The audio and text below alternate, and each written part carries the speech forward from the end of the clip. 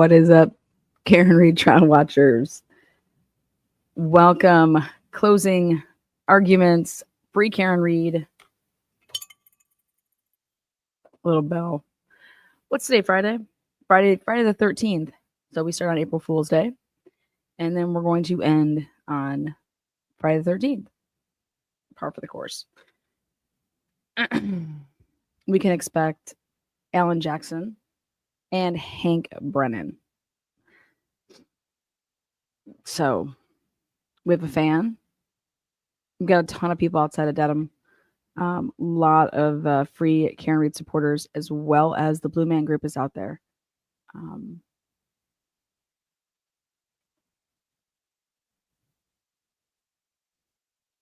Let's see.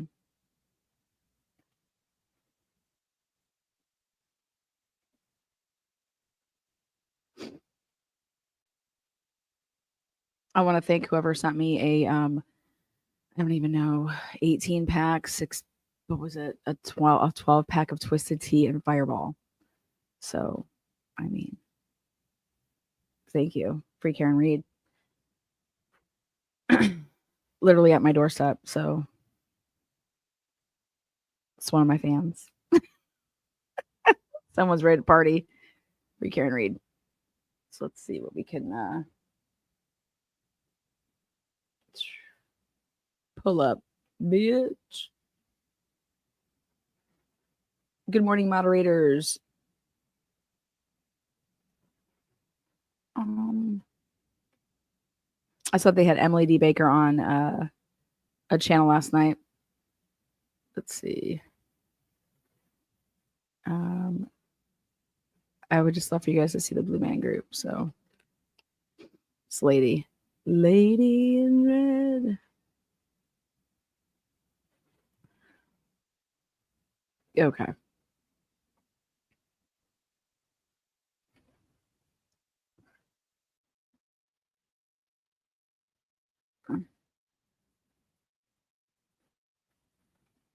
There you go. Give a shout out to Turtle Boy, not guilty. Take that. Take that. Take that. Like Biggie said, take that, take that, take that. Want to show you just this little clip here. Look at right here. Today, you guys feeling good? I'm glad everything worked out for you. Thank you very much. Thank you guys. I appreciate that. So, ready? Yeah. Good morning. Here it is. Tina, do you want to hire me? You want to hire me? Ready? 400,000. Right there.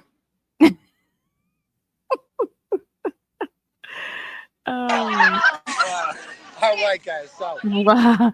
She's got Rescue Randy and dressed in an all Blue Man, the Blue Man Group suit right there. And she has Rescue Randy with her, the doll, baby doll, right there. Look at that. Right. Look at the little blow up. Tina, do you want to hire me? You want to hire me? Ready? 400,000. Right there. There you go. all right, guys. So, Rescue Randy. oh, yeah. There he is. That's a good picture. She's got like a blow up doll. Straight. I mean, let's see if they end up getting, they get Karen going in.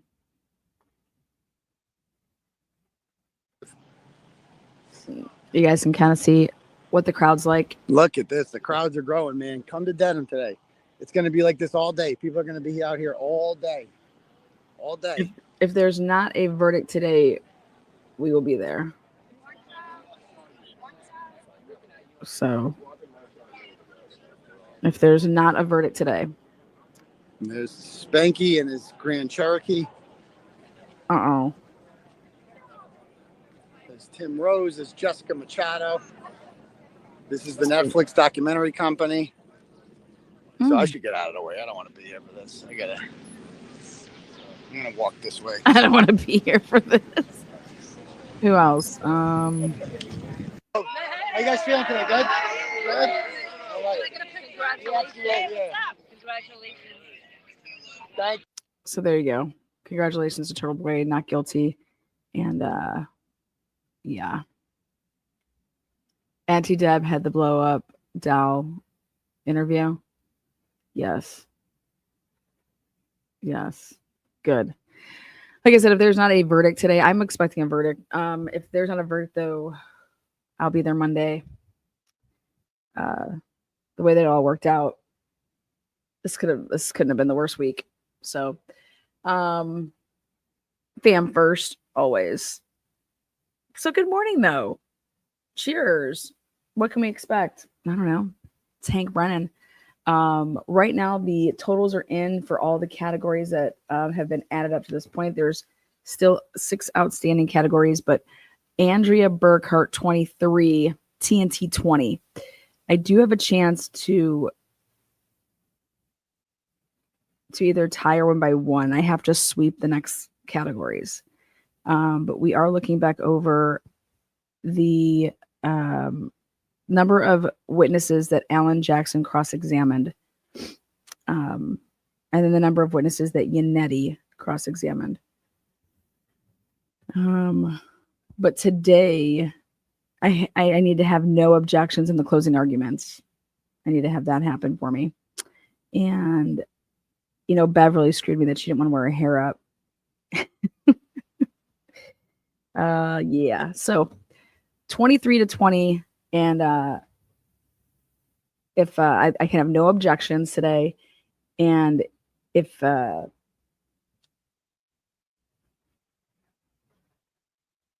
Alan Jackson crossed more than 31 and a half witnesses, and if Yannetti cross-examined over 16 and a half, that's how I can get the victory. So you're telling me there's a chance. Small chance. Where's everybody at? I mean, shit. Good morning. People are like, fuck Karen Reed. I don't even want to watch this shit anymore. They're just like, I'm sick of it. But yeah. Let's see. Who's going to bring it here in closing? Bev says she's starting right at 8:45. I find that hard to believe. Bev hasn't started on time the whole damn trial. She acts like she's going to do something here last day, my ass. So, yeah, if you turned in yours, yeah, I'm waiting until I have like, I think 3 or 4 people sent them in. Eric says that Dr. Runchler was the MVP. I went back and watched a couple of those cross-examinations, and he gave him hell. Karen Reed. He was more testy than I thought he was.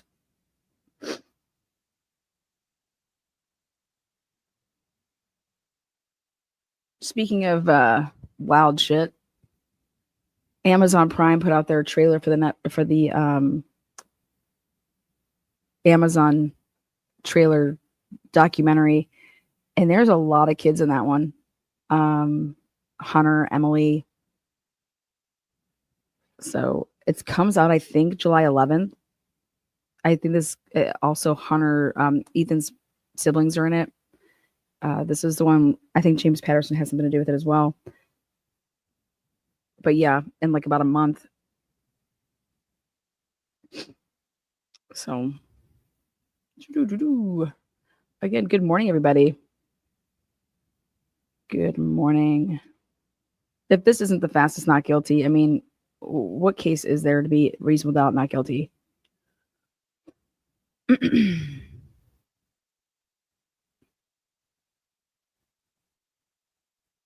Lou says, how are Hunter Johnson and Emily allowed to talk if they are witnesses? They're not gagged. It's just like frowned upon. Like, I mean, you guys have seen what happened to Karen Reed. I mean, that shit was used. in a courtroom. So I can just tell you that this documentary pushes that we had no idea that we were being stalked for all this time. I have no idea who told you guys that, but that's what's coming out in this documentary. That basically why those four, we were always all hanging out. Why why them and not us type of thing, and that the police gave these kids information that said that they had been stalked for a long time. That all these kids had been stalked for a long time. They're going to be asked questions on who told you that. Who told you that you had been stalked? That's the number one question that I would ask all these kids. Who told you that you were being stalked? Did they show you any proof of that? So I'm interested to see how that all plays out. Good morning, though. Welcome. Ooh.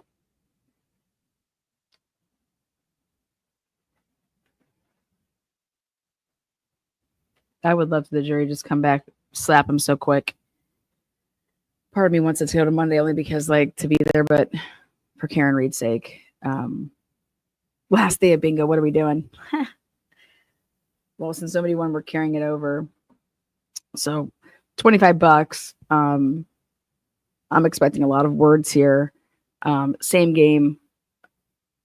We've been double donging it all child two. So we're going with the double bingo. So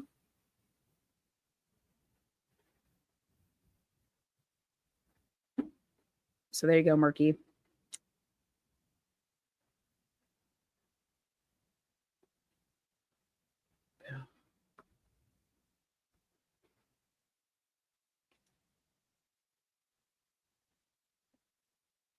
It's 8:45. Who thought Bev was starting? Huh. Bev.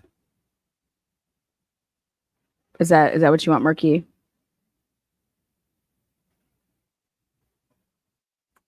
You know what we can do is we can do 2 connect 4s. There you go. You know what? I like that better. I want 2 connect 4s because Bev's a cheater. Hank's a cheater. So we might as well go out with a bang with our last bingo. And we're going to do 2 cheating bingos. So all you need is 4 in a row. That would count as 1 bingo. And then you need another 4. So 2 connect 4s in honor of the cheats in Dedham. There we go. How about that?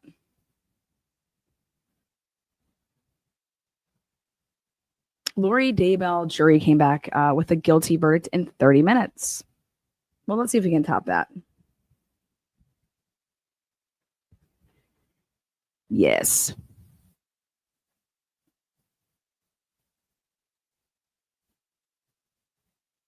Congratulations to Bob Mata and Ali Mata. They got over 50,000 subscribers now. They hit that last night.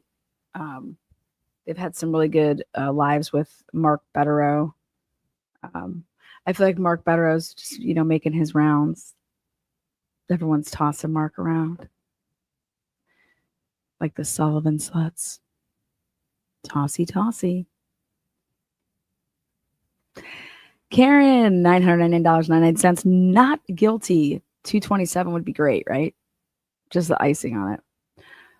The 4 touching or just 2 of them? No, you could just have 2 connect 4s anywhere. So it's like having 2 bingos, but you don't have to have 5. You can have 4.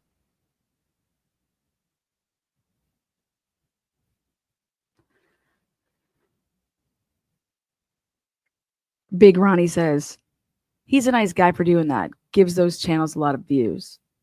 Absolutely.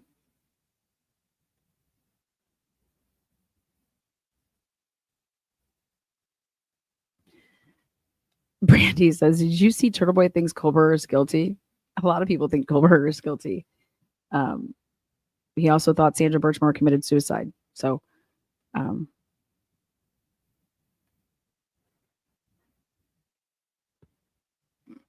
I have no idea if Colbert is innocent or guilty, but you are presumed innocent. And I think that everybody should be afforded that presumption of innocence and have a fair trial. And I just don't see that happening.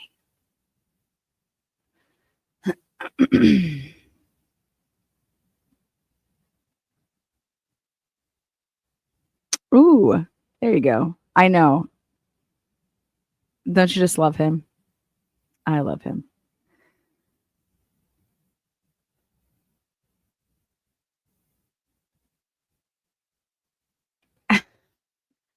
I don't trust most fuckers. Not even sorry about it. Guys, I'm telling you. We all need to get a jersey.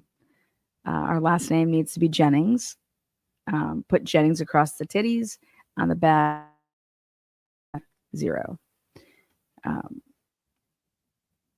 mean, if you guys thought that this was a fuckerage, this 33 days and just misconduct after misconduct, stunt after stunt, I'm telling you, you're in for a treat with the Idaho 4 case because it's this on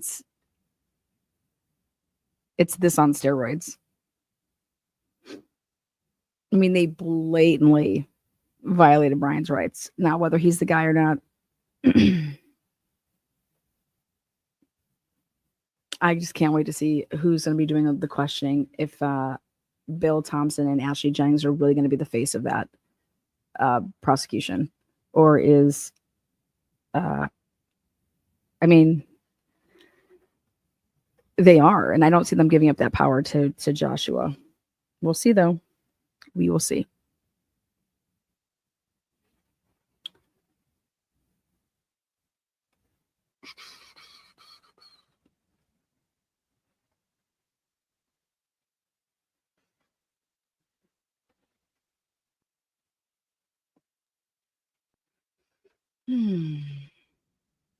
Again, what does up? Hit the thumbs up or hit the thumbs down. You got an opinion, make yourself known. Let's do this. Come on. I mean,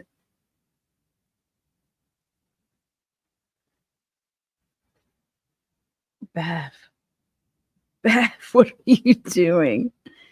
I did a live yesterday. It was my cap. I was thumbs up number 80, by the way. So what number are you? Come join us and watch Hank cheat again. That's all I gotta say. He's gonna cheat. I'm telling you the strategy, though. If I was him, I'd be apologizing. I'd be getting in front of it. I forget, does the Commonwealth go last? I know the Commonwealth has fucked up rules and shit. I think they go last. Does Alan Jackson go first?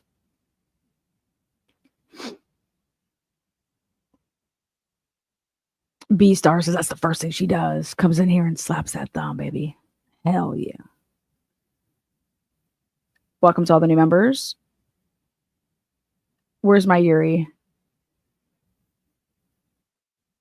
Yuri. Echo says, no live light on your channel subscription profile. Is that accurate? Let's take a look. It's probably accurate. Check. Microphone check, bitch. Use that. You're right. That's interesting. Check. Dude, what is wrong with these people on YouTube? You are unmuted. That's running YouTube. Yep, you're right. It's showing that I'm like not live. Do you agree with that? No, that's complete garbage. That's because they try to keep a hoe down. No, we need to be heard, unfortunately. Okay, come over. Oh my God. Please, the jurors are on their way. All right, here we go. You're actually right there, Echo 444. No live light on your channel. Yeah, that's accurate.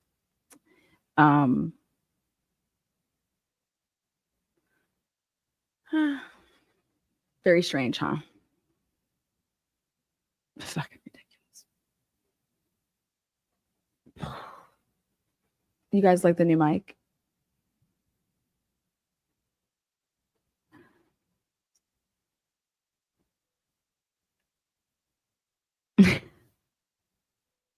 Want me to screenshot it? Actually, thanks for reminding me. I'll screenshot it and send it on over to... Yeah, it's just like, oh, Lana's not live today. Bunch of fucking cocksuckers. I get it though. When you ain't the best, you gotta hate the best.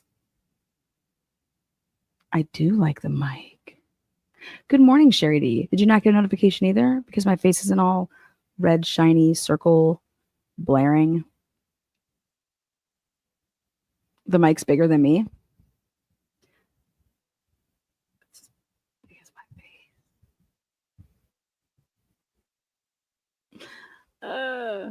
I'm actually going to be repositioning it and turning it upside down like this. And so it's underneath. So I'm going to be doing that though this afternoon. I was like, fuck it, I don't have time for that right now. The Associated Press finally decided to show up today, and Aiden didn't get in. Wait, he didn't? I thought he was in.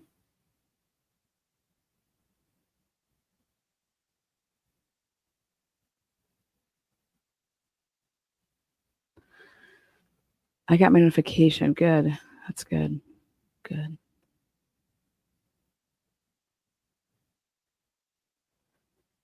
I really couldn't sleep either. You guys, I was up literally looking at Twitter comments and just thinking about how many fucking idiots there are out there. I just think people need some, like, they're not getting attention in like their home life, and they need to get it on Twitter. That's just what I see. And just so, can somebody please start fucking these people? Just please start giving people attention that are idiots in personal lives, because we don't need idiots out there on Twitter spreading idiotisms. Here you go. That's a word. We created it. So stupid. Sit back and enjoy the show. Oh, Jerry's coming in. Everyone's standing up. Oh, Bev just left. Psych, bitch. You guys, cheers to whoever. They're like, fuck, I'm not cash apping Lana. I'm not fucking cash apping her, PayPaling her. I'm just gonna send her a 12-pack of Twisted Tea and some Fireball. Literally. At my doorstep. Someone was planning on Lana. I want Lana to party. Yeah.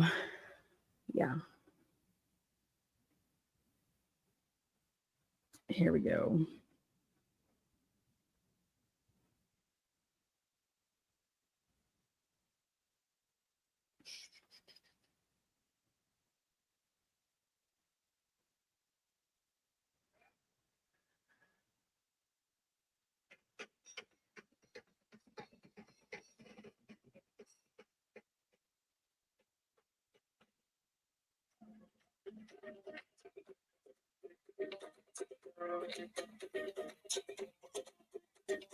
It's worldwide to infinity. You know the roof on fire. We go boogie, oogie, oogie, jiggle, wiggle, and dance like the roof on fire. We go drink drinks and take shots until we fall out like the roof on fire. Now, baby, give a booty naked, take off all your clothes and like the roof on fire.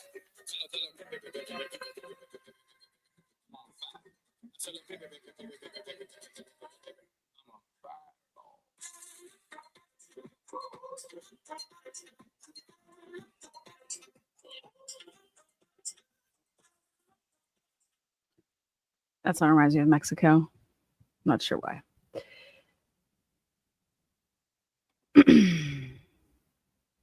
Unfortunately, we have to be heard. Unfortunately, we have to be heard. That means they couldn't come to an agreement on something, or Hank was like, what's the last card I can play? What can I do here? God. Good morning, everybody. I just hope that it's not about a juror.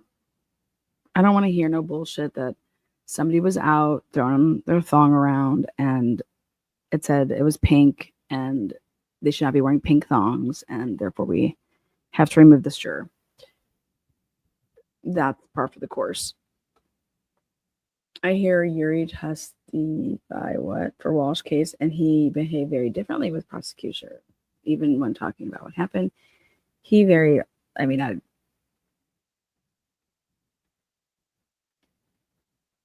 yeah.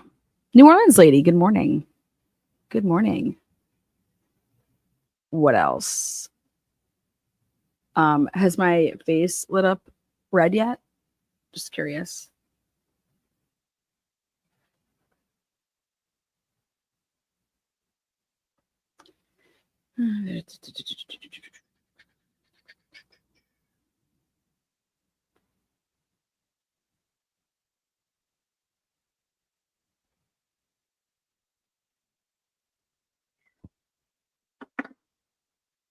No red face yet? No, but you look like you have a tan. I just lay outside over here, yeah. Look out. You look a little pink, not red. I'm not talking about my face, you guys. I'm talking about my avatar on YouTube. It needs to have a red circle around it. That's how people know you're live.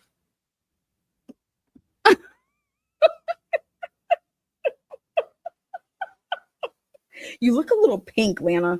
God damn it, you look pink.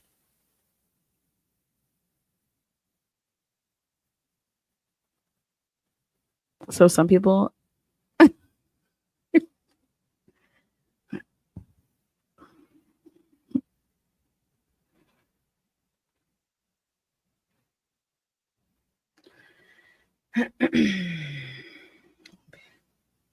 I'll show you guys what I'm talking about. Let's see if it's changed. No, it's not changed. It does not show that I'm live. Again, my little Truth and Transparency face will have a red circle around it. That means like that notifies people that you're live.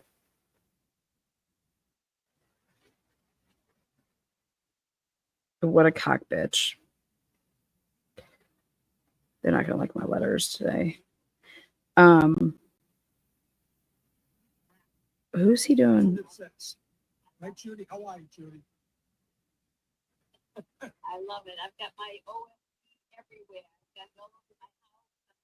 I'm so proud to be OFD. And you know, I was watching in the OFD Facebook group. What's OFD? Oh, let's hear what Andrea's saying.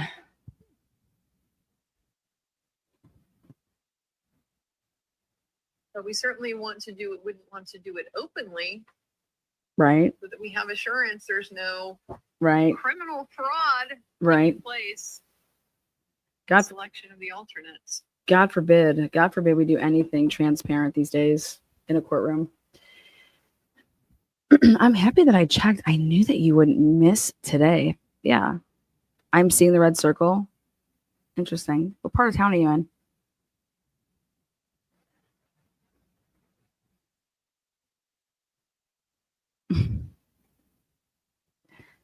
No, I put on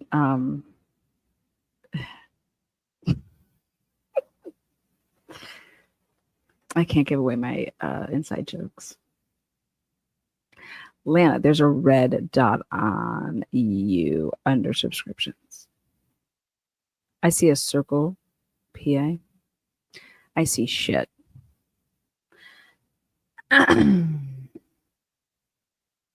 Oh, there you go, Theodore. Great, right there. I say we bring Truth and Transparency back to t-shirts, wet t-shirt contest. Absolutely. You know what? There you go. That's the only merch I want right there. I want it to be Truth and Transparency on a white t-shirt. And I want it to be Truth and Transparency on the back and just a plain white tee on the front. Yeah. You are seeing and the red circle?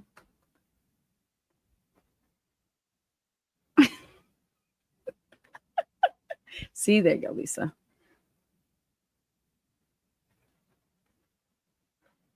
Well, YouTube like some of us. Let's see. That's crazy. Wow. This platform's a mess right now.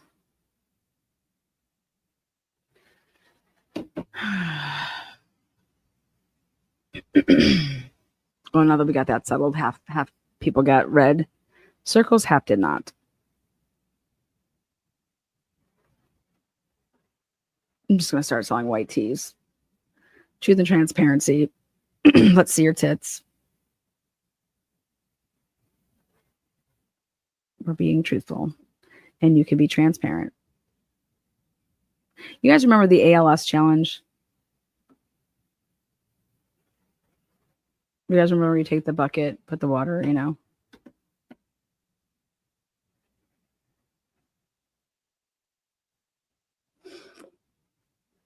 How many people participated in that, by the way? The ice bucket challenge. I think that's the wording that they used. Ice bucket.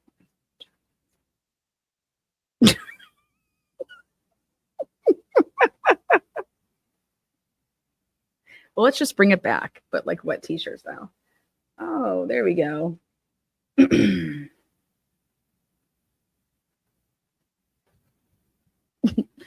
most annoying summer of all time. I know it started like the beginning of the spring and then went literally all through the summer.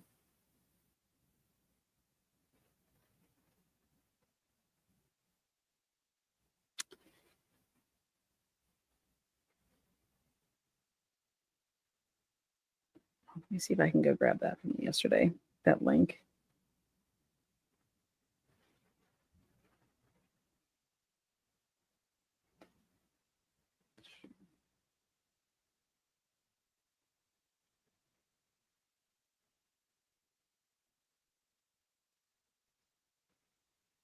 Oh, make sure you guys check me out on Twitter. I'm gonna start trying to tweet. I just never really, but I figured that I need to use it and want to use it for all the stuff that I'm gonna be doing in Idaho, and we're allowed to have our devices in there. So I can go ahead and post stuff to do with the jury selection. Boom.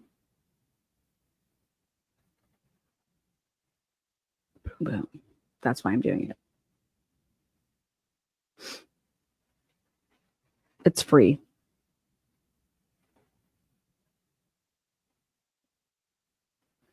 You can find it under, I think it's, I don't know, Lana Oriani, TNT YouTube or something like that. If you know how to share the link in your mod, you can share it, the Twitter link. I don't even know if it will share in here.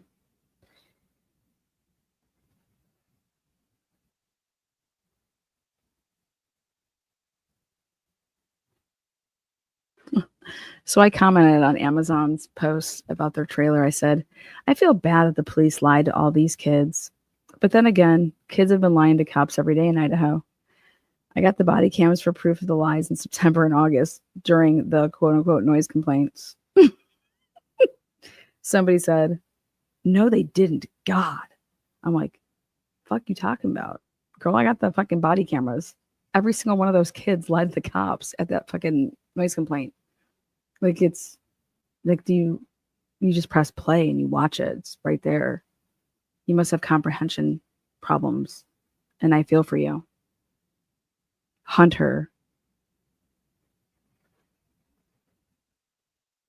Oh no, I don't think any of these girls are in sororities that live here. Nobody's here that lives here. How about the one kid? I'll go get my roommate after he says that he doesn't live here. Let me go get my roommate. I don't know but my roommate right now. Yep, I don't know who lives here. They all just lie to each other in that town. It's just a fucking lie town. That's all it is. Lie on your back. So, what happened to Lana? You mean your Twitter link? Yeah.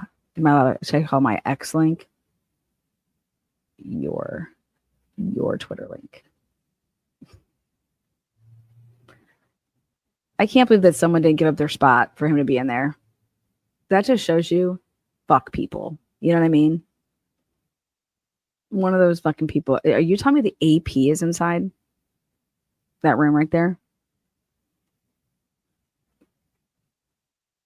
Sons of bitches. What a bunch of fucking. Let me tell you something. If I was there and I was in that courtroom and he wasn't, I would give him my spot.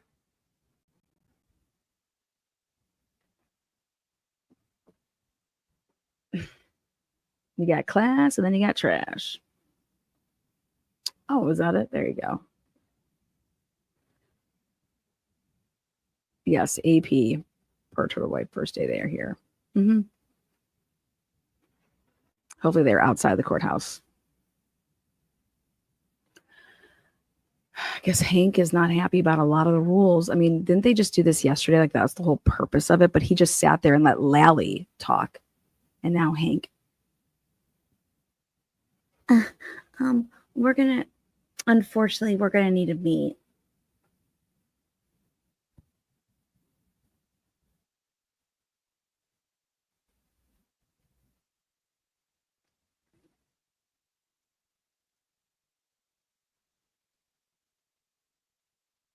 Fucking tool.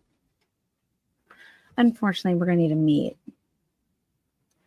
As he just sat there yesterday and didn't do anything. Lally talked. Lally made no sense. Lally just lied. Lally the liar.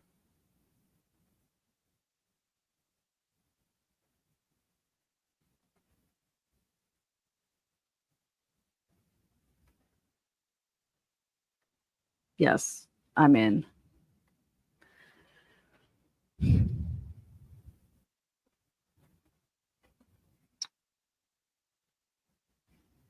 $909. Yuri. I feel this trial is bigger than the Super Bowl. Yeah. Mm-hmm. It is for Karen Reed. Lally the Lally. There you go. Lion Lally and Horrible Hank. Like, jeez. Oh, God. Ugh.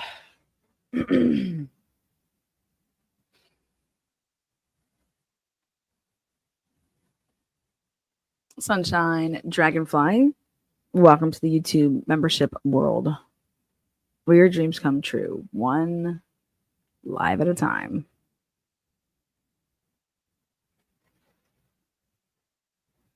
I believe Brennan is up to something, yes. I believe Brennan is up to something, 1000%. You know what they say? If you can't win, cheat. Breaking news in the Sandra Birchmore case. I posted last night. Sandra Birchmore's baby was not fathered by Matthew Farwell, the guy who was arrested for killing a witness, and she's the witness. But the source is the Boston Globe, so there's that.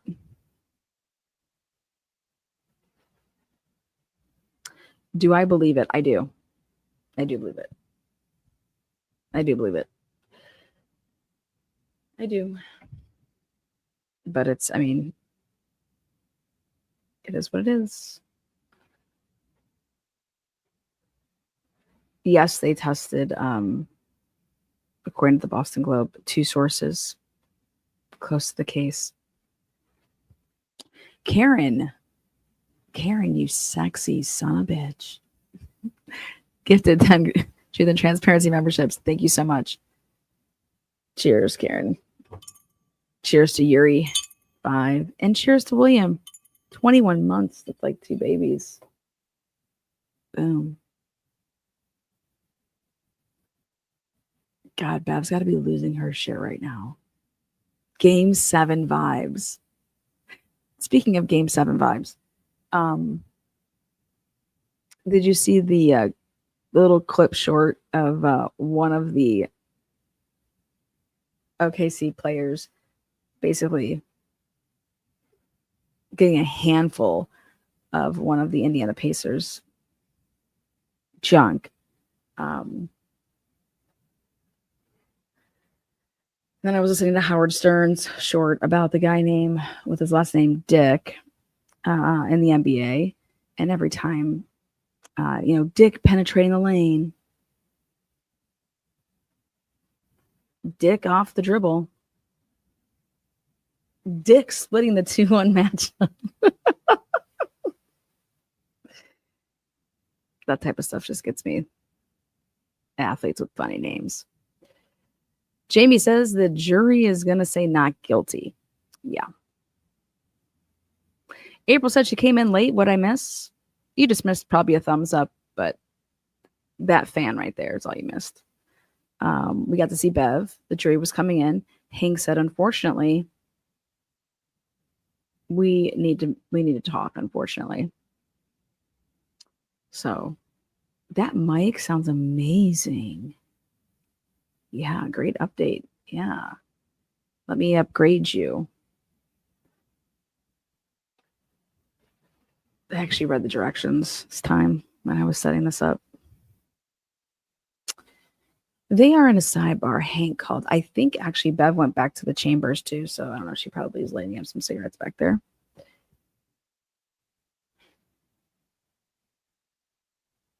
Let's see what people are saying on Twitter. Let's go to the idiot. Idiots in the news. Good morning, says Jessica Machado. Good morning from Norfolk Superior Court for closing arguments in the Karen Reed murder trial. The crowds of supporters from last year are back and bigger than before. As later today, the jury will find deliberate. You are unmuted.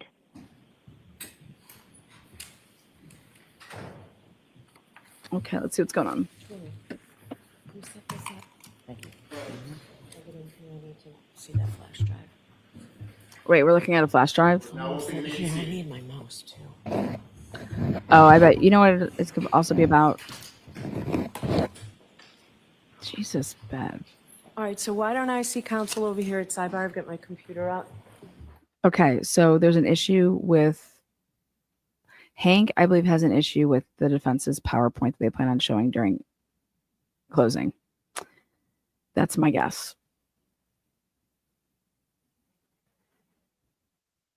Because they're allowed to be showing some stuff during the closing. Oh my God.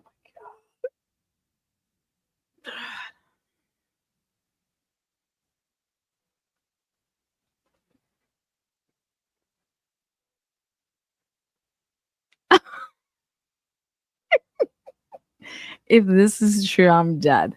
Apparently, the defense put in a motion so that Karen could pick the jars herself out of the thing, and it was denied. Doing it like what? I don't even know what that says. So basically, you're saying that they wanted to put a motion for Karen to pick the balls out of the spinner.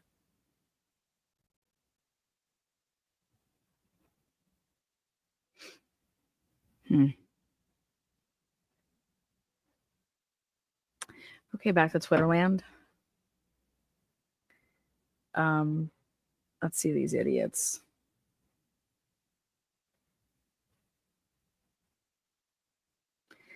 "24 minutes ago, David says, this is outrageous. Beverly Canone has clearly violated Karen Reed's constitutional right to a fair trial.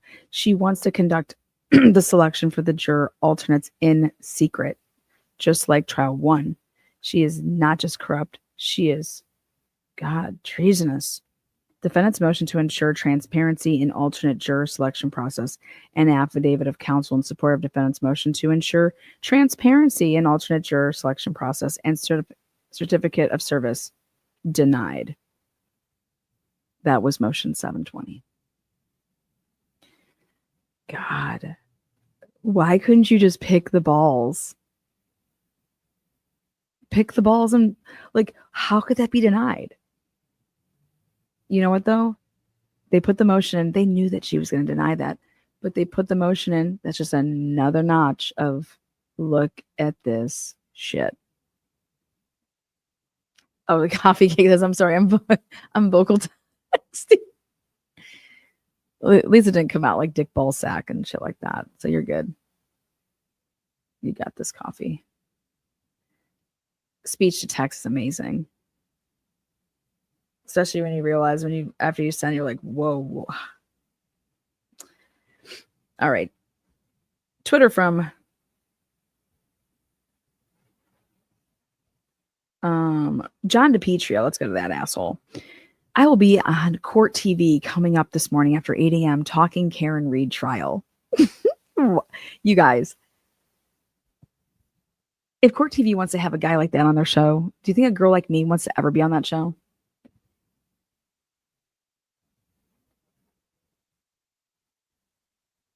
I would do it for one reason, to debate somebody like that on that type of a show.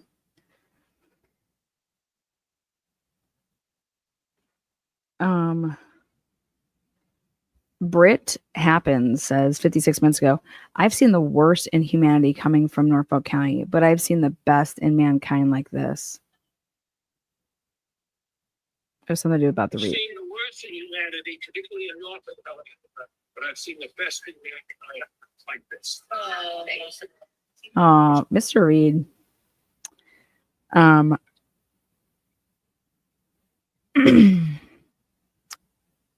DUI Larry said, you guys have no idea how excited I am for Jackson's closing today. Spence Diary says, I have a pretty good idea. I am also fascinated to hear Hank's attempt at trying to resurrect his dumpster fire of a case. 33 minutes ago, Aiden Kearney says, the Globe, the AP, and News National showed up for the first time today and took 3 of the media slots that are usually open. Grant and Law and Crime are on the list, but not there. Law and Crime isn't there. What a bunch of fucking sack of shits. They're too busy making their AI fucking Diddy drops.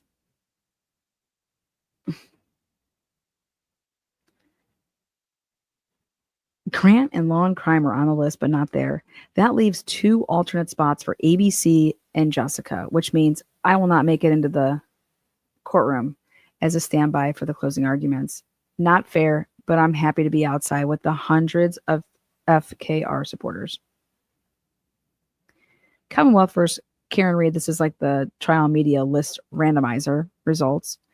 Good afternoon. On background for planning purposes, please be advised the following names have been selected by the list randomizer program for the week of June 9th, 2025 to June 13th, 2025. Court TV, Boston Globe, Dateline NBC, Grant Smith Ellis, WBZ TV, WHDH TV, Law and Crime Network, South End News, Bay Windows newspaper, Associated Press, get the fuck out of here, and News Nation. Below are the names of 3 alternate selected by the list randomizer. If any media passes have not been picked up by 10 a.m. on a given day, they will be available in the clerk's office to these alternates in the order of their placement on the list: ABC News, NBC 10, and Jessica. How is NBC 10 and Law and Crime and Court TV don't they have cameras in there?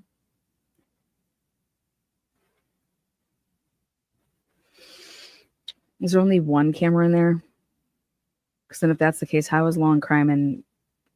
So I guess everybody can start covering up people's logos.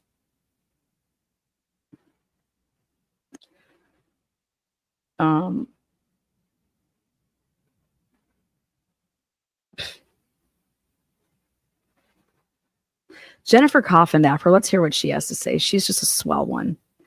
Jennifer Coffindaffer 1 hour ago says, closing statements. She's calling them closing statements. What a fucking idiot. This is the only time that you get to argue. If you're a lawyer, you can argue your case.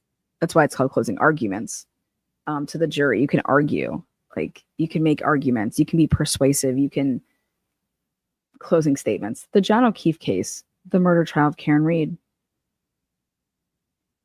In my lamest of the layman opinion, I don't think her psychopathy would allow it.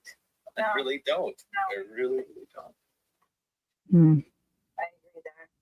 And for all you smarties that know better and know maybe it's a personality disorder, not psychopathy or whatever, I'm sorry. I just use big words. I don't always know what they mean. Whoa, buddy, careful with those 25-cent words. Yeah, right. Oh, I think Becky Harris's, it's the PowerPoint for the defense closing. That's what I Maybe. think too. Braden says, where was Richard Green laughing my fucking balls off? Richard Green was sitting at home watching it on TV.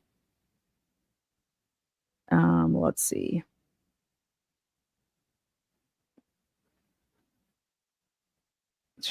Okay. Masshole Mafia. Karen Reed supporters are waking up. Free Karen Reed, Sarah Jackson, an hour ago, says, I have been a firm believer in Karen Reed's innocence. Nobody has done as much research and followed the facts of this case more than me. Unfortunately, it's become undeniably that clear the facts simply no longer support a cover-up theory. I was wrong. Here's why. The timeline. I'm sure you were, Sarah Jackson, a free Karen Reed supporter. Data from her Lexus shows she reversed her Lexus at 74% throttle for 50 plus feet between 12:32:04 and 12:32 and 12 a.m. No, bitch, that's wrong. That's when John O'Keefe, that's his phone moving, you dumb, stupid, hillbilly bitch. She doesn't deny it and can't because the data is what it is. His iPhone stop logging stops at 12:32 and 16 seconds. Totally wrong. God, she's got this all mixed up. And his GPS stays fixed until it was found. That's wrong as well. Under his body, it wasn't powered off, put in airplane mode, or placed in a Faraday bag. They don't know that. There are no gaps in the data. There is a huge gap in the data. Battery thermal stats recorded the entire time. No, it didn't. Remember, Ian Whiffen said that we don't have battery temperatures for that big gap. I mean, is this like, maybe this is like a April Fool's Day joke. If you don't understand the data, here's a breakdown of what it is and what it means. Mr. Burgess from Aperture, she doesn't even spell that right. Aparture. Aperture. Accompanied by defense expert Matt DeSogra, extracted an SD card from Reed's infotainment system module. They found data showing dates and times. What? Who is this bitch? Sue O'Connell, 43 minutes ago, Friday, closing arguments in the Karen Reed trial. I am in the courtroom and will be posting juror reactions. I will not be posting verbatim or complete testimony. You can watch the live feed and our NBC 10 Boston blog here. Thank you. Karen's angry tampon. Who has the fucking balls to write that as their screen name, though? Yeah, that's Karen's angry tampon. Let's go with it. The free Karen Reed movers are still trying to make up crazy shit. Mob kill in the garage, living room, basement. They want you all to believe that 100 plus people who don't know each other conspired to kill a random lady from Fall River. What? Conspired to kill a random lady from Fall River and keep it a secret for 3 years. Karen killed John. Do these people read what they write? Who conspired to kill a random lady from Fall River? Nobody. God, I gotta comment. I gotta write. I got to. Oh my God. OMG. My IQ. My IQ can't take it. There you go. That's enough. Next is Hoops McCain says, it's like a video of Lopsada. I don't understand how anyone can watch this and think that the jury took this woman seriously. No, other than looking at the contours of the back to see if it had impacted Mr. O'Keefe. When you were doing differential diagnosis, did you look at any information that would tell you what the speed of that impact may have been or allegedly was? Well, it didn't hit him, so it doesn't matter. So Oh, you didn't okay. care to know anything about the car or the data in the car because you had already formed your opinion? It did not hit him, so it was not relevant to my opinion. Is that a different way? By looking at the body, I could tell that there was no evidence of impact with the vehicle. Is that So whether the vehicle was going slow or fast is not relevant. And so you didn't do it. You didn't, Makes perfect sense to me. I don't care if the car was spinning around and had fucking teeth. Next up is Jay. This is who is about John O'Keefe. He is the victim. He should be our focus. People that usually say that, they're the ones that are focused elsewhere. Nobody needs to be reminded of that. But the people that say that, clutch away, baby, clutch.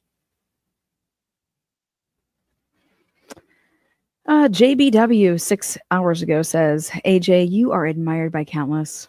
You're an inspiration to all of us to fight for what you know is right, to never quit, and to support those who need it most through it all. You have taken on the most corrupt and deceitful trial in America. In just a few hours, your stage is set to show the world that you came here for one reason and one reason only: your belief in innocence. You are a legend, a hero, and we look up to you, to say the least. Go do you, GOAT. We sure thank you. Oh, here we go.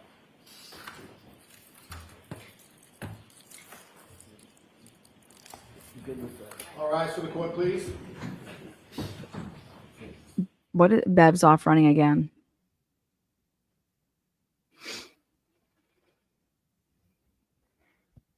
I mean, what did she think was going to happen when she just had to rush everybody along on Thursday? Like, what does she do on Thursdays that were so important that all of this wouldn't have been handled? You know, she was just like, okay, see you guys later. Like, she had all day yesterday. All day yesterday. And she took 2 hours. Why? Why would anybody do that? Well, I'll tell you why. Somebody who has no fucking logic in their brain.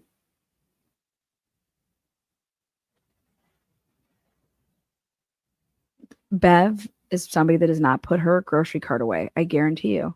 Bev is somebody who leaves the grocery cart in the middle of a parking spot. She's that bitch.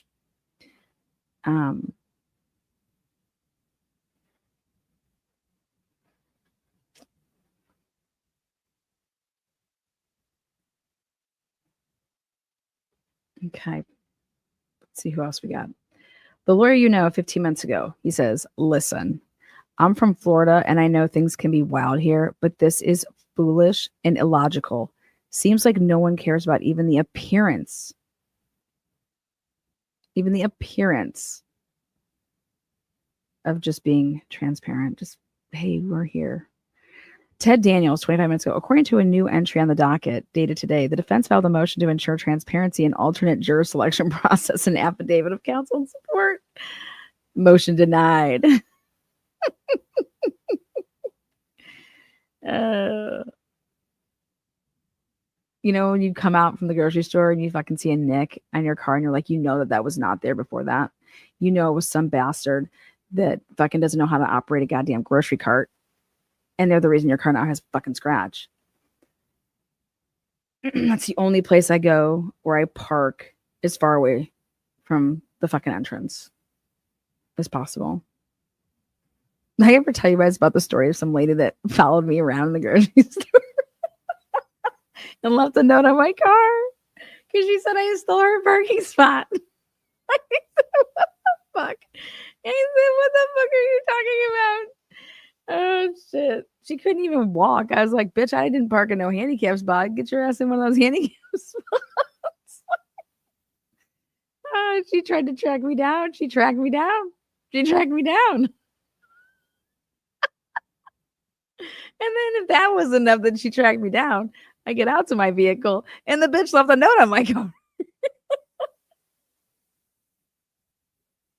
I'm like, what is... I stole her spot. What? Girl. Sleuthy Goosey says 8 minutes ago, I watched the clerk in this county pull bingo balls from one of those spinning wheels and yell the number out loud when picking the alternates. So I know they do it. Not sure why she refuses to do it here.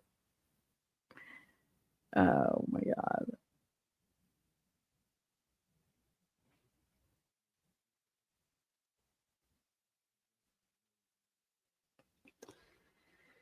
Oh my gosh.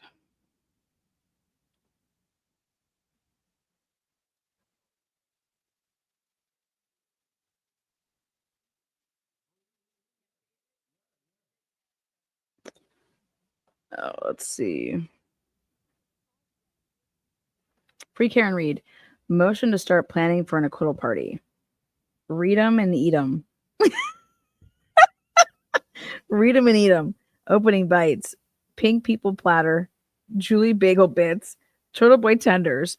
Crab rangoon from the Asian house. Oh my God. Wait a second. This is great. Oh my God. Read 'em and eat 'em. Again, opening bites.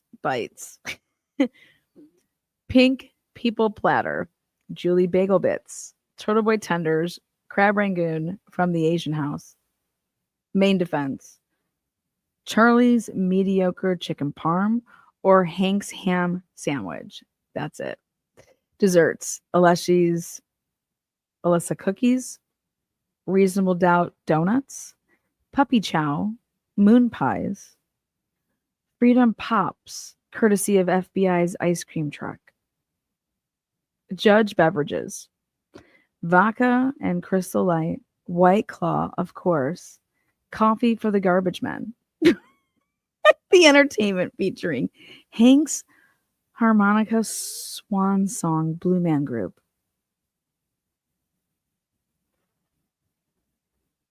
Free Karen Reed.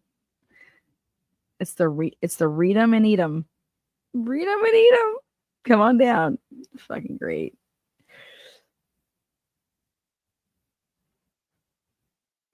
Oh my God. Oh my God.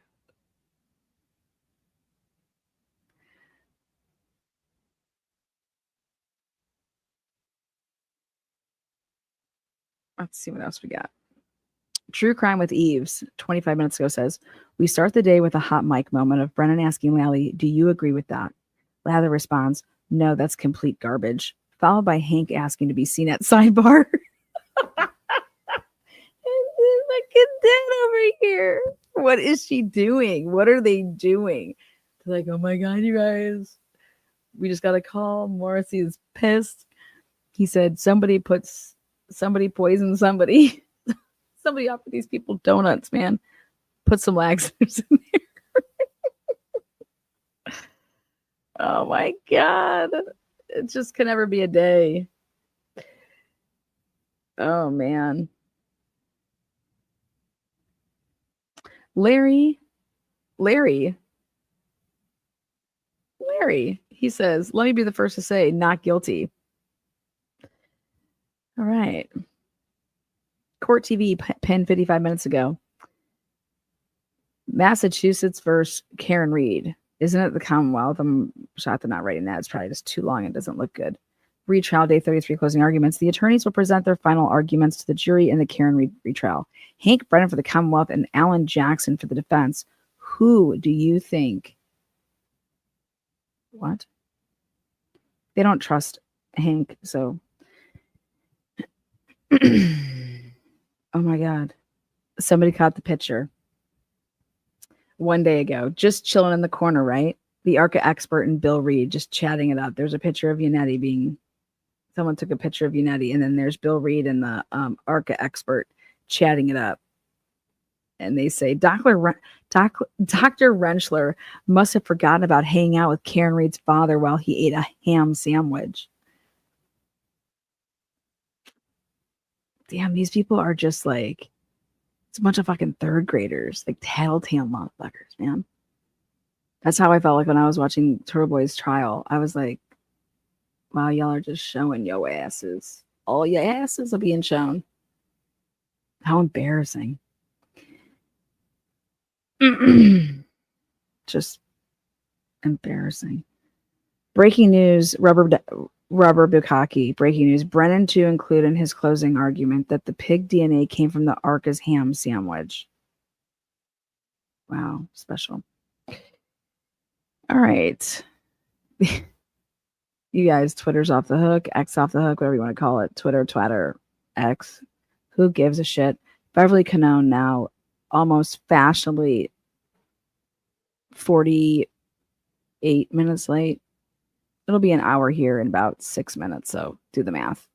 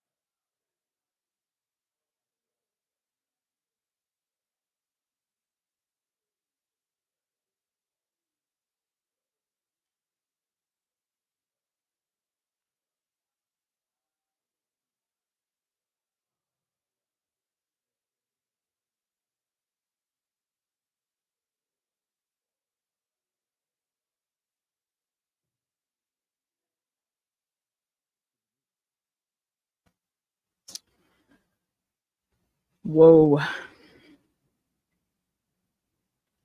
Let's see what else we got.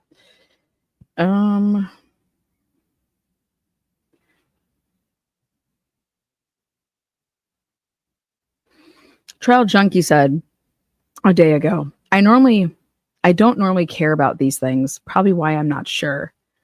Does Lally hate Brennan? What?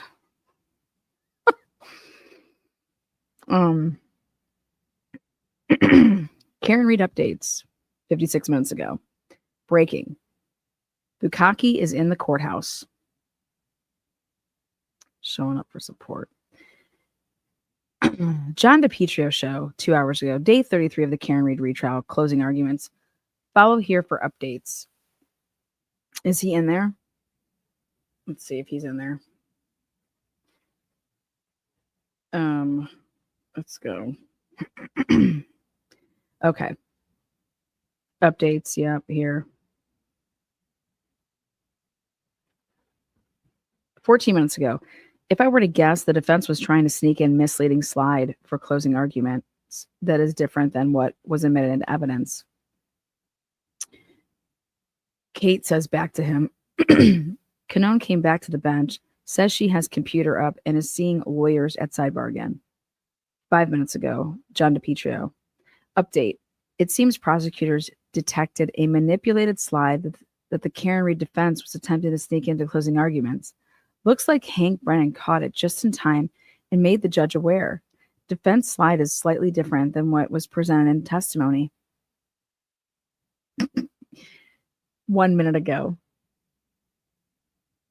John DePietro show. Even in closing arguments, they try to manipulate the truth and skirt the law. At least they are consistent.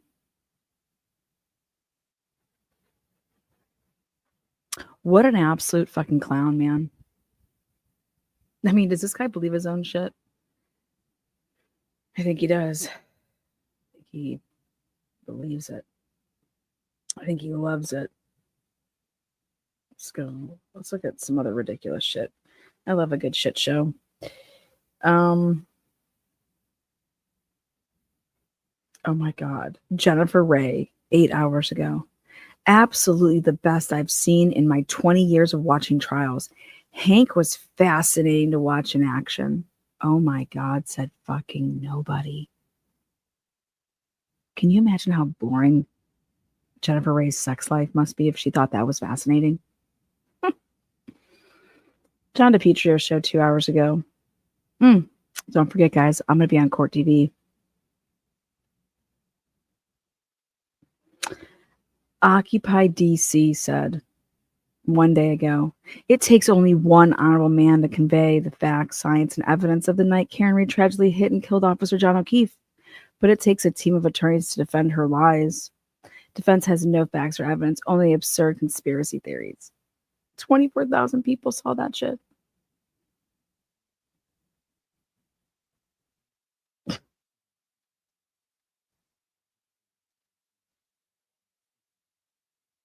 Peter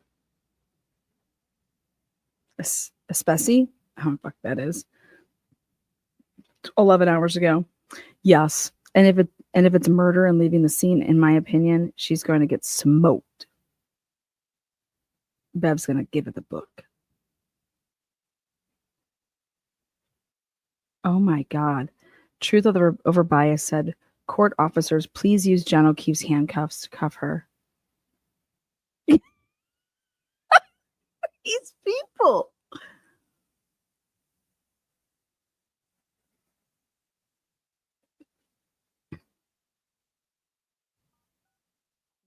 Oh, I hear somebody coming on. John DiPietro just blew Hank Brennan in the courtroom. Best prosecutor I've ever seen in any courtroom. Oh. All right, guys, here we go. Looks like we're going to get a little action. I'm going to get it. Gonna get it. Hear ye, hear ye, hear ye. All persons have any business before the Honorable Beverly Canoni, Justice of the Norfolk Superior Court, and before the country before. Draw near, give your attendance, and you shall be heard. God save the Commonwealth of Massachusetts. This court is now open. You may be seated. Welcome, jurors. Good morning, jurors. Good morning. So I have started far too many mornings by saying to you folks, I apologize for the inconvenience, having you wait around so long. I appreciate your patience. I didn't want to do that today, but I had to do that today. Everybody has worked so hard on this trial, the jurors, the lawyers, the witnesses, that everything has to be right before you hear it. So I needed to do that this morning. I apologize. I do have to ask you those 3 questions. Were you all able to follow my instructions and refrain from discussing this case with anyone since we were here yesterday? Everyone said yes or nodded affirmatively. Were you also able to follow the instructions and refrain from doing any independent research or investigation into this case? Everyone said yes or nodded affirmatively. Did anyone happen to see, hear, or read anything about this case since we left here yesterday? So as you know, it's time for closing arguments. And when I was a trial lawyer, I never liked it when just before closing arguments, just before I stood up, the judge would say, jurors, remember, closing arguments are not evidence. But it's true. Closing arguments are not evidence. The lawyers aren't witnesses. And because they're not evidence, I need you to put away your notebooks because you can't take notes on them. But the reason it used to bother me is because I sensed that it made it sound like they're less important than anything else in the trial, and they're not. They're certainly a very important part of the case. And we've all noticed that you've paid very close attention to this case, and we know that you'll do the same to the closing argument. A couple of things I want to say, and you'll hear more about this in greater detail when I give you the charge. First is, you folks are the fact finders. So it's what you find from the testimony, your memory of the testimony. This has been a long trial, but your memory of the testimony, not the lawyers and not mine. So if the lawyers or I say anything that doesn't square with your memory, it's your memory that serves. Secondly, there are very important constitutional rights that I hope that you understand, or constitutional concepts that you need to understand. First, again, the burden of proof in this case is proof beyond a reasonable doubt and to a moral certainty. And the Commonwealth bears the burden of proof. Right? The burden of proof is on the Commonwealth to prove beyond a reasonable doubt and to a moral certainty. And because of that, in Massachusetts, because the Commonwealth has the burden of proof, the Commonwealth goes last in closing arguments. I've given each lawyer an hour and 15 minutes, and I'm not going to stop them. So we'll start with the defendant's closing arguments. Mr. Jackson? Oh, God, here we go, guys. We're going right into it. Oh, my God, here we go.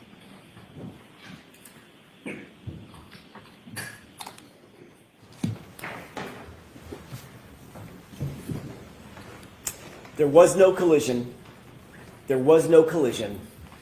There was no collision.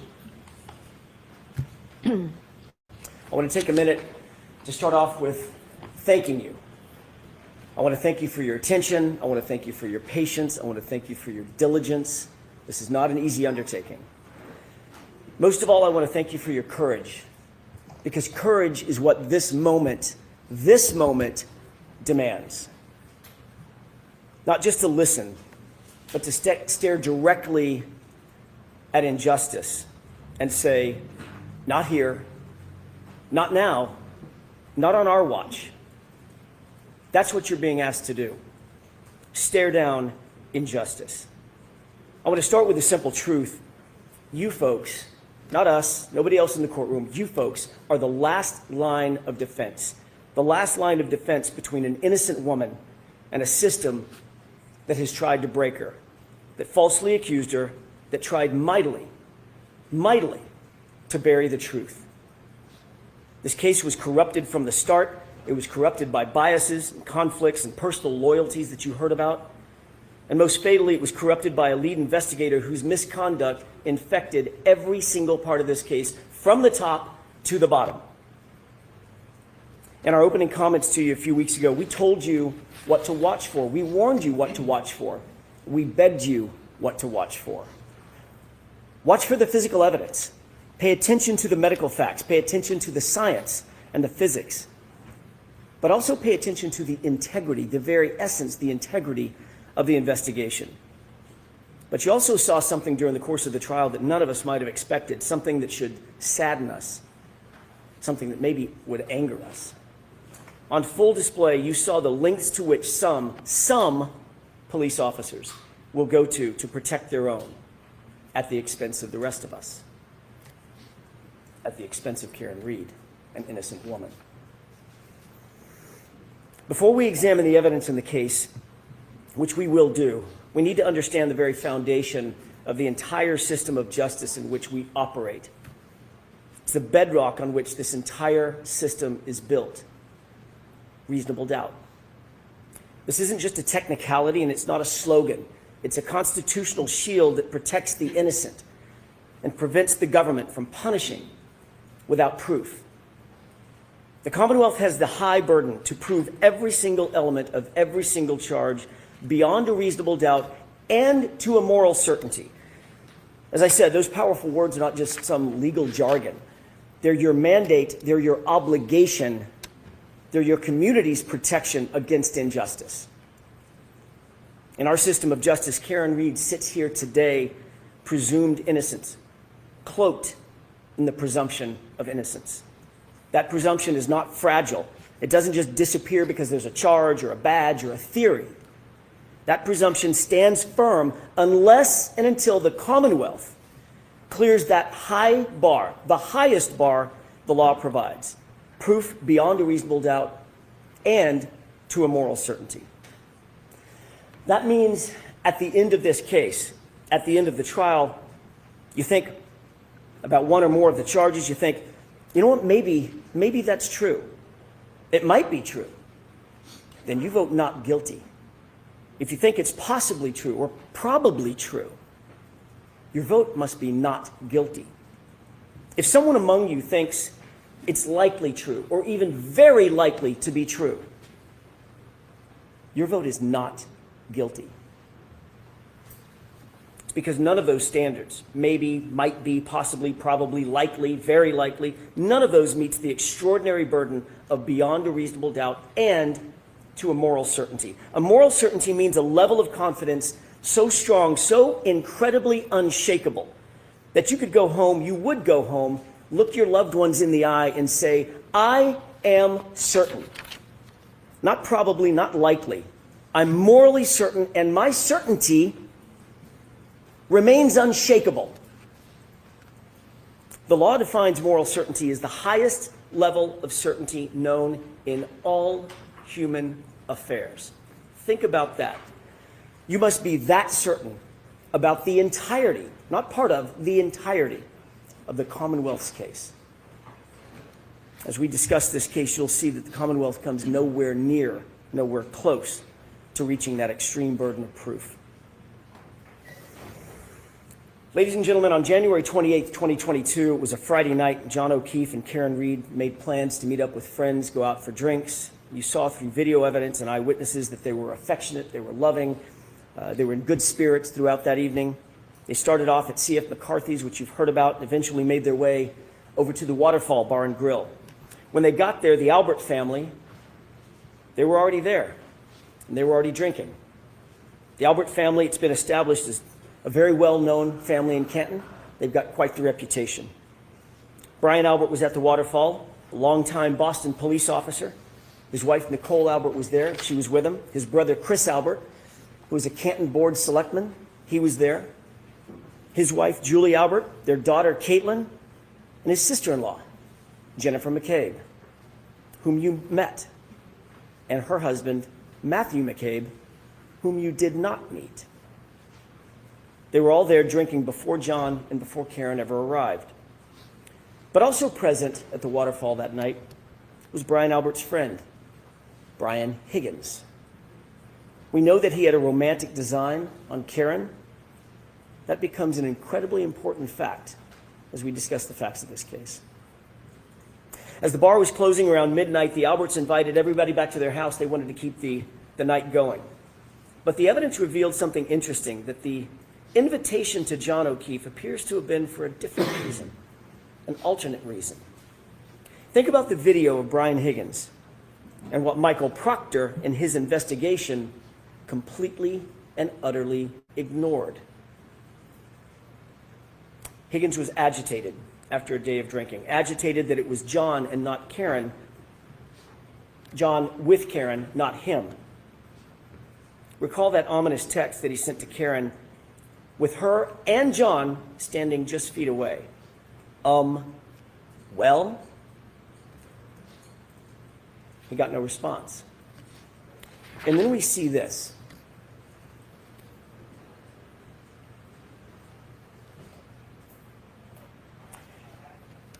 That's what Brian Higgins was confronted with following his well text. What of all things starts going through Brian Higgins' mind? Where does his mind go? What is he thinking about after seeing this, after witnessing this? He shows you. And if Michael Proctor had been the least bit interested, this video would have shown him too. Take a look.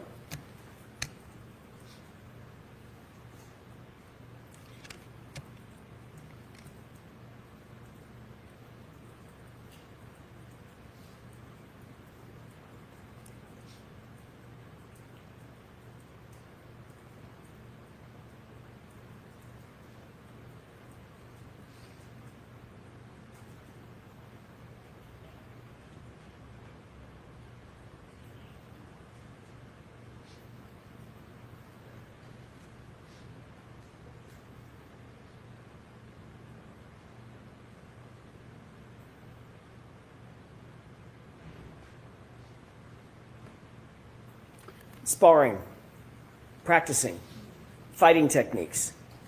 Where was Brian Higgins' mind? What was he thinking about? And then what happens? Before you look at the next video, think about what you're going to see. This next video is after he sees John kiss Karen on the forehead, after he sends that aggressive text to Karen with her standing just feet away. Watch closely, and this is what you're going to see. This is what Michael Proctor and his investigation completely ignored. Higgins is very clearly upset. He's agitated. Chris Albert tries to control him. He tries to talk to him, calm him down perhaps. Chris forcefully grabs Higgins' arm. You'll see that in the video that you're about to watch. It appears that Chris is trying to calm him down from something. Brian Albert's standing right there with the other two men, but Brian Higgins is having none of it. He appears to be hyper-focused on one person and one person only, John O'Keefe. In an instant, Higgins angrily jerks his arm away from Chris. Higgins rubs his brow, and he directly gestures at John. A gesture that looks a lot like, let's step outside. Let's go outside.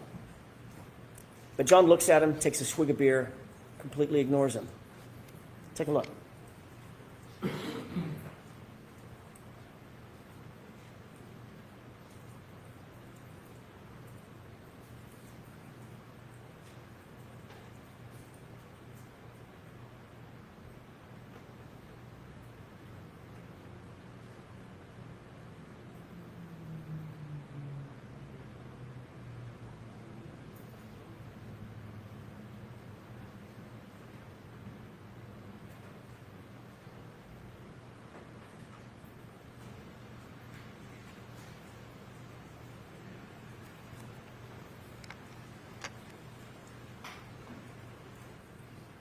Michael Proctor, the lead investigator in this case, had all this footage, but he did nothing. He had access to the exact same thing that you saw. Why did he do nothing? A few minutes later, Higgins then texts John directly. You coming here? 3 question marks. It's now 12:20 a.m. These guys are not good friends. They barely spoke or even acknowledged each other when they walked into the bar together, other than a quick greeting. So why was Higgins coaxing John over to 34 Fairview? You coming here after this? And why not text Karen? Because at that moment, he wasn't interested in Karen. He was interested in John O'Keefe. This is about 5 minutes before John gets out of the SUV and walks toward the house. About 5 minutes before Karen sees him alive for the last time. So what happened inside that house, or that basement, or that garage? What evidence was there for the investigators to look into? What did they ignore? Laceration over John's right eyelid, black eyes, a large dog at the home, an obvious dog bite on John O'Keefe's right arm, a head injury from falling backward onto a hard surface, alleged surface, a text from Higgins, one of the last people to ever communicate with John O'Keefe. You coming here? Those words now echo in the wake of John's death. But Michael Proctor, he didn't listen. When John didn't come back outside, Karen, very oblivious to what had happened, thinking she was just left alone in the car, out in the cold, in the middle of the night, she got frustrated and she drove home. She arrived back at home, and her Wi-Fi connected to John's, her car or phone connected to John's Wi-Fi at 12:36 a.m. It's an important time, 12:36 a.m.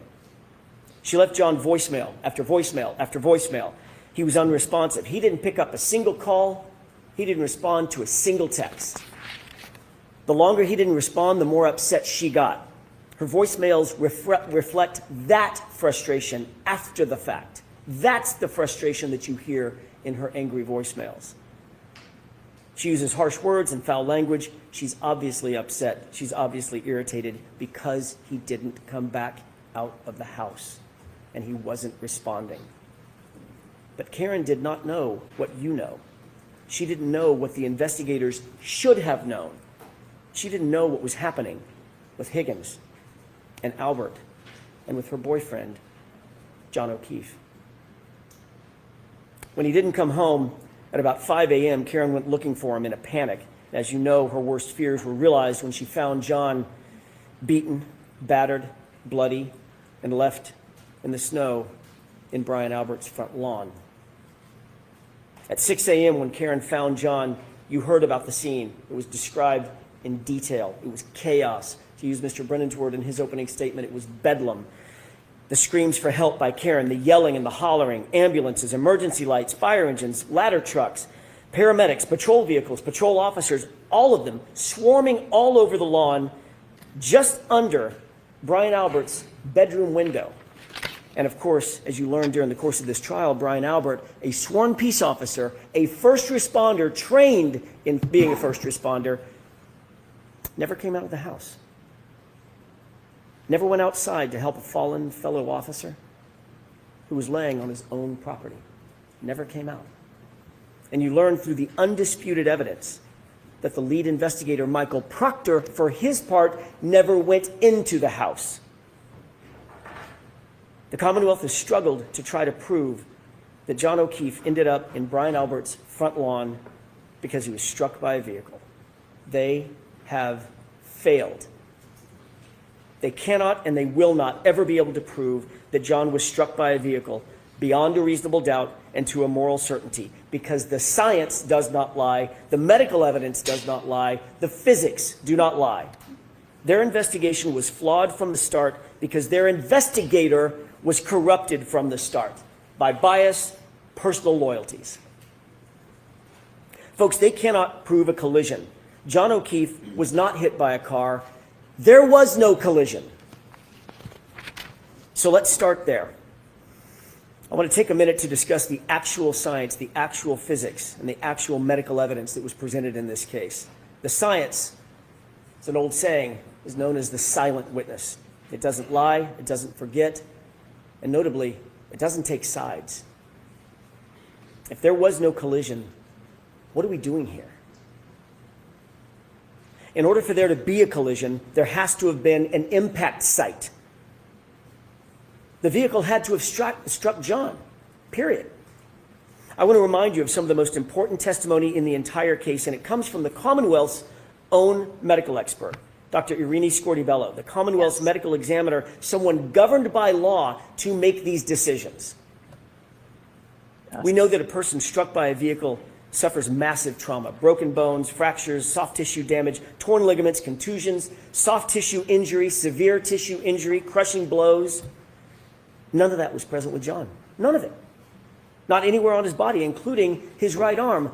Not one bruise. Nothing. The fact is, the injuries are not from a vehicle impact. Not his head injury, not those scratch and bite wounds. Not a single medical expert, think about this, not a single medical expert called by the defense or called by the Commonwealth has testified that John was hit by a car.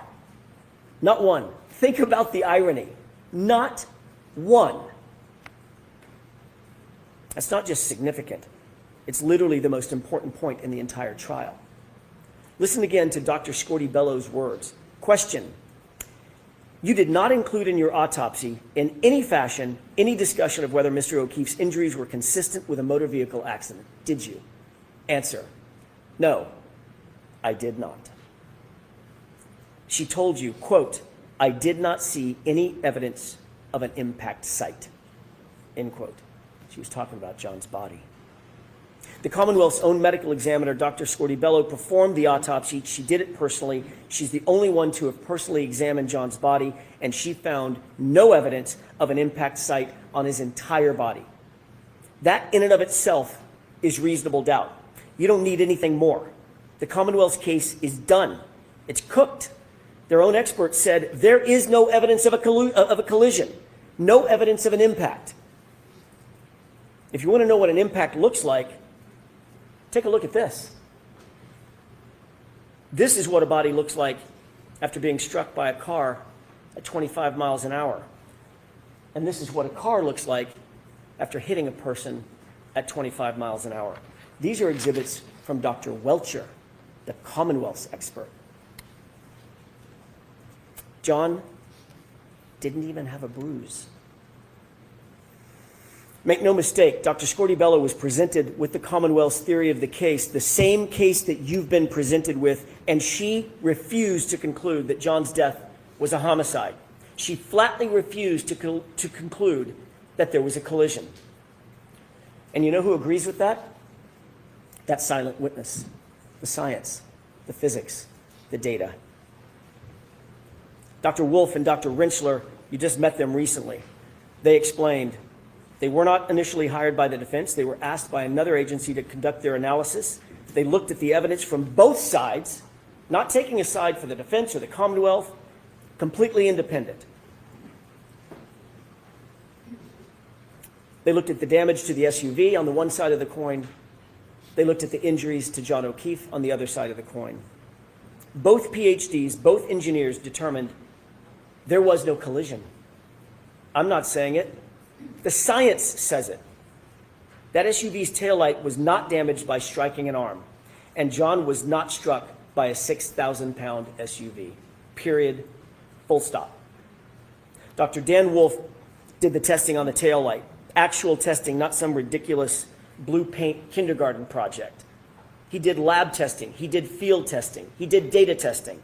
Actual impact force analyses. In every single test at every single speed, the taillight damage was inconsistent with striking an arm. In every test, the taillight damage was inconsistent with damaging the shirt, the sweatshirt. Remember that severe internal damage to Karen Reed's taillight. Not just the outer lens. The internal diffusers were completely smashed, completely shattered. ARCA testing established that all the internal components of every single test taillight, especially the diffusers, remained completely intact. Conversely, on Karen's taillight, the diffusers were almost completely gone. Folks, understand something. If any part of that diffuser portion of the taillight is broken, there is no light. It doesn't illuminate at all. It's just black. Let's take a look at a couple of photos. At 5:07 a.m. at One Meadows, that's the photograph on the left. What do you notice about the right taillight? It's completely illuminated. Later, at 4:12 in the afternoon, photograph on the right, it's lit up. How can that be? How can that be if the Commonwealth claims that those diffusers, the portion that lights up the light, were already scattered all over 34 Fairview? That's their theory. But don't believe your lying eyes. The taillight's completely lit up. That would be impossible.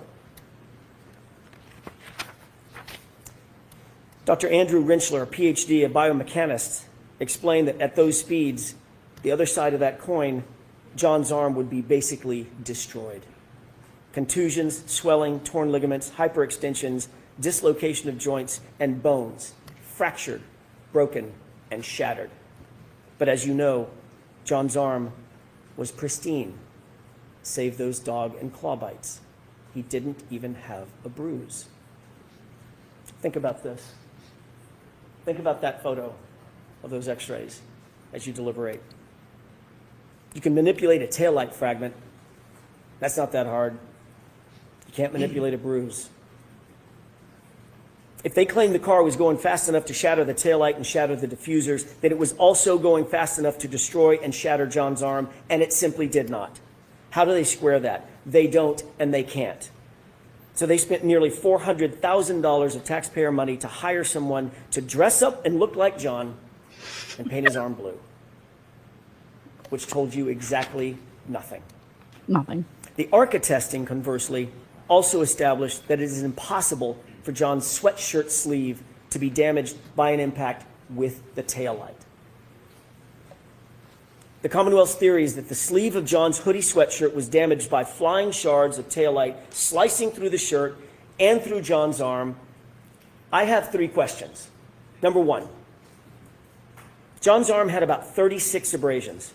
How did 36 shards of acrylic go through 9 tiny little puncture holes? How'd that happen? Somebody needs to answer that. Number 2, why are there no slices or cuts in the hoodie? All the defects are punctures.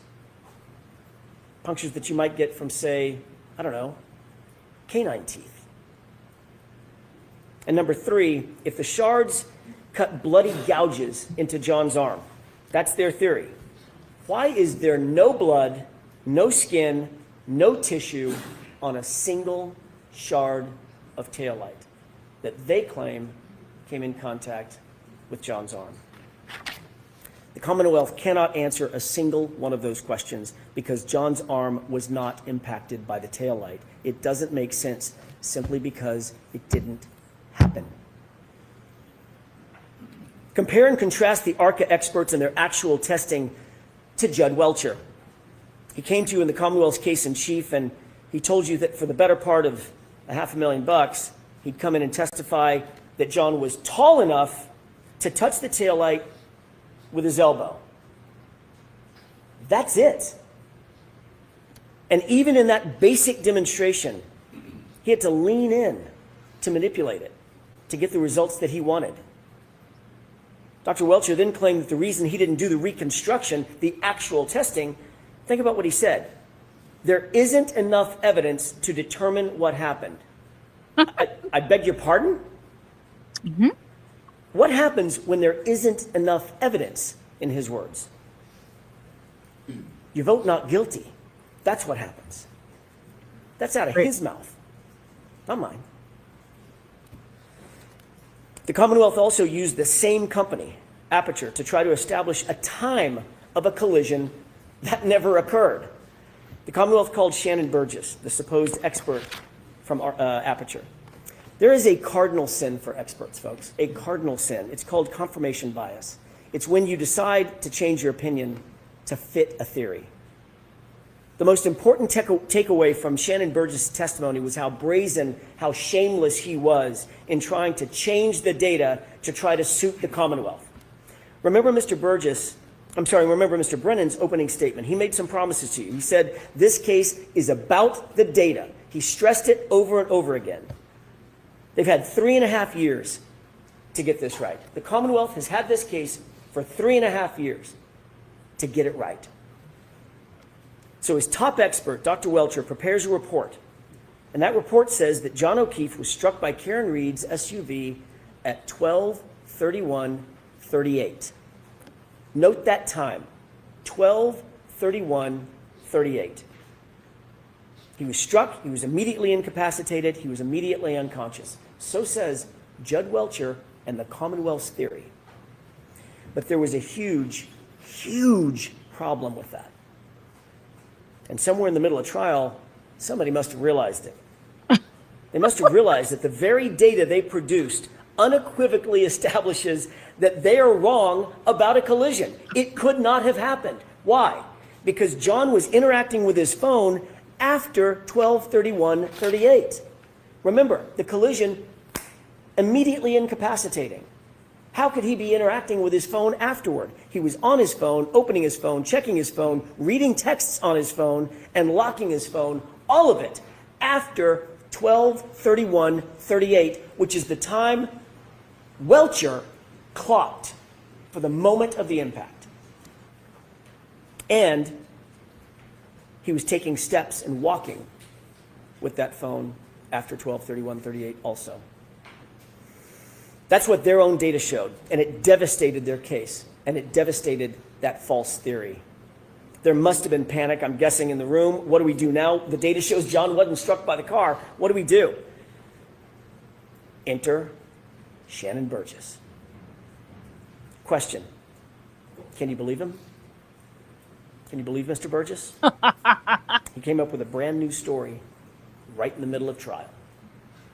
You might ask yourself, would an expert actually say something he knows not to be true? Would an expert actually say something he knows is not supported by fact? Would an expert shade the truth? You don't have to look any further than Shannon Burgess's CV to answer that question. That was a shame. Even with the pull and push and stretch and manipulation of the time data that Mr. Burgess came in here and told you about, it still shows that John O'Keefe was very much alive and walking around after they claim he was hit and incapacitated. Think about that. Matt DeSogra looked at Burgess's report and told you that in 30 out of 30 scenarios of the possible time skews that Shannon Burgess identified, he came in the middle of trial and identified all these other time skews that he called it. In every single scenario, John was alive and walking after they said he was hit. And that's a problem for them because there was no collision. Just look at Mr. Whiffen's data, Ian Whiffen. John O'Keefe took 31 steps at a steady rate, about 83 feet, and then think about this, in a westerly direction. That would be right toward the house. Remember, it's 78 feet to that garage door. That's not a coincidence. The Commonwealth's witnesses, or the Commonwealth's witness, Mr. Ian Whiffen himself conceded that he has reasonable doubts about the accuracy of John's location data. You remember that question and answer on cross-examination by Mr. Alessi. Do you have doubts? I do. Are those doubts reasonable? They are. And remember, it's still the Commonwealth's burden. If their own cell phone expert has a reasonable doubt about John's location, so should you. John O'Keefe was inside, and the phone battery temperature further proves it. This is not speculation, this is science, and it's irrefutable. It tells us that he was not laying outside in the cold, he was inside somewhere a little bit warmer.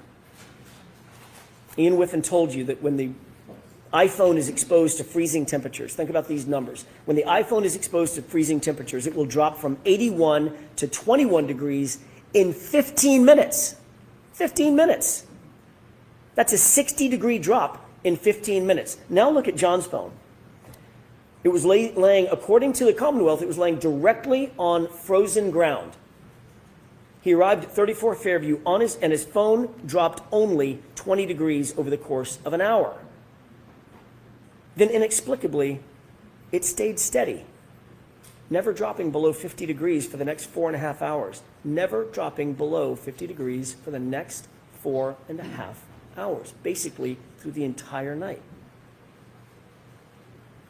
He was not outside.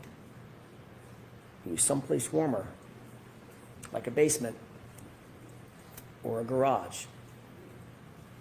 Dr. LaPosada confirmed that John O'Keefe did not have hypothermia. No telltale signs, no telltale Wisniewski spots, no frostbite on any extremity. He did not die of hypothermia because he wasn't outside. Dr. Isaac Wolf, Dan Wolf, Elizabeth LaPosada, Judson Welsher, Andrew Rentschler, all agreed.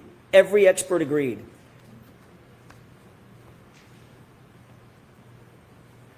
This is how John O'Keefe died.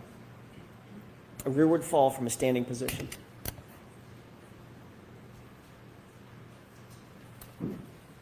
What could make you fall straight back like that? Let's just think about that for a second. What could make you fall from a standing position as Judd Welcher just showed us? Standing up, falling straight back. Add a laceration to the right eye consistent with a fist or a punch, and you've got your answer. He certainly didn't sustain that wound on the back of his head by falling backwards onto a lawn. Dr. LaPosada told you that the patterned injury on the back of John's head could only be produced by hitting a hard, ridged, or ledged surface, like a concrete stair or step. What's just through that garage door? Michael Proctor never stepped down in that garage to find out. What a shame. And look at the arm. Just look at John's arm. You don't need the top experts in the country, but you had them. You don't need the top medical minds on the planet on this issue, but you had them. These are dog bites and scratches. These are animal wounds. Not one witness has been called in their trial. Not one. 8 weeks and counting. Not one witness who actually disputes that John O'Keefe's arm injuries are from a dog. The Commonwealth could not find a single medical expert, a single medical witness who would come in here and tell you those are inconsistent with a dog bite or a scratch. And it's equally clear that there was no collision. Dr. LaPosada told you in probably the clearest voice in the entire trial. You remember her testimony. He didn't get hit by a car, in her words. He just didn't get hit by a car. You remember the question that was posed by Mr. Brennan, did you consider the speed of the vehicle? And she said, speed didn't matter because he didn't get hit by a car. She repeated it 3 times because it's true, not just because she says so, but because the medical evidence proves it. The medical science proves it. There was no collision. Dr. Rentschler told you unequivocally and just as firmly he didn't get hit by a car. The Commonwealth has not met their burden. They cannot meet their burden. The Commonwealth hasn't called a single medical professional, not one, to testify that John's wounds came from being hit by a car. Not Dr. Scortibello, not Dr. Isaac Wolf. Contrast that with the caliber and the quality of the experts who came in here to tell you what is obvious to anyone with common sense. Those wounds on his right arm are from a dog. This was not an oversight by the Commonwealth. It's just that there is no one out there. No matter how big a check you write, there's not a medical expert who's going to disagree with that. The fact is, this is the central fact in the case. The only fact that matters is literally uncontested by every medical expert. Uncontested, undisputed. There is no evidence that John was hit by a car. None. How much more reasonable doubt could there be? This case should be over right now. Done. Because there was no collision. So given all that, how did Karen Reed end up sitting here? Why is she even here? Why is she in that chair? Why is she in this courtroom? There is a reason for that. and it's a reason they don't want to tell you, and it's a reality they don't want to admit to. The reason we're here is because the system, the very system that was meant to protect her, that was meant to protect all of us, that system has failed badly. So now let's discuss the facts that were and were not presented by the Commonwealth in this case. Over the next few minutes, I want to talk about the utter failure of the police to investigate this properly and to investigate this fully. And what you're going to see is that Michael Proctor, the lead investigator for the Commonwealth, did nothing to actually and properly investigate this case. Let's start with the house. That's the most logical place to start. I think you'd agree. Brian Albert's house, where John's body was discovered lifeless in the lawn. A man, a police officer, is found dead on the front lawn, and no one secures the scene. No tape, no preservation of evidence, no crime scene log, no search warrants, no consent searches, no photographs of the house interior. They didn't treat the house as a crime scene, and shamefully, they didn't even treat the yard as a crime scene. The lame excuse offered by retired Lieutenant Gallagher: it was really cold and windy, and I didn't know if there was a crime that had been committed. What? You didn't know that a crime had potentially been committed?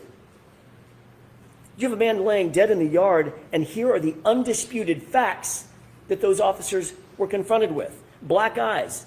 Obviously, black eyes are consistent with a fight. Bloody nose, also consistent with a fight. Bleeding from the face, consistent with a physical altercation. A cut over the right eye, consistent with a punch. No coat in the freezing cold, not dressed for outside, dressed for inside, and one shoe on. I wonder where the other shoe could be. I don't know, maybe in the house 30 feet away. And then you find a broken and shattered drinking glass next to him, the type of glass that you might find, I don't know, let me think about this, in a kitchen in a house 30 feet away. And John's phone was tucked neatly under his back shoulder. Lieutenant Gallagher actually claimed he did not know it was a potential crime that needed investigating. The neighbor across the street, Detective Lieutenant Kelleher, had a ring camera that was pointed at the exact direction where John O'Keefe would have been hit, and nobody bothered to secure it. Nobody bothered to secure it. Nobody even bothered to look at it. Of course this was a potential crime scene. Of course it was. Let's not forget, this was Brian Albert's house, and that comes with privileges. Quote, is the homeowner going to catch any shit? Nope. He's a Boston cop too, end quote. That quote starts to make a little more sense now, doesn't it? Michael Proctor wrote those words just hours after John's body was found. He sent this in a private chat, in a private text he never, ever believed would ever be revealed. He sent that text in a series of messages that now belong to you. You weren't given the opportunity to hear from Michael Proctor, but you can read his thoughts for yourself. And I urge you, go read them. They're in Exhibit 209, in case you're wondering. But here are the highlights. Proctor starts the conversation, quote, all the powers that be want answers ASAP. He's getting pressure, obviously. Get this done. His friend then asks what Proctor's probably thinking at the time. Quote, I assume you guys are out to make it cut and dry since it involves cops. Something stinks. And Proctor responds, yeah, to the something stinks. And then he goes on, but there will be some serious charges brought on the girl. Think about that. Hours into this investigation, there will be some serious charges brought on the girl. She's a whack job cunt. Yeah, she's a babe. Weird Fall River accent, though. No ass. No ass bitch. She's got a leaky balloon knot. Leaks poo. 0 chance she skates. She's fucked.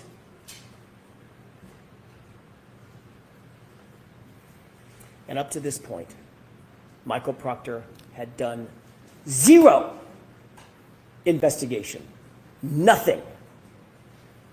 Save talk to a grand total of 3 people, all of whom were named Albert or McCabe. That's it. And this was his mindset. This is the same lead investigator who sent the group chats that you heard about with Sergeant Buchnick. Late night, sitting at his office, rifling through Karen's phone, bragging about looking for naked pictures of her. That text wasn't sent to his buddies or his friends. That text was sent to his supervisors at the Massachusetts State Police, for God's sake. And what was their response? Sergeant Buchanan liked this conduct with a big old thumbs up. He encouraged it. Brian Kohlberger. Ladies and gentlemen, a lead investigator is supposed, every investigator is supposed to be objective, an objective fact finder. No bias, no agenda. Michael Proctor went far beyond just insulting Karen Reed. He dehumanized this woman. He betrayed her as a human being. He was fired for this blatant bias. If the Massachusetts State Police can't trust him, how can you trust him with this investigation? And with your verdict? Oh, shit. That was good. And with Karen Reed's life. The lead investigator in a murder trial was never called to testify. Think about that. That should stop you in your tracks. Wouldn't you want to hear from Michael Proctor? Wouldn't you want to hear from the lead investigator in the case? Don't you have questions? The Commonwealth did not present their own lead investigator to the jury, the very jury who is charged with judging the investigation. Michael Proctor clearly is radioactive, and the Commonwealth stayed away from him. Michael Proctor is no longer a Massachusetts State Police officer. He wasn't transferred. He didn't go on sabbatical. He didn't retire. He didn't die. He didn't resign. He was fired. He was terminated for cause. The Massachusetts State Police investigated him, found him guilty of dishonorable conduct, not just for those text messages, folks, for sharing confidential information with witnesses, and for bias. Not just any bias, bias in this case. Fired. This is the man who touched every single piece of important evidence in this case. All the evidence that was brought before you in this trial went through his hands one way or another. The shirts, the shards. Remember that when Mr. Brennan gets up and gives his closing argument. The shirts, the shards, all in Michael Proctor's possession. The shits and the shards and the Mr. Brennan shirts. and the Commonwealth, I think, have pinned their Shirts and hopes skins. on some Shirts and microscopic shards. pieces of, or close to microscopic pieces of plastic that were claimed to have been scraped from the hoodie several months after the fact. What he failed to ask every single every single witness, is who had access to that shirt and who had access to those taillight fragments, and the answer is it was Michael Proctor. Not for days, not for weeks, for months on end, for months unaccounted for, before they were submitted to the crime lab, before they were ever scraped. Just go look at the chain of custody documents. You've got them. Why didn't Michael Proctor give those clothes to Maureen Hartnett with the crime lab when she was at Canton PD just days after the fact to receive those solo cups? Remember that? Just a few days later, she was there. She drove up. She did the driving to take the solo cups in the grocery bag, which has a ridiculous aspect to it in and of itself as well. Why not just give her the shirts as well? Give her the taillight fragments if any were found at that point. Why hold on to them? What could possibly be a reason? Why wait until March to book those into evidence? Why? Now let's talk about some of the other problems with the Commonwealth's evidence. As I indicated, there was no blood, no skin, no tissue, no DNA found on a single piece or shard of the taillight that the Commonwealth claims cut and sliced into John O'Keefe's arm. Where is that trace evidence? Where is that biological evidence? The DNA. Where is it? They've got nothing. Not a single piece that the Commonwealth wants you to believe cut up John's arm. How is that possible? It's not possible. The only way it's possible is if those shards never touched his arm. Because it was a dog. Because it was a dog. Oh! Oh, and the one sample of DNA that they did find, by the way, It was found on the outer, smooth part of the housing, not any shard. It was the outer, smooth part of the housing. Nothing that they claim actually came in contact with John O'Keefe. Number two, that sample had DNA of two other men, two other unidentified males. You said Tells you that that DNA had nothing to do with a car strike. That DNA would be expected to be, John's DNA would be expected to be all over that car. Inside, outside, he had access to that car for months and months and months. He was in and out of it all the time. Show me some blood, then we'll talk. Yeah. They can't. And they won't because it doesn't exist. Show me some The blood. SUV never hit John. The hair found on the bumper. The Commonwealth really stretched its own credibility on this one. That magic little hair on the SUV supposedly survived a 37-mile drive in 47-mile-an-hour winds. But that little magic hair just clung there. Just hung on. Just hung on. That same hair that moved in between photos in the Sally Port.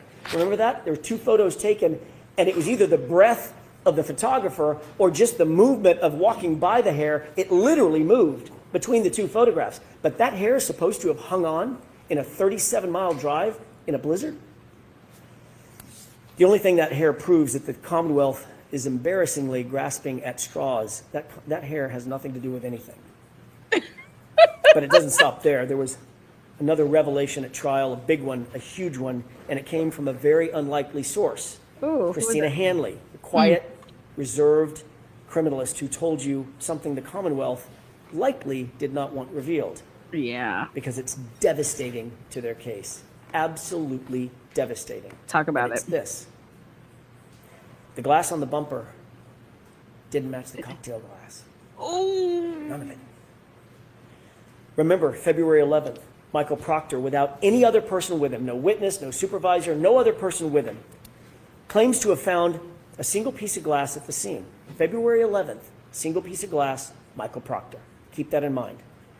Interestingly, the glass on the bumper that didn't match the cocktail glass, one piece did match one other thing. The Proctor glass. Those two go together. The only two things that go together from that bumper are the Proctor glass.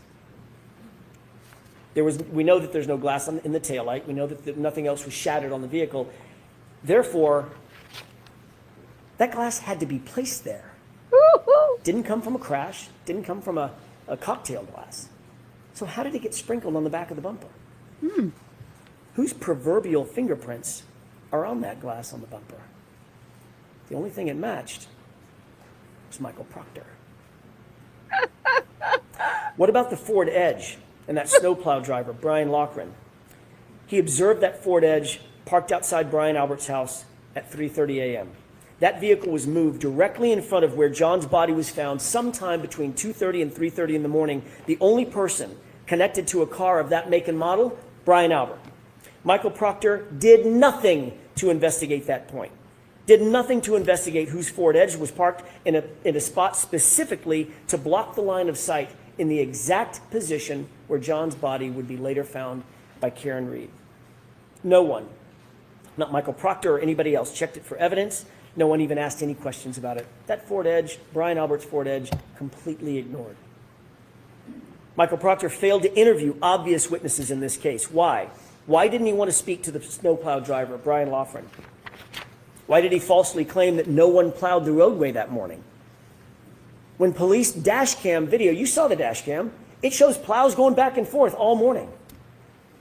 Why did he wait so long, years even, to interview Heather Maxson and Ryan Nagel, individuals who were literally outside 34 Fairview at the exact same time John and Karen arrived at Brian Albert's house that night?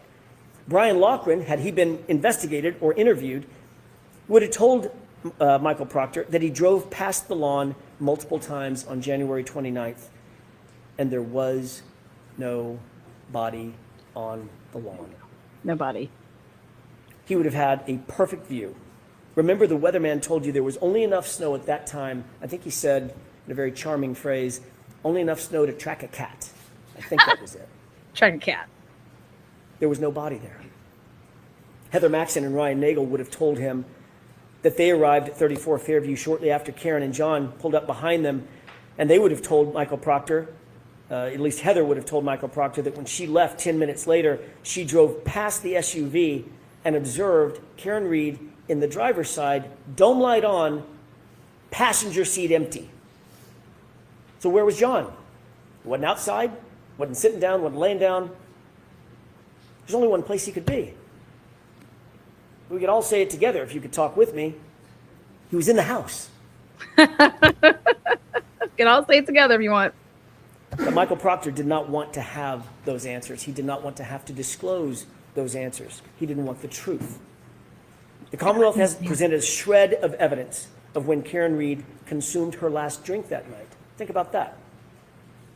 It's critical information that the Commonwealth has to prove beyond a reasonable doubt and to a moral certainty. They have to prove when her last drink was that night. They have to prove it. We don't have to prove or disprove anything. Every single witness who was asked and who had an opportunity to observe Karen that night said the same thing. She wasn't drunk. She wasn't stumbling. She wasn't slurring her words. She was, in the words of Ms. Kolakithis, completely normal. Even Jennifer McCabe grudgingly had to admit that fact. It's on video. Instead, they used Yuri Buchanan to try to come into court and count sips of alcohol, which he admittedly got wrong. What a fucking idiot. According to Ian Whiffen, the Commonwealth's own expert, the location data, using location data on John's phone, showed Karen driving lawfully. She was driving safely. She was under the speed limit. She was slowing and stopping at stop signs, slowing around corners. And Ryan Nagel corroborated that when he saw her make that left-hand turn onto Fairview. The Commonwealth has an incredibly high burden to prove that Karen was driving under the influence. They have failed to prove that Even beyond that. a reasonable doubt and to a moral certainty, because it depends on when she had her last drink. What happened after she got home and she was upset with John for not coming back out of the house? That would answer that question.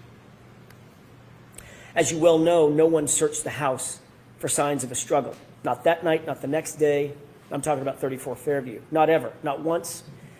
Not with a warrant, not with consent. They never went into the basement, the stairwells. They didn't look at the walls. They didn't look in the garage. Nothing was ever examined. Nothing was checked for blood.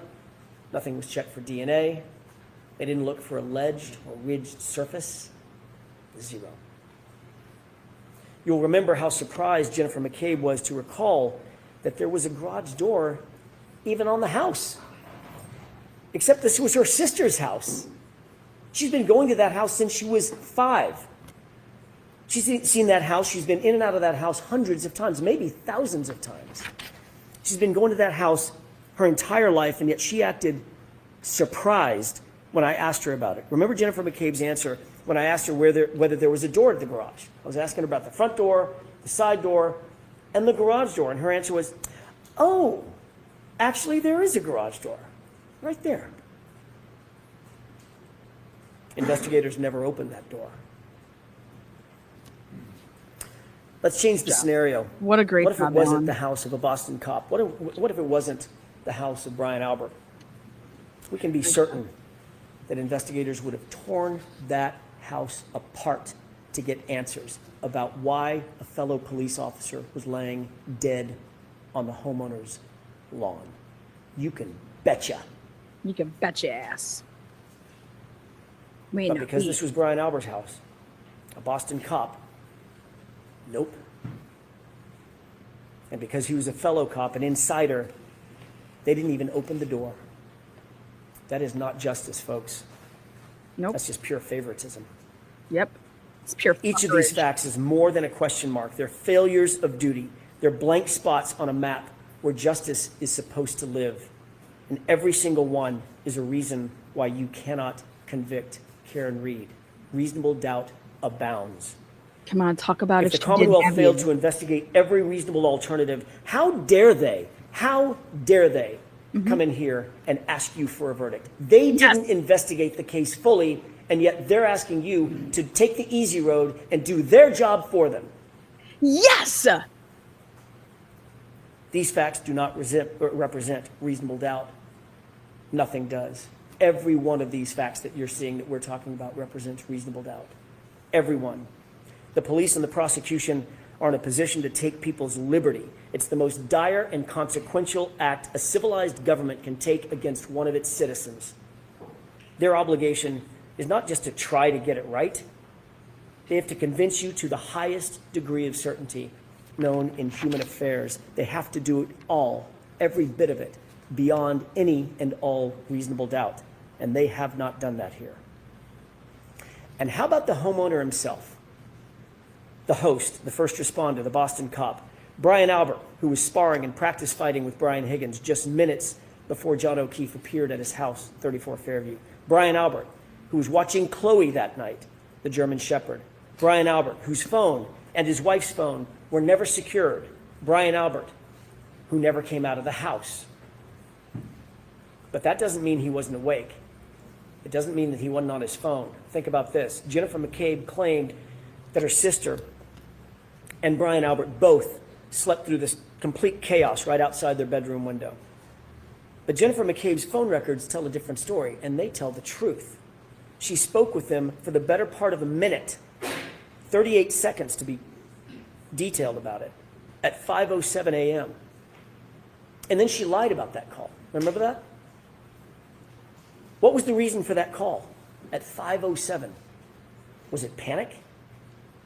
Was it a warning? We know that conversation took place at the precise time Karen left her house to go search for John, 5:07. We could answer those questions if we just had access to their phones. Brian Albert, Brian Higgins. But Michael Proctor wasn't interested in their phones. Not only did he not secure their phones, he never even asked. And what about Brian Albert's dog, Chloe? A dog with a history. A dog that is, quote, not good with strangers. Dr. Russell confirmed that John's patterned injuries were from a dog, just like the dog Brian Albert owned. And then Chloe just disappeared. Became Cora.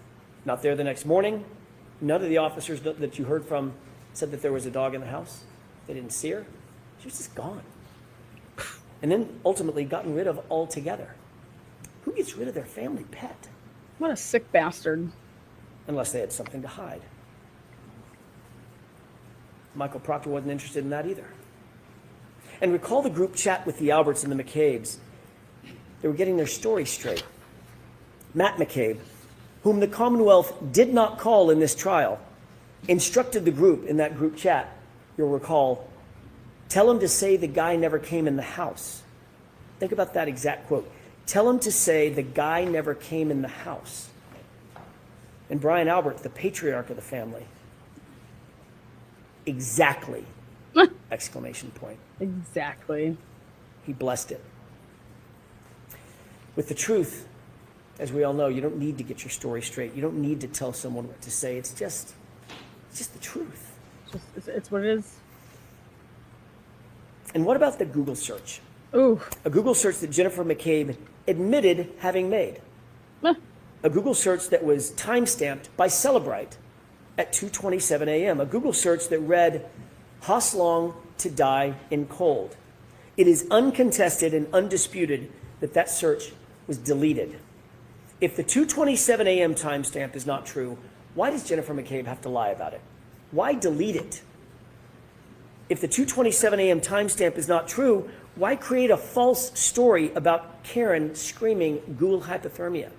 That's just a fabrication. That's just a made-up fact. And by the way, if someone does tell you Google hypothermia, why would you Google how long it takes to die in cold? Wouldn't you just Google hypothermia? And then she didn't Jennifer even read McCabe it. enlisted Carrie Roberts to help shift the blame to Karen. Why go to that much effort unless you're trying to cover for something? Keep in mind the entire foundation of her claim that Karen said Google hypothermia is this fantasy about Karen screaming it at the location, at the scene. That's her entire excuse. But that story went completely off the rails when Carrie Roberts admitted that she perjured herself to back up Jennifer McCabe's false story. That was a dramatic moment in court. It's an admission of perjury, and you don't see that very often in a courtroom. That tells you everything you need to know about the character and quality of the prosecution's case and their witnesses, lying and perjury and admitting to it. Yes. A fundamental tenet of any investigation is to ensure that witnesses are independent and not influenced by other witnesses. You start by separating the witnesses. Michael Proctor did none of that in this case, and we see the results. Think back to Jennifer McCabe's own text messages with Carrie Roberts. About Carrie Roberts, not with Carrie Roberts, notably. What Carrie Roberts didn't know was at the time she was being interviewed by the police, Jennifer McCabe was, in real time, she was bragging about having influenced Carrie's testimony or her statements to the Alberts and the McCabes. Quote, she's telling them everything, all the stuff. Remember that timeline that we talked about with Jennifer McCabe? That's what she was referring to. She's telling him everything that Jennifer McCabe had put in Carrie Roberts' timeline. The Commonwealth wants you to believe that Karen Reed made a statement at the location, at the scene. I hit him. I'm sure you'll hear that from the prosecution in their final arguments.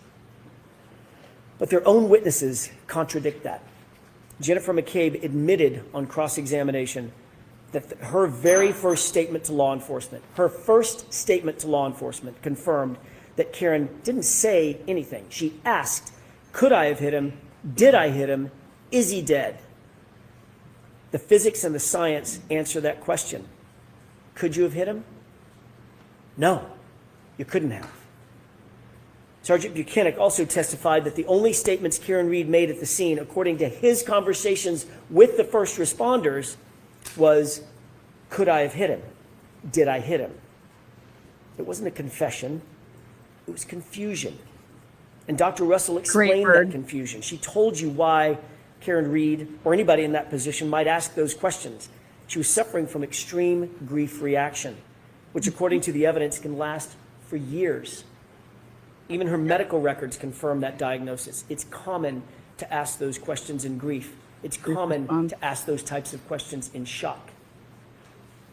You're trying to make sense out of the nonsensical in the moment. And the Commonwealth has tried to twist those words into a confession. There is no evidence that any officer at the scene ever heard Karen Reed say, I hit him. Not a single police officer at the scene came in to support the Commonwealth's claim. It's not on video, it's not on audio, it's not in a single police report, it's not in a single EMT or EMS report. Nowhere. The fact is, Karen never said, I hit him. You saw the video, multiple officers were right there. She simply never said it. What did Jennifer McCabe do and not do when she got to 34 Fairview? She would have you believe, I want to set the scene for you, that she's confronted out of the blue with John O'Keefe's lifeless body. Her friend, John O'Keefe. He's bruised and battered, he's bleeding, his eyelid is cut, his nose is bleeding. Karen is screaming at the top of her lungs. Carrie is screaming back to Karen, shut up! Both women begin crying. Both women are giving CPR. There's chaos everywhere. It's building in the yard, just feet from Brian Albert's house. Brian Albert's window. Jennifer calls her sister at 6:07. With all this chaos going on, no answer. Jennifer calls her sister at 6:08. With all this chaos and bedlam going on, still no answer. No lights come on in the house. In the midst of all this screaming and this chaos, Brian Albert doesn't come outside. Nicole Albert doesn't come outside during this maelstrom. And yet, Jennifer McCabe never goes inside to check on her sister. There's literally no signs of life inside the house. Good job. Jennifer McCabe doesn't take a step inside that house to check on her family. Why is that? Does that make any sense? Everyone would sprint inside the house to make sure that there's no one in there that was hurt or injured or, God forbid, dead. Everyone would do that. But not Jennifer McCabe. The only way that makes sense is if Jennifer McCabe already knew that Brian and Nicole were just fine. That's the only reasonable explanation. And the only way she would know that they were fine is if she knew what happened. But Michael Proctor never explored this incredibly suspicious behavior. Don't you have questions? This would give anyone reasonable doubt. And don't you have questions also about Brian Higgins? Michael Proctor certainly didn't. Higgins had been sending flirtatious and romantic texts to John's girlfriend, Karen Reed. You'll remember I asked Sergeant Buchanan a simple question. Were those texts flirtatious in nature? He refused to answer that simple question. Do you remember that? Quote, I'm not comfortable putting a label on that, end quote. We read the texts. It's not a secret. Of course they were flirtatious. Of course they were romantic in nature. The reason he refused to answer that simple question is telling. It's because these flirtatious texts establish a motive for Brian Higgins. Sergeant Buchanan could not bring himself to tell the truth. His bias was on full display. He was covering for another cop. Investigators also ignored Higgins' suspicious late-night visit to the Canton Police Department. That was after a night of drinking, by the way. Why didn't they investigate this? What was so important that Higgins needed to go to the police station at that time, 1:30 in the morning, while drunk, by the way? Why weren't they interested in those facts? Remember, he's an ATF agent. He's a cop, a member of the Blue Wall, and best friends with Brian Albert. He would know that the CPD would be the first to get the call when someone reported John missing or injured. He would know what to look for, what to listen for, to determine if a report had been made and when and what the response was going to be. You saw the skulking through the hallways with his hood up, moving bags between cars, and of course, that late night mysterious phone call on his cell phone, a phone that you don't have and that you'll never see. All of that, and Michael Proctor never gave him a second look. All of that, and the Commonwealth, who's supposed to be after the truth, didn't call him to the stand. If you have any unanswered questions about Brian Higgins, that's reasonable doubt. The police didn't interview Brian Higgins on January 29th, 2022, but he was at the police station, as we've just seen. You heard evidence that Higgins and Chief of Police Kenny Berkowitz, also good friends, were in the Sallyport together with the SUV for a, quote, wildly long time. Kelly Dever, another Boston cop, told you that. She also told law enforcement agents that she found it, quote, weird that Higgins could have access to that very sensitive evidence, the SUV. Folks, there is never a situation in which a witness, a potential suspect even, should be given access to the evidence in a case. But that's exactly what happened here. Higgins was given unfettered access to that SUV and its taillight nearly immediately, according to Kelly Dever's statement to law enforcement. And it was at that exact time, the exact moments that Higgins would be in that Sallyport, that the 42 minutes of the Sallyport video is just missing. It's just gone, vanished. Well, that's convenient. Now put in context the condition of that taillight when it was actually seized in Dighton. It was cracked, but not completely damaged.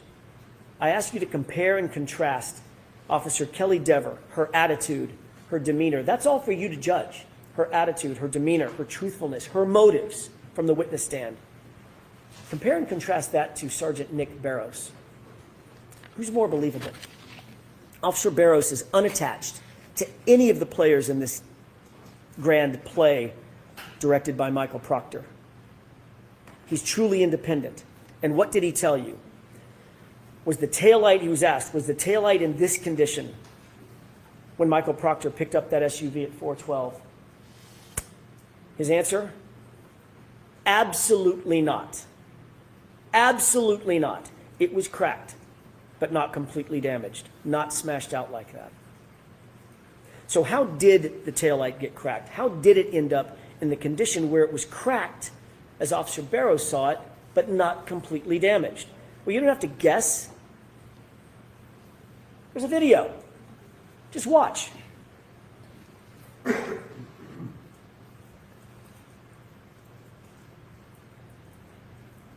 That's how it got cracked. And Judson Welcher's own recreation confirms it. Look at the contact. That's from the Commonwealth's expert. And that further is confirmed by the fact that there were no taillight pieces found in any of the initial searches conducted at the scene. 2 searches, 50-foot area searched. Not a single fragment was found until after Michael Proctor had access to and control of that SUV and its taillight. What does that say about the character and quality of this case? It's revealing what happened here at trial. One of the most dramatic moments probably of the trial, Kelly Dever. How can you trust this investigation when you saw how far a police officer will go? You had a front row seat to the power of police manipulation and police corruption, a front row seat. Kelly Dever was interviewed by a separate law enforcement agency, not a friendly department, not Boston Police Department, not Michael Proctor's MSP, a different independent agency. She told those law enforcement agents in a formal interview that she saw Brian Higgins and Chief Kenneth Berkowitz alone in the Sallyport with the SUV. She was detailed, she was clear, she was unequivocal, she remembered the specifics, she recalled how it made her feel, quote, weird. She recalled how long Higgins spent, a quote, wildly long time, as she described. These are all incredible details to tell law enforcement. She couldn't have been clearer, she couldn't have been more specific. But then she's put on a witness list and she's subpoenaed by the defense. Oh boy. Then this rookie cop was called up to the police commissioner's office, the same commissioner that was the boss of Brian Albert. They have a meeting, a private meeting, and he says, wink, wink, nod, nod, we support you, Officer Dever. What else was said in that meeting? What else is reasonable to believe was said in that meeting? She claimed she couldn't remember. She claimed not to remember if he instructed her to do the right thing. But the commissioner of the Boston Police Department certainly said something to this rookie cop, and all of a sudden, that detailed, unambiguous, unequivocal statement to law enforcement became, what did she say? A false memory. Not I didn't say it. She admitted she said it. She admitted she detailed the entire story. She just said, it's a false memory. What? So she's called to the commissioner's office to make sure that she would do the right thing. That's why she was called. And now we know what that means. In her words, my entire career depends on what I say here on the stand. I'll quote that again. Great job. Quote, my entire career depends on what I say here on the stand. You bet it does. You bet it does. That's how it works. Mm-hmm. And that's how we got here. That's how we got here. At the end of the day, you have to ask yourself, can you trust the Commonwealth's case? Can you trust their witnesses? Can you trust their evidence? And here are a few of the highlights. Told you guys. A video that was played in a courtroom and sold as accurate. Highlights. Turns out it was completely inverted, flipped backward, completely false. The test that formed the basis of their entire theory of the case. Watch closely as Dr. Welcher stands as a surrogate. Wayne's in.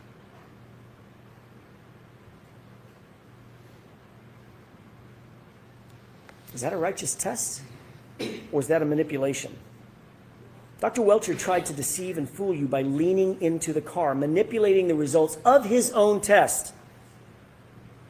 When the truth was revealed by Dr. Rentschler, the Commonwealth spent the next hour cross-examining him about how that test was meaningless. It actually didn't mean anything. Well, that's convenient now that we realize that it was a manipulated test, and it actually does mean nothing. It didn't represent the theory of the Commonwealth's case. That's what was suggested. That test does not represent the theory of the Commonwealth's case. Really? Then why was Dr. Welcher playing dress-up in John O'Keefe's clothes, or identical clothes to John O'Keefe, when he was holding a glass? Why was he holding the glass right behind the vehicle? And why was he standing with his right arm oriented to the right rear taillight if he wasn't trying to recreate the circumstance that is the Commonwealth's entire theory? Playing dress up in a The doubt. Commonwealth stood up here with a straight face and told you they weren't trying to suggest that that's how John was hit by the car. Of course they were trying to suggest that's their theory of the case. They only abandoned it 2 days ago when it was revealed by our experts that it's physically impossible. That silent witness, that science, that physics has become very pesky to the Commonwealth because there was no collision. Dr. Welcher also told you under oath that there were no x-rays taken of John's arm. He tried to deceive you into believing that John's arm might have been broken. I don't know. I didn't see any x-rays, so I can't tell you what the damage was inside the arm. Really? The Commonwealth has had those x-rays in their possession for 3 years. And again, it took the defense to bring out the truth. The x-rays do not fit the Commonwealth's theory, so you weren't shown. And Dr. Welcher wasn't going to admit it. And my goodness, then we get to the sweatshirt. Oh my goodness. That was a moment. That was a moment. Mr. Brennan stood here in front of you and dramatically held up John's sweatshirt. Not just to the witness, but to you. And asked Dr. Wolf about it multiple times. Specifically, while it was in that plexiglass, asked Dr. Wolf about the multiple holes in the back of the sweatshirt. He interrupted Dr. Wolf, and Dr. Wolf started to look at the sweatshirt and say, well, and he said, how about here? Here's a hole, here's a hole, here's a hole, here's a hole. Dramatically tapping on that plexiglass. It was clear what the suggestion was, that the holes in the back of John's sweatshirt were from January 29th. That's the impression that was expected to be left with you. That's the impression that he wanted to leave with you. And that he was lying. And that's false. The truth is, the Commonwealth created those holes. They aren't holes from road rash. They weren't made on January 29th.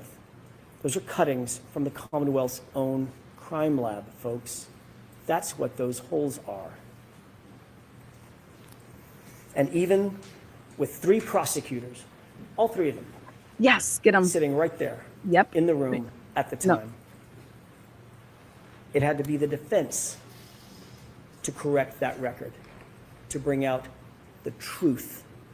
If we hadn't done that, what impression would you folks have been left with? This is fucking That's more than negligence. Yep. That's dangerous. Yes. That's dangerous. Dangerous as fuck. Baker I'm going Mayfield. to guess that Mr. Brennan's not going to say much about this, about the fraud that was attempted on you. Fraud. And if he doesn't, that speaks louder than any concocted excuse that the Commonwealth might come up with. Fraud. It's shameful. It's shameful. We are after the truth in this courtroom. You're entitled to it. Demand it. Demand it. Do not let them get Why away would the with this. Commonwealth stoop to a stunt like that? Yep. It's desperation. They know what you now know, what their experts know. There was no collision. So now we've reached the final moments of the trial, and you've seen the facts and you've seen the evidence, and we've just talked about dozens and dozens and dozens of facts that are reasonable doubt. Each one of them are reasonable doubts. These facts, these note cards that you're looking at, piled high, one on top of another, literally stacks and stacks of them covering the table. As you mentally sift through those cards, realize that every one of them is a massive hole in the Commonwealth's case. Every single one of the note cards represents a hole in the Commonwealth's case. If you're holding mentally even one of those cards, you're holding reasonable doubt, folks. You're holding a not guilty verdict. Good job. Reasonable doubt is not a sliding scale. It's a wall. If the Commonwealth cannot get over every one of these dozens of walls, you have to acquit Karen Reed. The truth is, Karen Reed is not guilty. Not because of technicalities, but because the facts, the law, the science, the physics the data. They all say so. They demand it.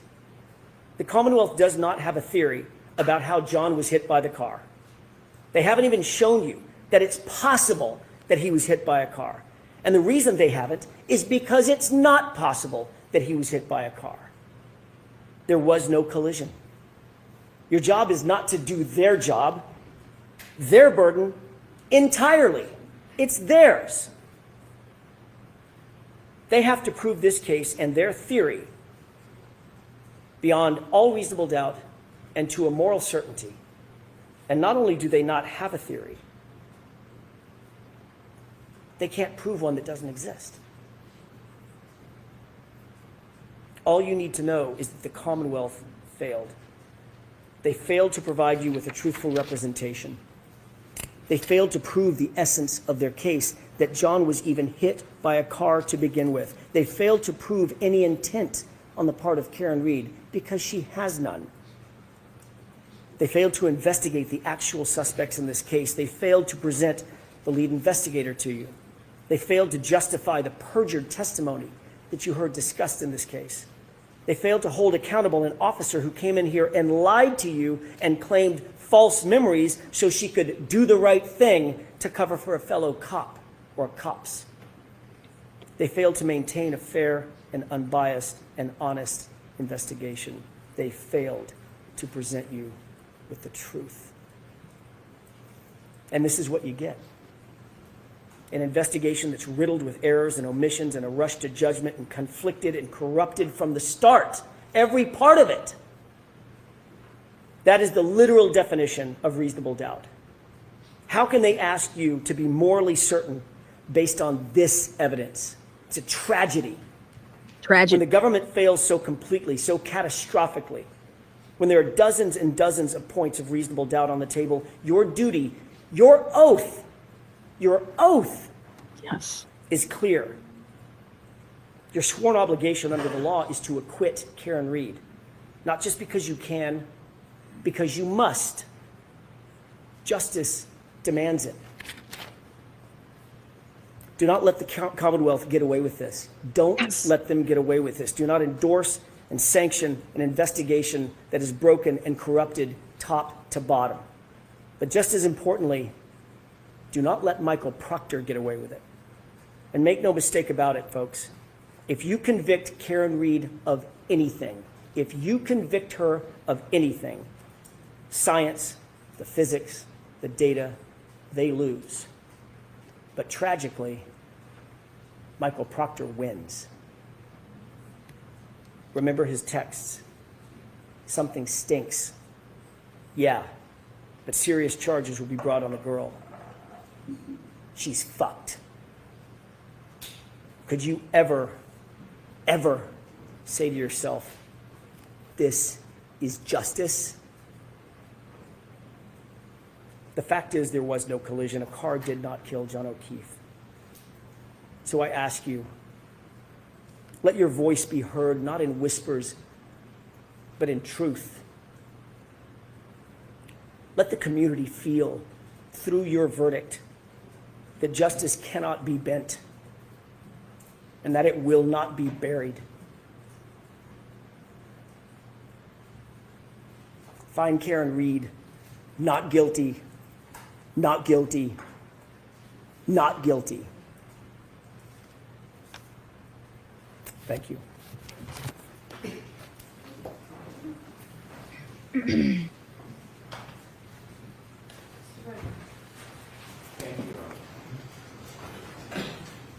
Well, it's like when you're at a wedding and you have to give like the best man speech and the girl goes first and she just nuts it and you're like, God, now I get to go. Let's see you top that, fucker. Great job. John O'Keefe was 46 years old. 46 years old. He spent his life helping people. He's described as a good man, kind, generous, thoughtful. He was a Boston police officer. He worked to help the community.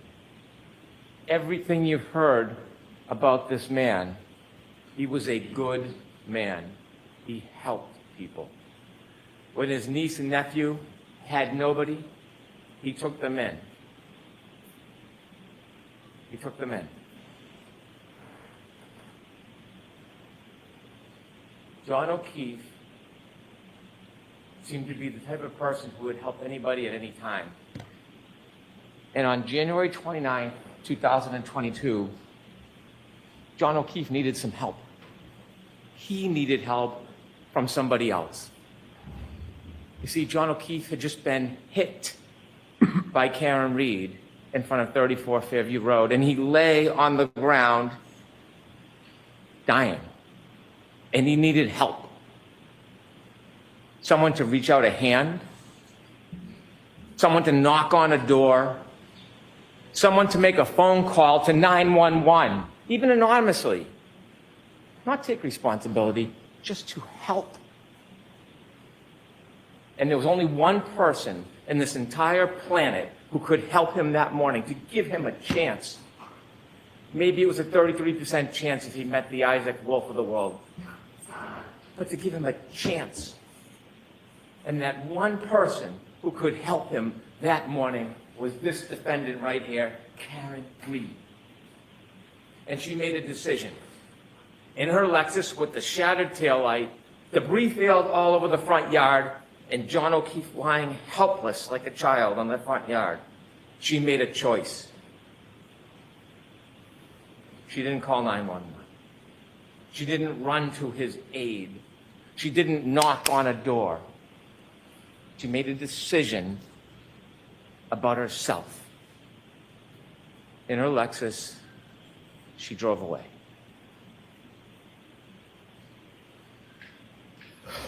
She was drunk. She hit him, and she left him to die. She was drunk.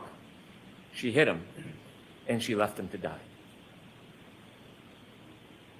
Before I go through and detail the evidence, let's talk a little bit about the evidence as a whole. She was drunk.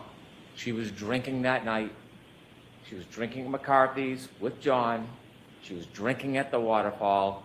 Her blood was taken with samples of a retrograde analysis, almost 2 to 3 times the legal limit.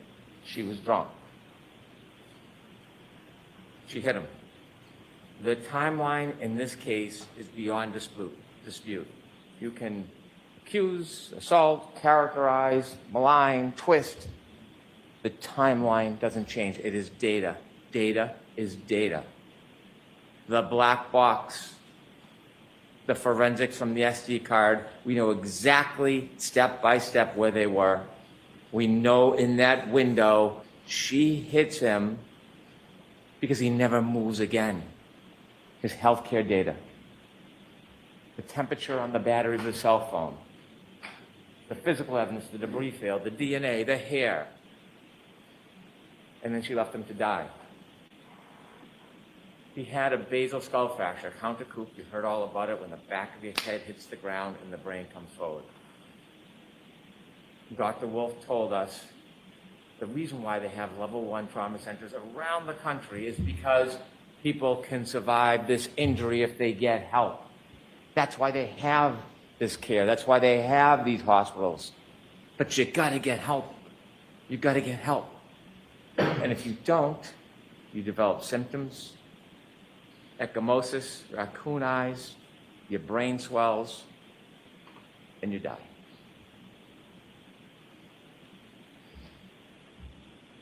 She was drunk. And that night was a recipe for disaster.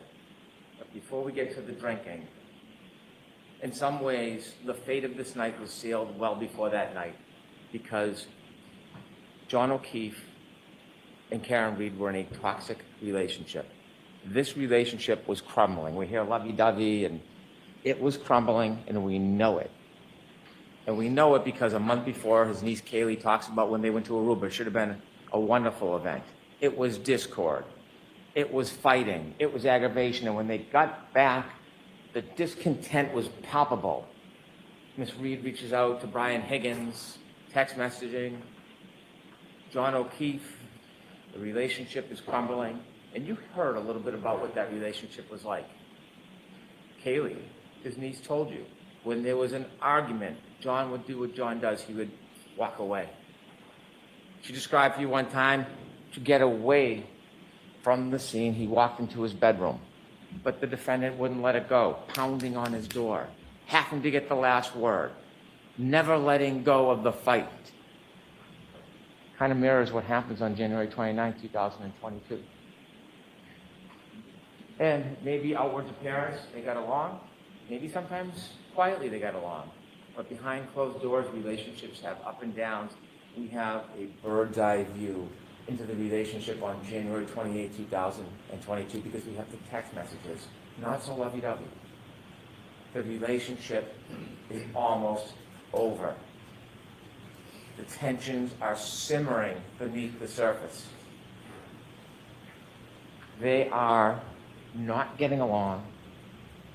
She believes Mr. Keefe is already halfway out of the relationship and he's not into it anymore. You will read them, you saw them. This relationship was unstable and at its end. And so fast forward that night. That night, after this discord, after the arguing, they go out and what do? They drink. And they drink a lot. So Keefe drinks a lot, and Karen Reed drinks a lot. You've seen the McCarthy videos. You can call it 6, 7, 8, whatever you want to call it. You can see the shots into the mixed drinks. More shots into mixed drinks. Count them yourself. Over a half dozen mixed drinks in just a few hours. Sober? And then at the waterfall, a shot, a mixed drink. Now, it was brought up the waterfall that there was some type of discord between Brian Higgins and John O'Keefe. They knew each other. They were friends. Brian Higgins' conduct of speaking to Karen Reed is not honorable. It's not. But they were friendly. There was no adversarial relationship. There was no anger between them. What we heard is they barely greeted each other. Could we have slide 1, please? At the Waterfall Bar, when you see John O'Keefe come in, here's him barely greeting him. That's him and Mr. Higgins. Barely greeting each other. Reality sometimes is different than argument. This is a celebratory mood. Take that down, please. Celebratory mood. A bunch of friends. They're playing around. They're hugging. They're grappling. This is a fighting technique for a murder 2 hours later. Is that the story? They're practicing their moves to murder John O'Keefe. Who said murder? In the celebratory mood, you don't see any aggravation or animus between Brian Higgins and John O'Keefe. Inevitably, the next morning, Karen Reed is brought to the hospital and they take her blood. Now, the government doesn't have to prove that she was drunk. It is either that she's over the legal limit, 0.08, or she had enough alcohol to affect her ability to operate a motor vehicle safely, but you will know that she was far beyond the legal limit. After the retrograde analysis, almost 2 to 3 times the legal limit. Almost 2 to 3 times the legal limit. Now, it's been intimated, not come out and said, that maybe she went home and started drinking after she got home. No evidence, mind you, no evidence. And that somehow that I think the why test she had a is high blood alcohol level. the test is the evidence. It's not appropriate for me to comment on the credibility of another attorney's argument, so I won't do that. But Karen Reed will do that for her. So if we listen to slide 2, she'll tell you exactly what she thinks about that claim. Slide 2. My alcohol intake's probably about 5 or 6 or 4. The drinks that they reported at McCarthy's, which is where I consumed most of the alcohol, was the weakest spot in time. It tasted just like old soda water with lime. Slide 3, please.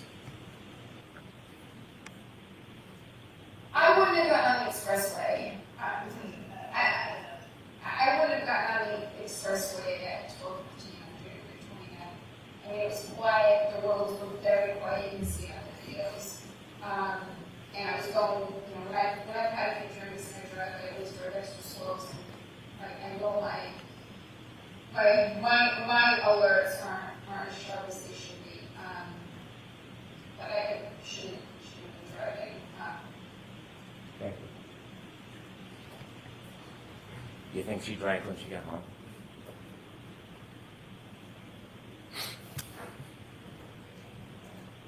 When they leave the Waterfall Bar at 12:12, you see a video, you have it in evidence, there's a still photo of John O'Keefe holding a glass. Not from the Albert's home. He didn't sneak into the house in the cupboards and grab a glass. From the waterfall, you see him with a glass, and in it is a straw. Take a look at that picture.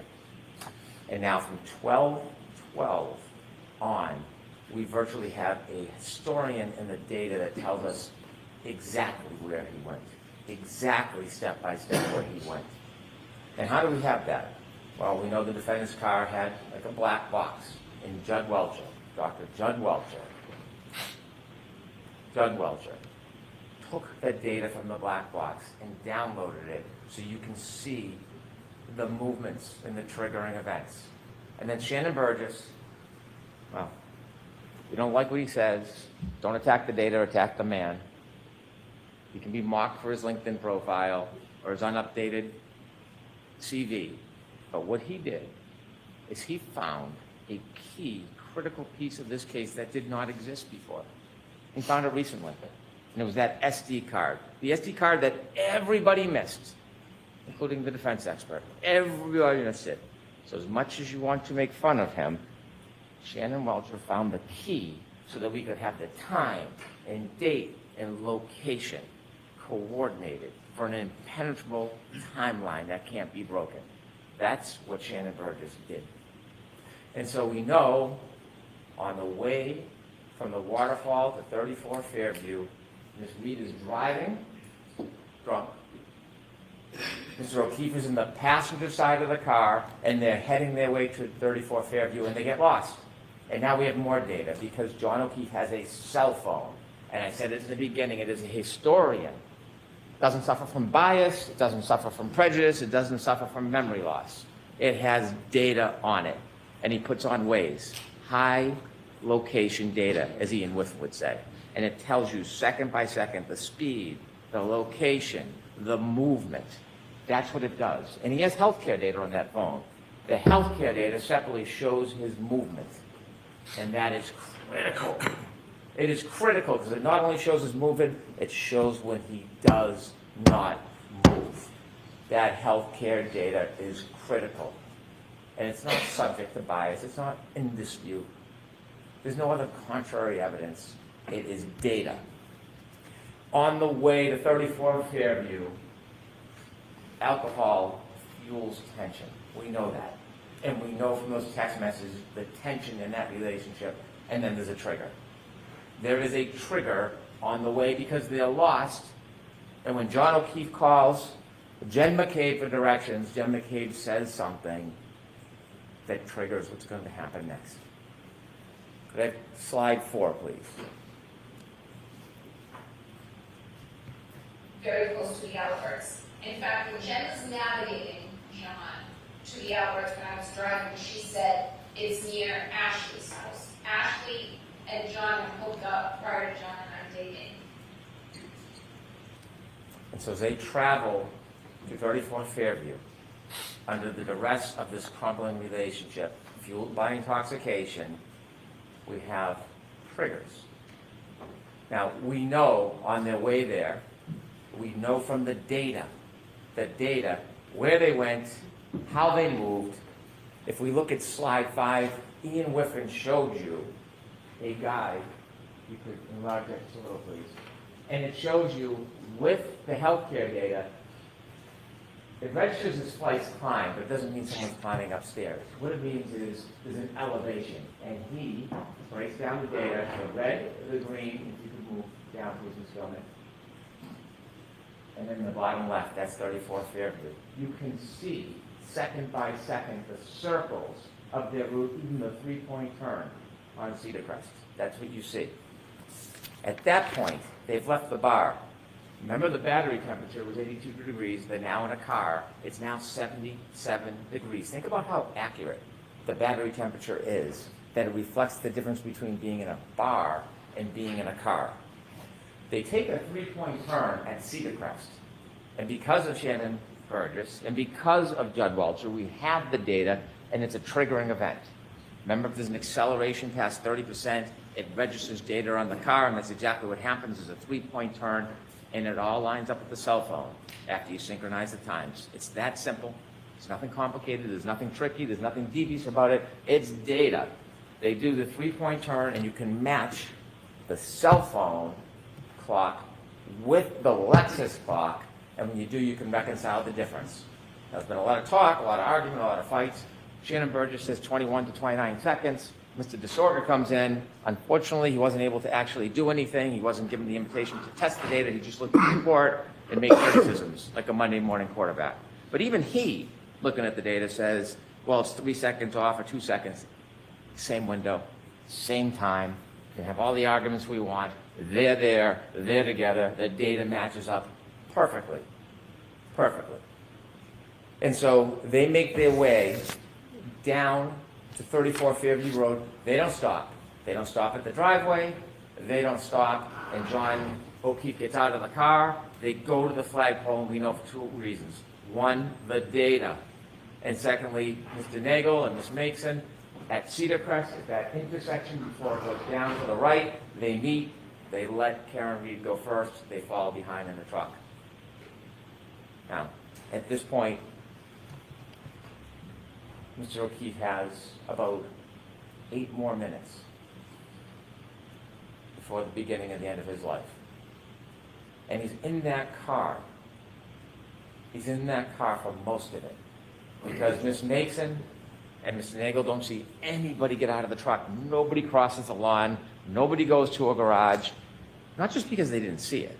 And they didn't. Not because they didn't see it. Because the healthcare data on the phone shows that John O'Keefe is not moving. The car is stopped at the flagpole. The healthcare data stops. The battery stays at 77 degrees. The data is the data. You can't change it as much as you want to. It's data. And they sit at that flagpole for minutes. It's 12, 24, 33 when they get there. They're there past 12:30. Remember, Ms. Mason and Ms. Nagel said they're there about 5 minutes and then they go. It's not exact, but about 5 minutes, they said. So there's about 2 minutes left for John O'Keefe. And what are they doing in those 2 minutes? What are the last 2 minutes of his life that he can remember that would be open to him? They're arguing. They're arguing. They're arguing. And we know they're arguing because Ms. Reed tells us through first responder Becker. She was sad. Remember, he sees her in the back of the ambulance and he's trying to calm her down? She was sad because her last moments were arguing. They're in an argument. That's why they're not going in the house. But John O'Keefe decides to get out of the car, and we know because the dome light goes on. That's what happens when you open a door. Whether he's bent down, he's standing outside, or on the other side, the dome light is on. And then you see the data. John O'Keefe begins to move. 12:31:56. It's the first time he has moved since they got to the flagpole, and it will be the last time he moves in his life. And he moves to 20 seconds. Ian Whiffen said that the satellites, they move, they reconnect, they pull information. He's no longer on high-frequency data because waves are shut off. Now it's more random. It's low-frequency. We would never suggest, and Mr. Whiffen did not claim, based on location data alone at that point, you can tell exactly what John O'Keefe is. What he said is it was readings all night. The bullet is always near the flagpole. That doesn't mean he was always near the flagpole. He could have moved. He could have moved in the circles and come back. Location data is consistent with him never leaving the flagpole. But that in itself is not enough. But there's more. There is more. There is the healthcare data. There is the temperature of the cell phone battery.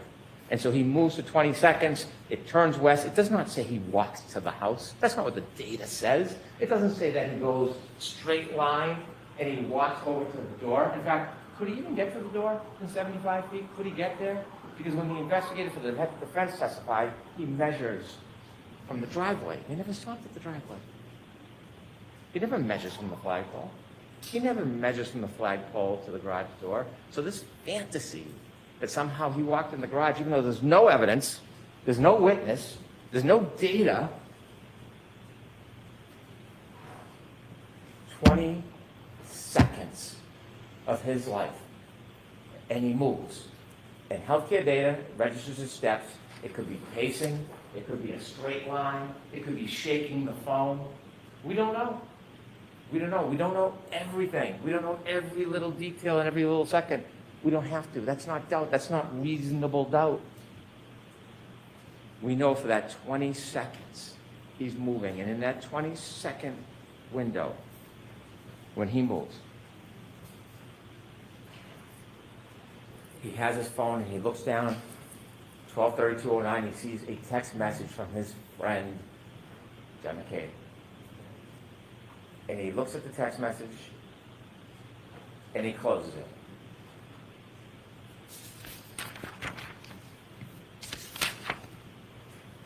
And then it happens. We know from the uncontroverted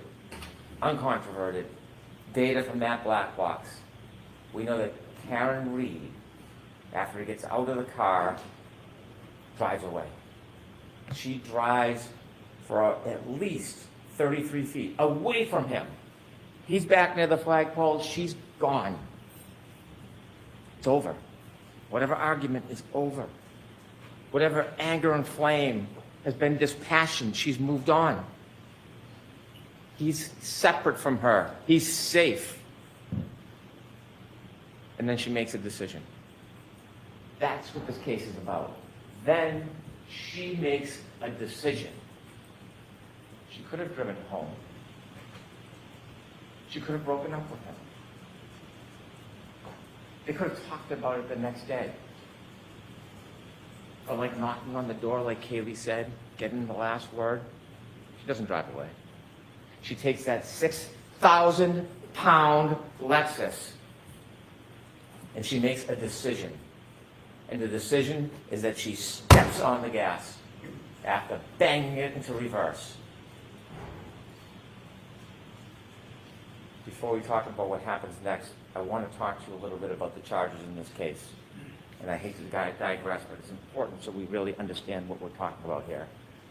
I have no authority to talk about the law in this case. The Honorable Judge Cannoni will do that. But I want to talk to you a little bit about the charges. Don't rely on my interpretation of the law.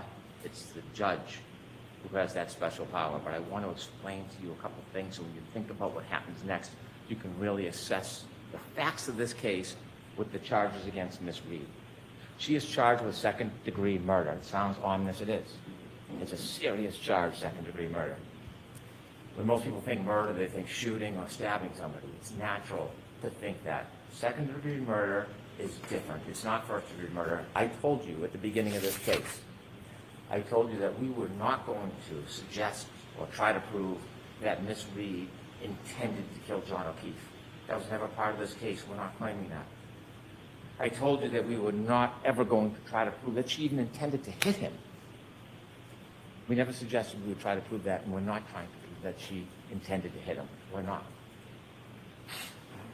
What we are obligated to prove, and what we have proven from the evidence in this case of second-degree murder, is that she intended an act, and that is putting the car into reverse and heading back towards John O'Keefe. She intended that act. The question then becomes, did her conduct create a clear, plain, strong likelihood of death? Late at night, dark, beginning to snow, under the influence of alcohol, knowing where she stopped and left him after an argument, heading back in reverse to the exact spot or right near where she left him at over 24 miles per hour, accelerating at over 75%. You need to ask yourself, are you convinced if somebody does that create a plain and strong likelihood of death? And if there's no doubt in your mind that she intended to hit that accelerator in reverse, and that conduct will create a clear and plain likelihood of death, then she is guilty of that crime. Whatever the label is, she would be guilty of that crime. Now think about this. Let me give you an analogy. Look at Yannetti. If somebody, maybe a teenager, someone young, impulsive, is on a bridge, and they see cars going by, and they have a boulder, and they want to throw the boulder off, they're not looking to hurt anybody. They're not meaning to kill anybody, but they throw the boulder off the bridge because they want to see the car break, the thrill. And when they throw that boulder off the bridge, and it comes down and lands on the car, and there's somebody, passenger, anybody in that car, and it then goes through the roof and kills the person in the car, did they intend to kill that person? No, they were trying to have a thrill throwing the rock. Did they have the malice to want that person dead? No, they didn't. But that would be an example of second-degree murder. When you take a boulder and throw it off a bridge, there's a plain and strong likelihood of death. What? That's not. When Karen Reed, in the midst of that tension and fight, after she drove away and was gone, disengaged, when she came back for the last word, in the darkness, the beginning of the snow, under the influence of alcohol, and decided to stop her Lexus, decided to put it in reverse, decided to accelerate 75% in the exact same direction of where she left him, and then hit him, and he died. I suggest to you that is second-degree murder. The other charge, operating under the influence of alcohol, manslaughter. It's different. It's a totally different and separate charge. Was she under the influence of alcohol? And then second, did she operate her Lexus wantonly and recklessly in a way that would very likely result in serious injury? When you're under the influence of alcohol and you drive a 6,000-pound Lexus in the heat of the moment at the direction of where somebody is, whether you intend to hit them or not, I submit to you that is wanton, it is reckless. And any reasonable person would think it's very likely that serious injury would result. It's not a matter of intending to kill. It's not a matter of intending to hit. It is the conduct of the operation and the risk that is created. And so those two charges are two of the three. The three is leaving the scene, knowingly causing death.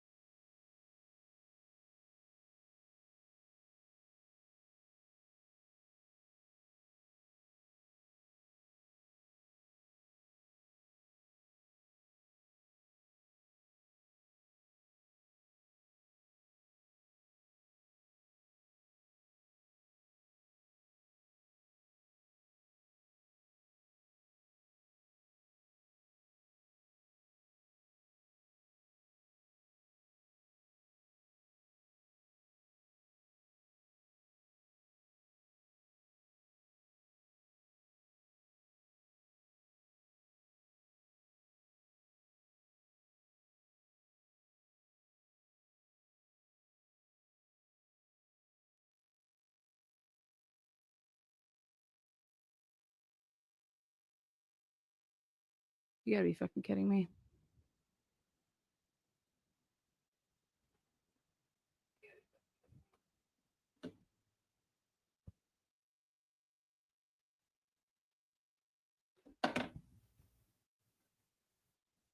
No. And when it starts to pick up the data, we know she's driving at a speed. So it's more than 33 feet. We just don't I just know. harassed a motherfucker. And then when she comes back, she covers the 33 feet and 50 more. 80 feet. 80 feet. Over 80 feet. Now, nobody has ever suggested, even Dr. Welcher, when she collided with them. This data doesn't tell you collision. It's a 6,000-pound Lexus. It's a 216-pound man. It's not going to show a blip. It could have been in that 10-second window. It could have been 2 seconds after. It could have been 4 seconds after. But it's in that pocket of time, and we know it. We know it because when you reconcile the data with the phone, that 20 seconds is in the same window of that 10-second window coming back. So even if it's a couple seconds later, 4 seconds later, whatever Mr. DeSorbo wants, he stops moving. John O'Keefe stops moving forever. Forever. Have slide 6, please.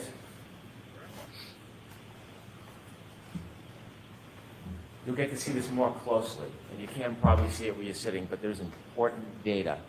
Data doesn't lie.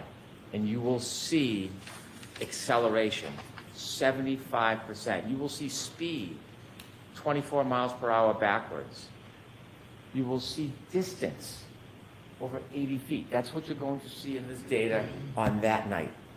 Anger, although not necessary in any of these charges, anger can be inferred for somebody to come back that hard, that fast, that reckless, that obvious, likely to create a plain and strong likelihood of death.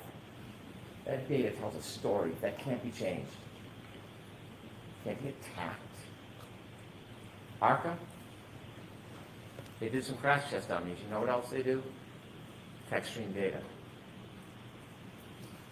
There's nothing about that data that is uncertain. Nothing. Take that down, please. When Ms. Reed hits John O'Keefe, collides with John O'Keefe, we don't know if he went in the air a foot. We don't know if it was how much of a clip it was. We don't know if he stumbled back, but we know there's a collision. There's no doubt there's a collision because her taillight's all over the yard. It's all over the yard. And when he falls back and he hits the back of his head, his basal fracture, he's then lying there helpless. When Miss Reed leaves, she leaves behind tons of her taillight all over the yard. All over the yard. It's called debris field. And you've seen videos. You can't replicate the exact contact. You can't because you need where the person was hit, how fast the person was going, but you know what happened because when you look at the debris field, when a light is broken, it's no different than what was on the front yard. It's no different. She leaves him behind. She leaves her taillight behind. She goes home. And on her way home, you know she's still angry. You know she's still angry because she starts leaving him voicemails. Slide 7, please.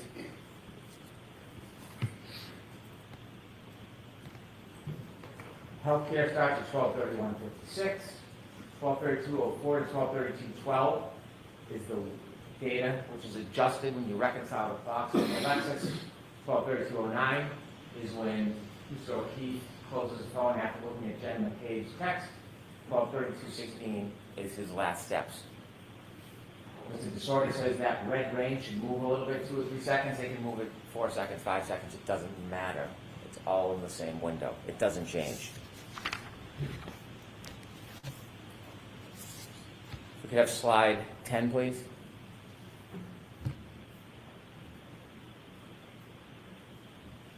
Could you play that, please?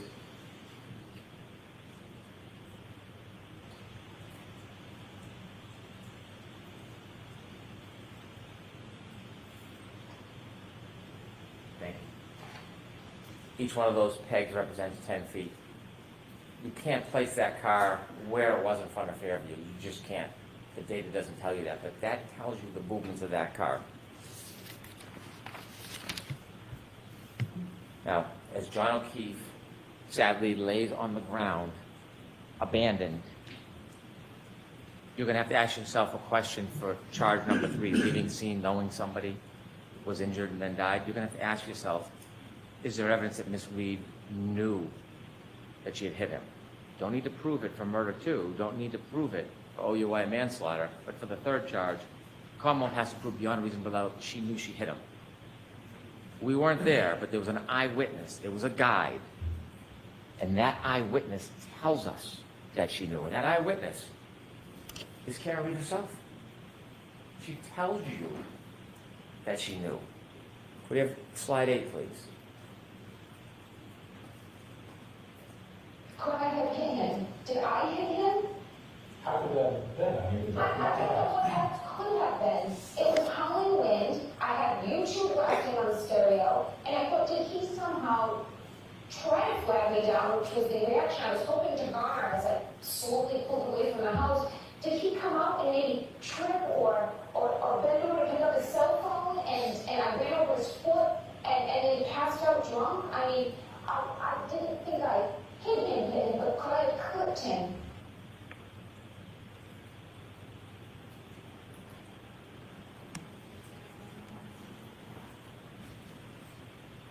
When she left Fairview and left John behind, she didn't think he was mortally wounded. But she knew she hit him. She knew she hit him. And so when she made her way back home, not only did she leave debris field all over the front lawn, but she took evidence with her too. Hair, DNA on the taillight, and she drove back to John's house. And she started calling on the way back, 12:33, just a minute and a half later.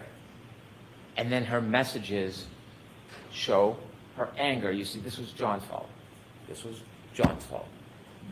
And her phone calls tell you about the tone and the destruction of that relationship.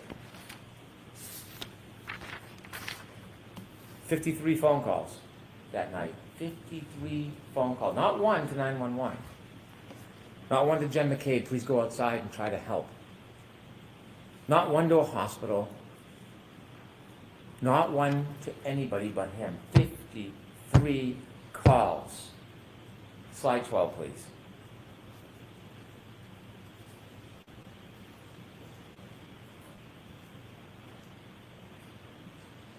Can you play voicemail 1, please?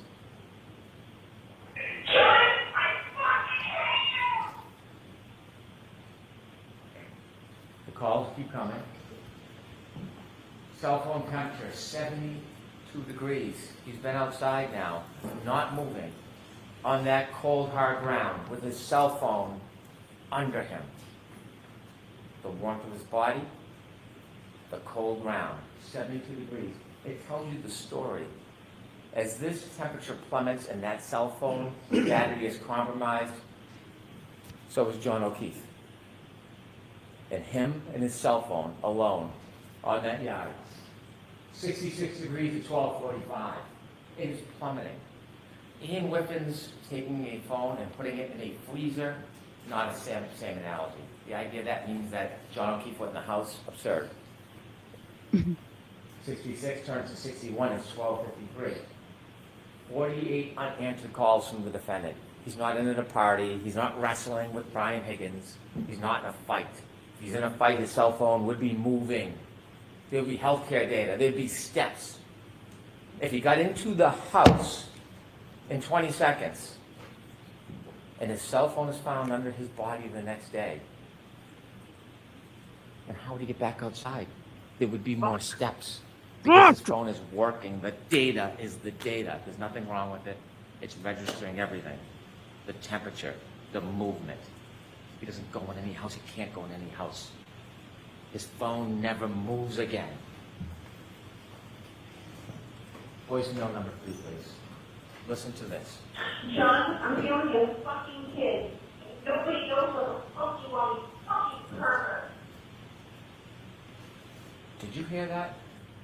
Nobody knows where you are. It is 12:59. John O'Keefe has been on that lawn for about 27 minutes. She hasn't called anybody else, hasn't spoken, has no information. Nobody's called her. You'll see her phone records. And she says, nobody knows where you are?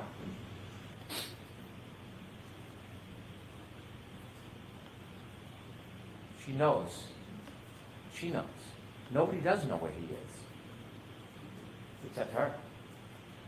Except her. Why is she asking nobody knows where you are? She is starting to get panicked. Because she knows she hit him. Not suggesting she meant to kill him. Or for him to die. But she knows she hit him. And now he's not responding. And she's getting nervous. And she's getting anxious. And she's leaving call after call after call. He's not answering. He's not calling back. He's not even picking up the phone. And we know what's happening at this point. Panic, drunken denial, it's setting in. And so then we see the healthcare data from Miss Reed's phone. She doesn't move after a little after 1 o'clock. She could be sitting, she could have fallen asleep, but she doesn't move for a while. But she wakes up. She wakes up early the next morning. You can take that down, please. Take it down. And when she wakes up, she doesn't call Jen McCabe and say, where's John? She doesn't call Brian Higgins, has his number, has been texting with him. Hey, was John at a party with you? Did you see John tonight? She knows exactly where she is, and she's frantic. So she wakes up Kaylee, that young girl at the time, and she says, she's panicked, she can't understand what she's saying. Call Jen McCabe. Call Jen McCabe. Why is she calling Jen McCabe? She calls Jen McCabe. You know what she doesn't say when she calls Jen McCabe? When did he leave the house? What happened last night? No. She calls and says, I left him at the waterfall. I left him at the waterfall. See, now it's gone from panicked to self-preservation. I left him at the waterfall. And Jen says, left him at the waterfall? We saw you in front of the house. Click. Hangs up. Hangs up. So then she calls someone that she doesn't know very well. She calls Carrie Roberts. But now she has to pivot because someone has seen her in the exact spot that John will be found soon. Whether she's the first one there or somebody else, John will be found. Maybe Lucky missed him. It's a snowstorm. You can't see. But someone's going to find him at some point. So she calls Carrie Roberts. It's no longer she left him at the waterfall. She pivots. And she calls, Carrie, Carrie, Carrie.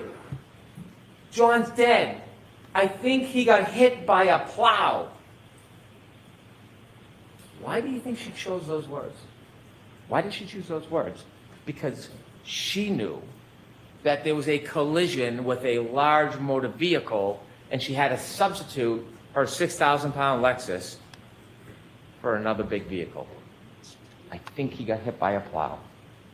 And so now we have the introduction of Jen McCabe and Carrie Roberts. Phone calls that they probably never, ever wanted. A worse nightmare to get a call like that. For what's going to happen, what they're going to see, what they'll never be able to forget. But because the defendant is John O'Keefe's girlfriend, they wake up in the middle of the night, in a blizzard, out of their kindness, their loyalty, their devotion to John O'Keefe.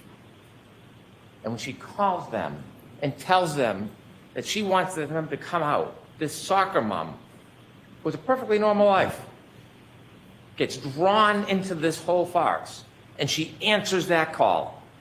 She gets out of bed. The spirit and kindness she displays to put herself in that position because someone asked for help, because that's what good people do. Carrie Roberts didn't know Jen McCabe. They both knew John. They met each other once years before. Carrie Roberts, separately at that time, answers the call, gets out of bed, drives to go help, because they have a common denominator, a common bond, John O'Keefe. And so you hear and see at 5:07, the defendant leaves Meadows. She leaves. And Kaylee is behind waiting. and you see her back up, and Judd Welch just showed you all of those demonstrations where you could see the unsettled snow in the back, and after the bump, you can see the pieces missing, no taillight. There's no taillight on the ground, all the white snow. There's no crack, there's no break. It's a nudge. It's a nudge. But the taillight has already been broken because when you look at the video, not one little piece, it's still framed, little angle with the light, the brakes are, you take a look, you'll be able to slow it down. You'll see the exact same piece is missing. Because it's back at Fairview. That's why it's missing. It's not there, it's back at Fairview. And then she leaves at 5:07. She gets to Jen McCabe's about, 5:35. 28 minutes. It's about a 10-minute ride. Where did she go in 28 minutes? Where did she go? We don't know. We don't have data for that. But we know when she gets to Jen McCabe's house, she is panicked, frantic, out of her mind, screaming, waking everybody up. Jen McCabe comes down, can't understand her, going out to the car to try to console her. Why is she so frantic? Why can't she speak? Why can't she say a word? Because John went out and had a drink and fell asleep on a couch? Because John would maybe be cheating on her? What is causing this extraordinary duress? Did she stop somewhere on the way by? Did she just see death? Kerry Roberts comes, take charge kind of person. She pulls him behind, she sees the broken taillight in Jen McCabe's driveway, and she decides she's going to commandeer this. We're going to the back to Meadows, you're going to follow me, leave the car, I'll drive. At this point, Jen and Kerry don't know each other. They've only met once. And they go back to Meadows, they obviously don't find John because he's back at 34 Fairview. And then they start their way towards 34 Fairview. They start driving towards 34 Fairview, and they're looking. And you heard from Kerry Roberts, Jen McCabe, they're looking out the window, they can't see a thing. The snow, the blizzard, the weather, the darkness, they can't see anything. And they're driving, and they decide they're going back to 34 Fairview, and this is remarkable. This is remarkable. When they start their way past towards 34 Fairview, they get close. And when they get close, they can see nothing. But the defendant screams, "Stop, let me out." And they look around and they say, "What? Let me out, let me out." She does not see John O'Keefe. She knows where he is. She knows exactly where he is. She knows where to find him. She knows where to expect to find them because she knows where she left him. She tells us. Slide 13, please. Driving Jen's in the passenger seat. And I've described this to everyone, so you probably know this before, but John looked like a buffalo on the prairie. It was just a lawn in a heap that it wasn't a bush or a hydrant or a dog. It was a weird shaped lump at that time in those elements. And I was looking to find him on the side of the road. I was expecting I'd find him. Thank you. A weird shaped lump in a blizzard, and you equate that to John O'Keefe? A weird shaped lump, not like a bush, and that is John O'Keefe? She tells us she knows where she left John O'Keefe. And so they go over to Mr. O'Keefe, Kerry, and Karen. And she's upset, there's no doubt. I am not for a second trying to deprive her of the unrest and the trauma that is happening at this scene. Doesn't change what happened before, but I appreciate the trauma. And they're trying to help him. And guess what happens when they first move him around 603, 604? Ian Whiffen, data. The cell phone battery gets the cool air, presses on the battery, the cell phone battery drops. Healthcare data, he has not moved since that 22nd, hasn't moved. They start shaking him, you're going to see, when you look at the records, that healthcare data starts to move. He's been there all night. All night. Nobody else. Her. And so when they try to help him, she says something that is remarkable. She says, there's a piece of glass stuck in his nose. And she plucks it out. And she says when she plucks it out, blood spurts out. We'll talk about that in a couple minutes. But remember that. Piece of glass, pulls it out, blood spurts out. That's what she says.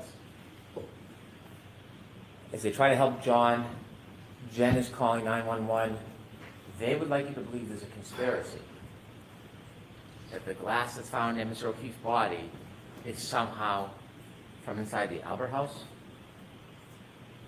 The glass, well, you will hear in the clips, if we don't play it, you'll have all the clips with you.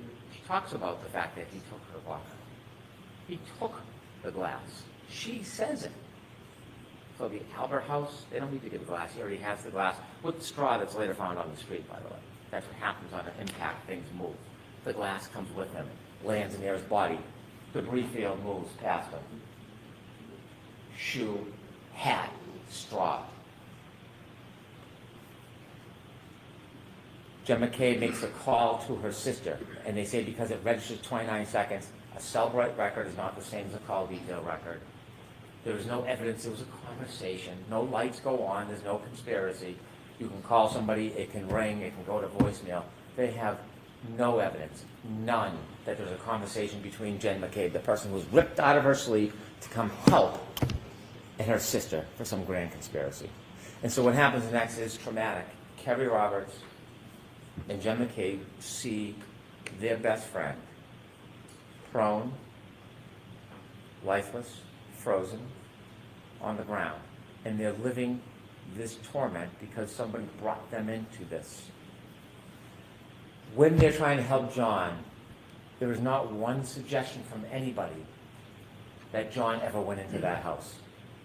There's no reason to go into that house because John was never in the house. Not one time does anybody say, what time did he leave? I thought he went in there. Not even a whisper of it, because it never, ever happened. When they find their friend John, he's not 20 feet off the side of the road like Mr. Rentschler or Mr. Wolf thinks. He's right there by the side of the road, close by the curb. Could we have slide 14, please? You can see there's Kerry Roberts' vehicle, and then on the left, you can see where they're working. Right off the road, that's not 20 feet. That is a clip, a stumble, and a fall. And remember when John O'Keefe fell, there wasn't snow. It was just the beginning of the dusting. It was the cold, hard ground. Remember what Dr. Isaac Wolf told us about cold, hard ground? It causes this type of injury all the time. All the time. If we could go to slide 16, please. Remember the glass in the nose? The glass in the nose. See on the bottom left, that's where the Canton Police Department found the glass that he took from the car, from the waterfall. And then exhibit 195, matching glass. On February 3rd, the matching piece of glass was found on the street. The matching piece of glass, the glass that was found with Mr. O'Keefe, was found on the street. He didn't fall back 8-10 feet from the road. It broke, and then it shattered and went to the street. I would suggest to you it broke at the time of the collision, and he carried the glass with him, leaving the evidence behind, a trail to memorialize what happened to him that night. Remember the straw I asked you to take a look at that picture when we're leaving the waterfall at 12:12, the black straw in the drink on the street. Collision, glass, nose, straw, back is his head. Can you play the clip on the left, please? 59. So when John got out of the car at Brian Albert's house, he took my full.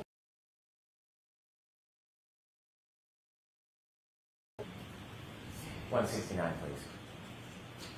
So John's laying there, his left and his right, and I approached John from the left. That's where the street is. And he had a piece of glass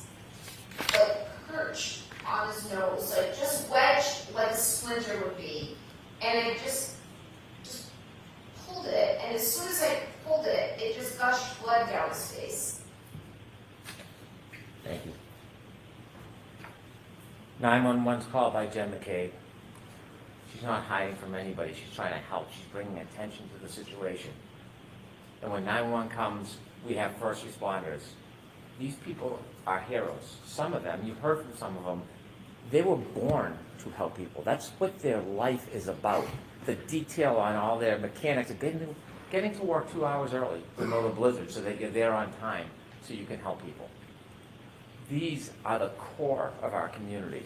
Mr. Nuttall, this is what he does. He rushes to go help. He's the first person on his knees. He doesn't know this person from anybody, but to him it's another human being. This is his passion. Katie McLaughlin, first responder, this is not just a profession, it's her life. Yes, she knows Caitlin Albert. Do you think she went there that night at a party and set up a murder and came back?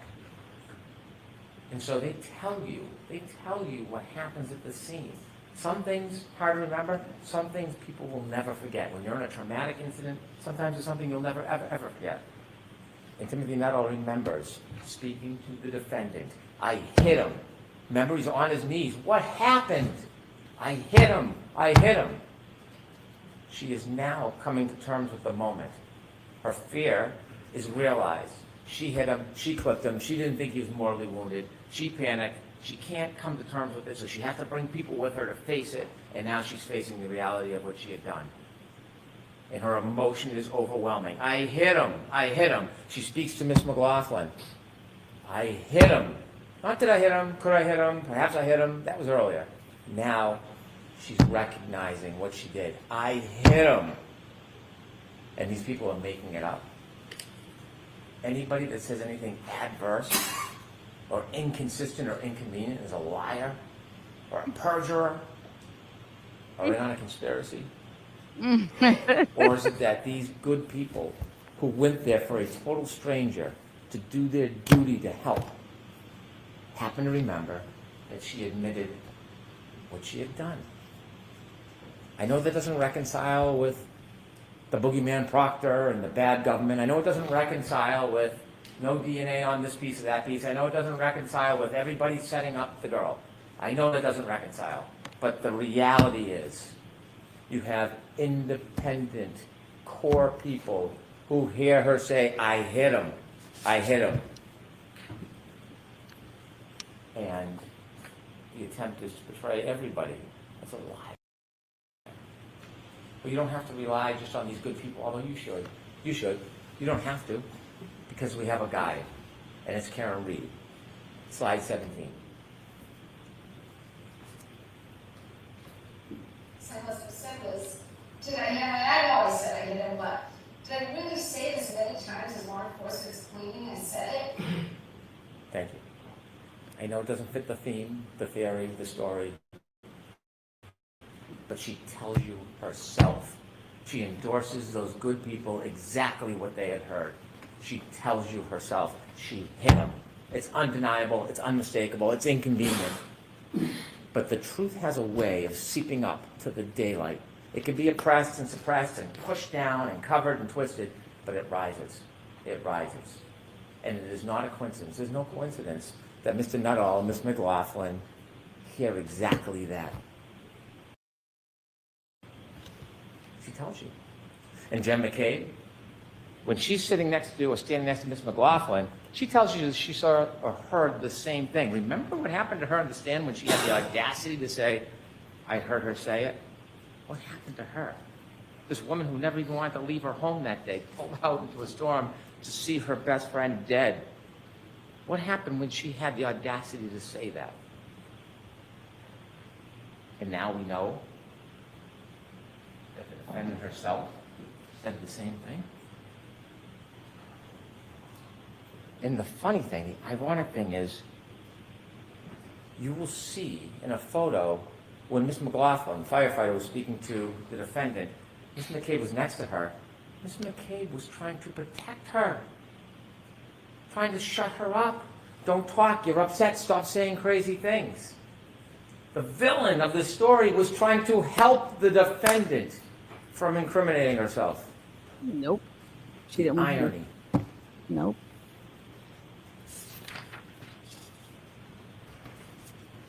Can we have slide 9, please?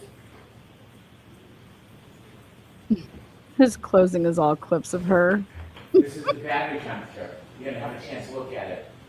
If it wasn't so tragic, it is interesting. It is interesting if you like data. The 29, 12, 13, they're leaving the waterfall 82 degrees, 12:22. In the car, 77 degrees, 12:37.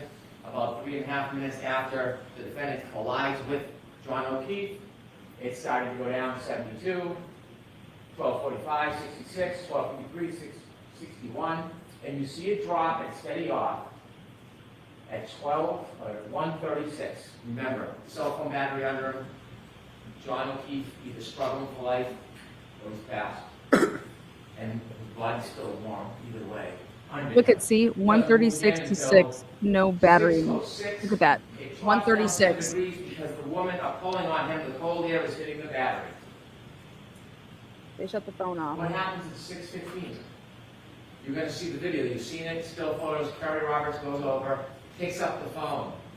Not only does she pick up the phone, she puts it in her pocket, and then 20 minutes later, the next meeting, the temperature rises. Look at that. That's not a coincidence. That's fact. That's data. That just showed that And then the contradicted the reason. fast, put in a warm environment, and it raises up. 6:15. How can someone conspire to pick up a phone on the side of the yard that was under Mr. O'Keefe's body at 6:15 and know the battery temperature was then going to rise? And not only did the battery temperature rise, when you look at the healthcare data, at 6:15 when she picks up the phone, you know what happens to the healthcare data, right? It starts to move. It's data. It's data. That was before So, 6:02. while they're going through this duress, the defendant asked Jen McCabe for yet another favor. Look up hypothermia.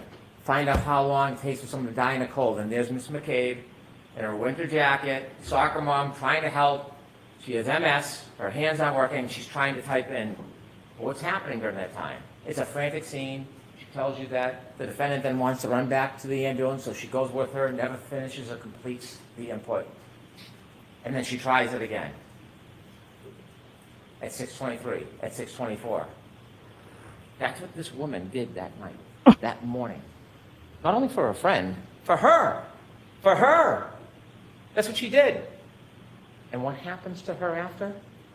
Because the timestamp, when you open the timestamp, it's at the time it's open, and she's in bed at 2:27 looking up Hockomock Sports because she is so interested in the kids' sports, and that timestamp stays open. And she goes to that tab the next morning when she puts in how long to die in cold. And that is being portrayed that she's in a conspiracy. She gets vilified as a murderer, a soccer mom who came to help. What's Karen? It took Ian Whiffen 5 minutes to show you a live demonstration on how simple that works. That she's not deleting anything. Jessica Hyde told you it's automatic deletions over time. You usually can't delete that information. That's not a click and swipe like the good Dr. Wolf from Arca knows how to do. This can't be erased. But they still hold on to this. As they argue to you and all the injustices that have been done, they tell you, they want you to believe, or take a flyer on the fact that she looked up how long to die in the cold at 2:27. It is an absolute contrary to the science. There's no basis to support it, but they stand here in front of you. Why? Because every time they say something like that, you look the other way. Don't look at her. Look the other way. 2:27, look the other way. Don't look at what she did. Former Trooper Proctor, look the other way. Don't look at her. Every time they make those, oh, she got the glass from inside the Alberts, maybe in the basement. Look the other way. Don't look the other way. Look at the facts. Look at the data. And it all leads to one person. There's no grand conspiracy. It leads to one person, the defendant. And it's not just the data and facts. It's her herself. Let's talk about Mr. Proctor. He hasn't even touched the car. Invoked with this emotion early in the opening that this is a cancer. That's a tough word. Trying to evoke that primal reaction, disgust. Not saying you shouldn't be disgusted by the text messages. You should. You should. They're not defensible. I don't stand here and defend impropriety. I don't. But that doesn't change the physical evidence, the scientific evidence, and the data. He was terminated. He paid a penalty. He was held responsible for what he did. He should have been. He should have been. But that doesn't get a free pass. That doesn't change the facts. It doesn't change the physical evidence. It doesn't change the science. It's unfortunate. It's distasteful. It's dishonorable. Remember, Trooper Brennan was asked, was the investigation with honor and integrity? And he said it was. Was Trooper Proctor's effort honor and integrity? And he said it was integrity. But he never said honor. That's a man of honor. Military service, dedicated to his country, highest level of clearances to the President of the United States, now a state trooper. He would not say that Trooper Proctor was honorable. What? He wasn't. He wasn't, but that does not change. It doesn't create a conspiracy. It doesn't invent a dog. It doesn't make somebody in a house something they're not. It just doesn't. When you read those text messages, they're hard to look at. It's unfair. It's unfair. And if there's a penalty more than being fired, well, maybe that penalty would be deserved. But it has nothing to do with the justice in this case. It just doesn't. There's not one piece of evidence, not one, that we can look at and say, this was tampered with. This was planted. This was distorted. Remember when we introduced the taillights at the beginning? I didn't introduce three of the taillights, but then the defense did, so I put them in. Those were taillights that were only found by Trooper Proctor. I did not put that evidence in. Understanding those text messages and appreciating the disdain one might have for his comments. Not that there was any evidence of tampering.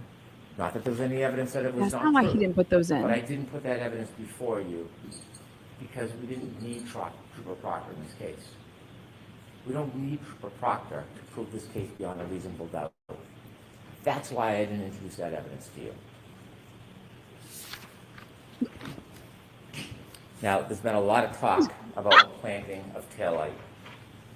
We know the taillight wasn't planted because Trooper Buchanan and Mr. Proctor did not go down to Dighton to see Miss Reed until later in the afternoon. We know from the 507 video, we've seen that. We know the taillight was already missing when she's leaving the driveway. When the good Canton police detectives went to do a wellness check to care for those young children, and they went to the house, inadvertently, they didn't even know it, the dash cam captured the back of the car. The taillight packed with snow is missing. It's already gone. It can't be planted. At this point, Trooper Proctor's still in his pajamas. He's not even on the case. He's not even on the scene. He's been near the car. And in the Dighton videos themselves, when you close, you can take it at an angle and it moves, but if you get the right angle, you can see it's missing. It's gone. Can we have slide 18, please?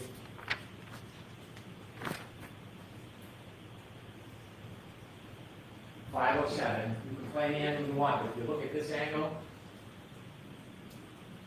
it's gone. You don't plant. It's already gone. You know where it is? 34 Fairview Road, on a debris field. January 29, 2022, 823. Look at the right-hand side. Look at the left-hand side. It's packed with snow. It's gone. It's gone. And the same thing when you do the videos, it's a different angle, a little smaller, but you can play that and watch the lights go up and down and slow it down, you'll see it expands. It's gone. So when you have Dighton Officer Barrows come in here and try to tell you what he saw in the salad bar, couldn't have been it. You got to ask yourself, what interest does he have coming in here in this case? A lot of attention on this case, a lot of people watching. Comes in after, of course, driving all the way out to the defense attorney's hotel to meet in a conference room so he can get a subpoena. He spends 2 hours driving up and back so that he can conveniently get a subpoena that tells him to appear, which he could have got by fax or in the mail. And so when he comes in, what he says is, that's absolutely not what I saw. Absolutely not. And then he claims at the last time he testified, he had made the same statement. I showed him his transcript. And did you see the redness creep over his face? He never said this before. In fact, he testified to the opposite. And so he sits on the stand with a new story after a meeting, we don't know why, but then I show him that bottom right photo with the snow, with it missing, and I say, is this the way it looked? It's of course before the snow melts out in the salad port so that you can see it unexposed. And he says, yes, he had to agree. This taillight was gone.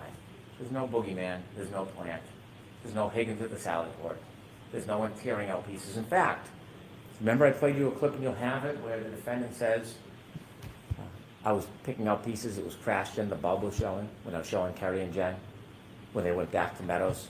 If you don't remember, listen to that clip, you'll hear it. Unfortunately, there's no ring video when they go back to Meadows. There's a ring video when she leaves, there's no ring video when she gets back. And so now when we're trying to look the other way, we want to find a dog bite. So enter Dr. Russell. Dr. Russell, according to her, nice woman, nice doctor, very accomplished. I respect that. She's the only dog expert in the world. The thing is, we know no idea what that expertise means. She volunteers for the job. She wants to be here, on her profile, but she can't explain the methodology. What are you looking for in a dog bite? She can't tell us. It starts a year ago that it's claws, it's teeth, and then it's claws, then it's teeth, then it's I don't know. And then when you look at each of the different parts of the abrasions, she says, well, I can't tell if I look at each one of them, but all together it's a dog bite. It's a dog attack. That is the masterful expertise that the defense has bragged about bringing in. Dr. Russell telling you, because she says this is a dog bite. She has never been in a forensic situation where she's looked at a wound and identified it as a dog bite before. This is the first time, the only time she's ever done it. And what she says is these are not punctures. Punctures means it goes into the skin, a wound. There's no punctures. And she's sure because she's an expert, so you should rely on her because she's coming in saying she's an expert and she's being presented. Yet, after saying there's no punctures, Dr. La Posada comes in and she sees punctures everywhere. It's an animal attack. It's a dog. Oh, is it? No method, no methodology, no history of this, no prior testimony that we know of other than arbitrarily what she says. And she says the exact opposite of Dr. Russell. Why is that? How does that happen? So obviously, there is no science to looking at an abrasion and saying where it came from. They give us no detail. They give us nothing that we should rely on. They contradict each other. It's just to get you to look the other way. And so we have now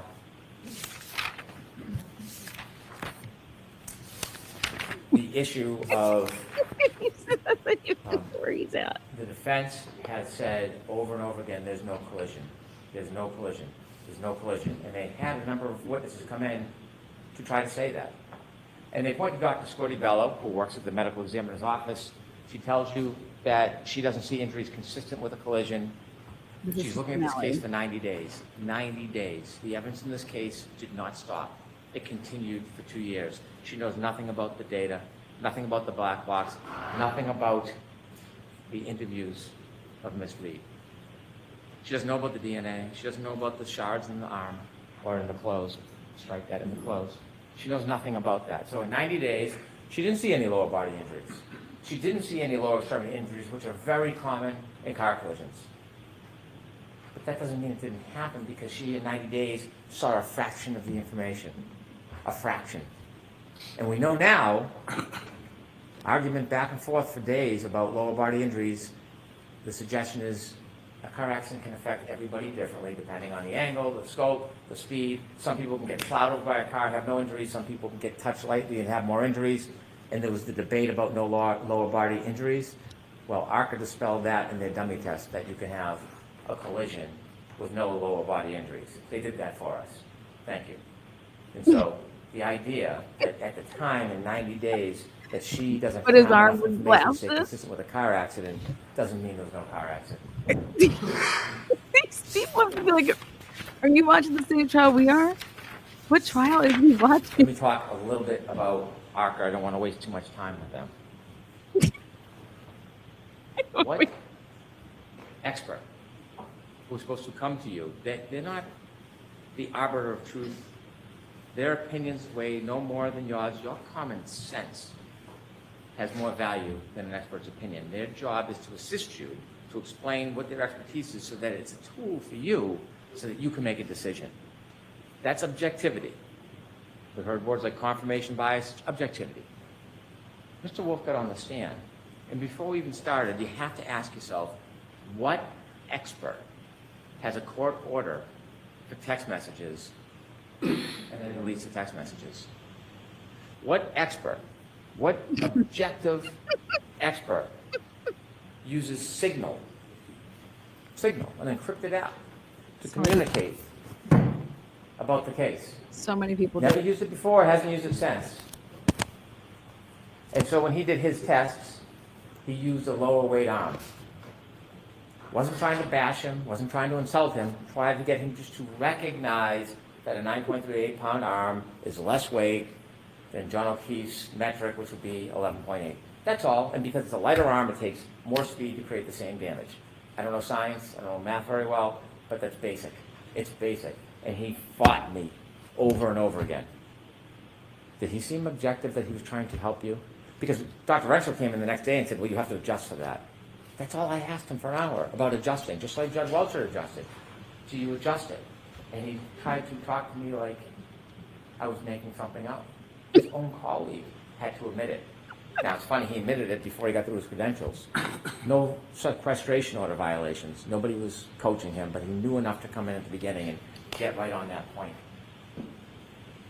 And speaking of sequestration, remember Dr. Russell on her limo ride over? If Brennan asks you a question, make sure you ask for a transcript. Impede the progress. Because we don't trust you. Slow down the questioning. Interfere. Sequestration orders is so there's fundamental fairness for all witnesses, not just some. And so what happens with Dr. Renshaw, we don't know, but we do know he comes in here and he tells you that he was not getting information that was helping him the last time he testified. He insisted. I asked him 5 times, was he getting information that would help him in his testimony? Not from the defense, from his former employer. He said, no, no, no. And at the end of the examination, he reads his transcript and it's yes, yes, yes. And he tells us that he's independent and objective. I asked him about a luncheon, not a big deal, just asking him about it. And he says, I have a sandwich and I stand in the corner until I remind him that we got video footage from a documentarian and he's in one of the scenes. Documentarian? And then things change. So when you talk about objectivity and who to trust, they can come in and say, Judge Welcher said this and that. It doesn't make it so. Judge Welcher, Dr. Welcher, never in any report, in any presentation, in any testimony to you, ever suggested this is how it happened. This was how his arm was. This is how his feet was. He was trying to show whether or not the orientation. Could this happen with the angle, with the height?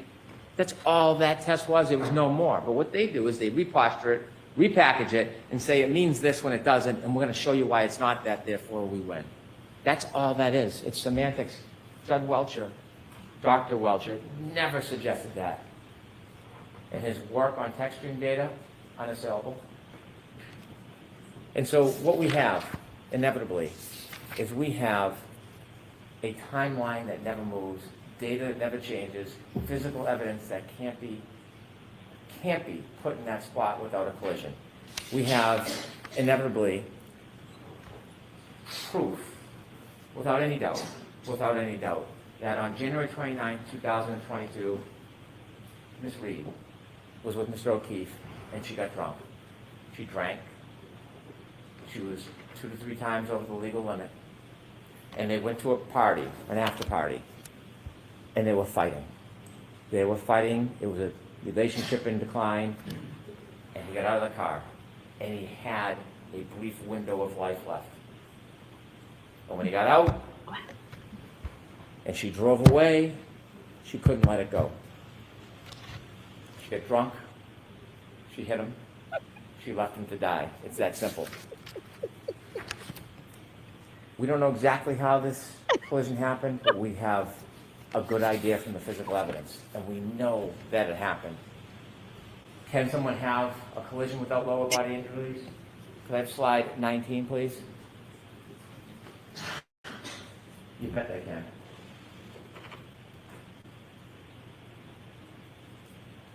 We don't know if this is the body position. We don't know if this is the exact speed, but what it tells us, this is viable. Look at the debris field. Look at his turn. Remember his sneaker on that curb that got lodged against the sneaker? Mr. O'Keefe then falls back, hits his head, counter coup, left to die.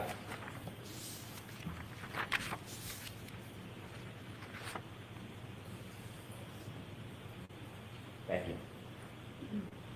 you. That's all he said. Ladies and gentlemen, there is no doubt Oh. what happened that night. There is no doubt who did it. You have a very difficult task ahead of you when you consider the evidence and you consider the law. Very difficult. There are 3 charges. There is second-degree murder.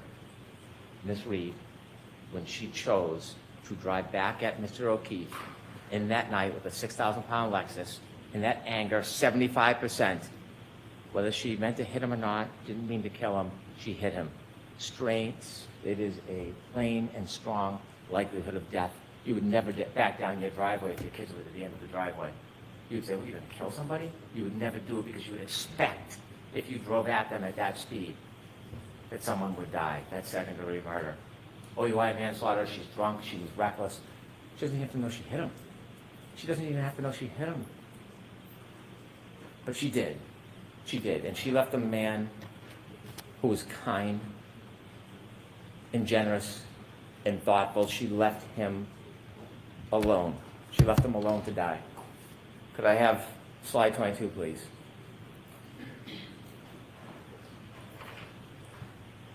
He is not an it. John O'Keefe is not a body. John O'Keefe is not a buffalo on a prairie. John O'Keefe was a person, and he was murdered by Karen Reed.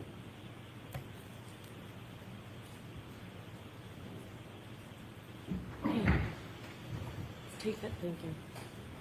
All right, jurors, the next up is my instructions to you on the law. I'm not going to do that right now. You've been sitting for a long time, so I do have to tell you, even though you've just heard the closing argument, you cannot discuss this case even with each other. All right, so we'll send you back for lunch. It's going to be a shorter lunch. My instructions are long, and we want you to be able to get this case to start deliberations today. So I'm going to send you back maybe about a half an hour. Is that enough time for you folks? All right, so we'll give you a half an hour for lunch, and then we'll come back. I'll give you my instructions on the law, and then the jurors will go out to deliberate. I know there are 18 of you. We seat only 12 deliberating jurors, so 6 of you are going to be alternates. I can just tell you that you know the odds, right? And I can tell you it's Mr. McDermott's least favorite part of his job is smoking. So we'll do that this afternoon. Do not discuss this case to see anyone else.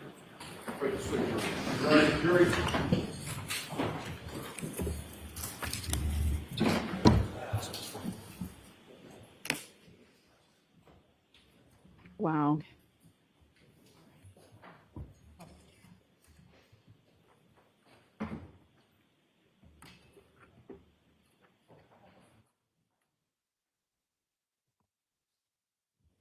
Wow.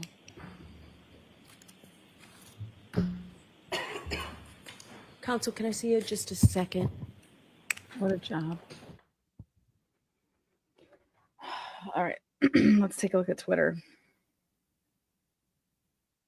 Jeez. Well, I might as well give my 2 cents on Twitter so I can just I just don't even know what to say. Okay. Here we go.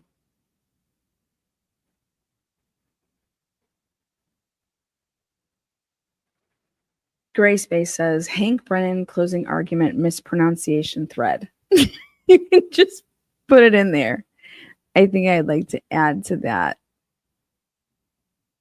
Dispute counter coup McCarthy unupdated. Unupdated, not a mispronunciation, but a made up word. High location data, as Ian Whiffen would say. He would say nothing of the sort because that makes no sense. Mr. De Sogra, Miss Mason. She tells us. Then she calls someone. Did she just see death?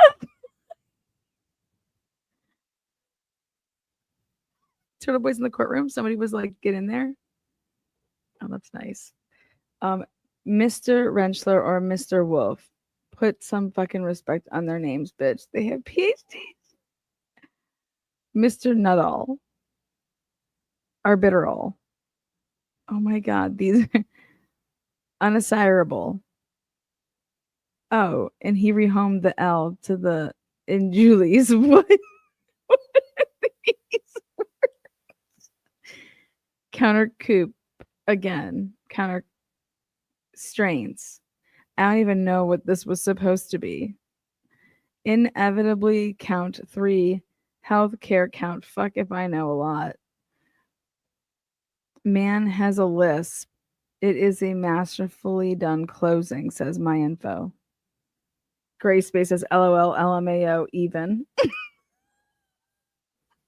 That's hilarious. I'm sorry, but that's funny as fuck. Oh, shit. Seriously, says Mega Mafia, did he just show up drunk? Not that I would blame him at this point. What are you writing me? Hearts?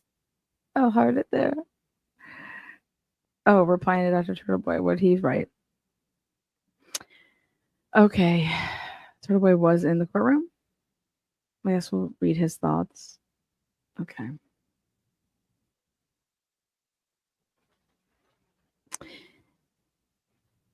An hour ago. Well, we'll go when he starts.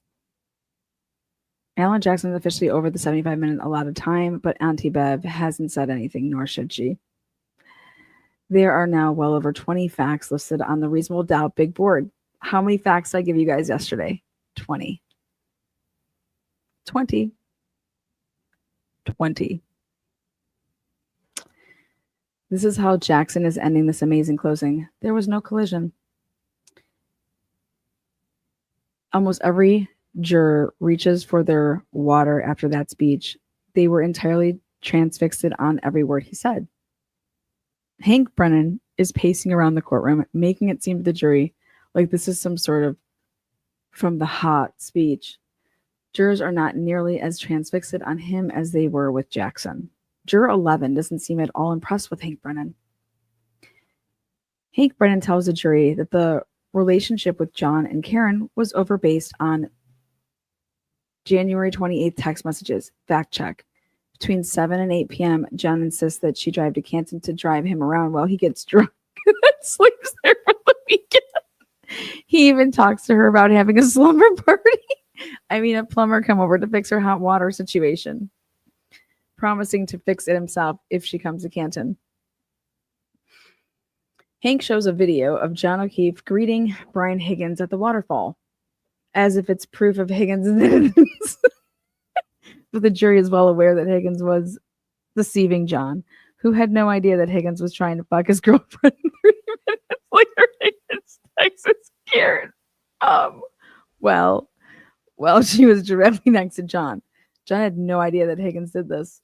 Some friend. This incredibly uninspiring so far. John O'Keefe was a great guy. Agreed. Thus far, Spanky has done nothing to prove he was hit by a car. Instead, he's showing documentary clips. Sorry. Hank just called him Shannon Welcher. Shannon Burgess didn't fail to update his CV. He updated it with a lie that he graduated from college. He updated it with the year of graduation more than once. Hank needed a powerful response to Alan Jackson's amazing closing. Something that could combat the mountains of reasonable doubt Jackson just showed. Instead, he is explaining how his college graduate expert says that your iPhone will say you walked up 3 flights of stairs if you try.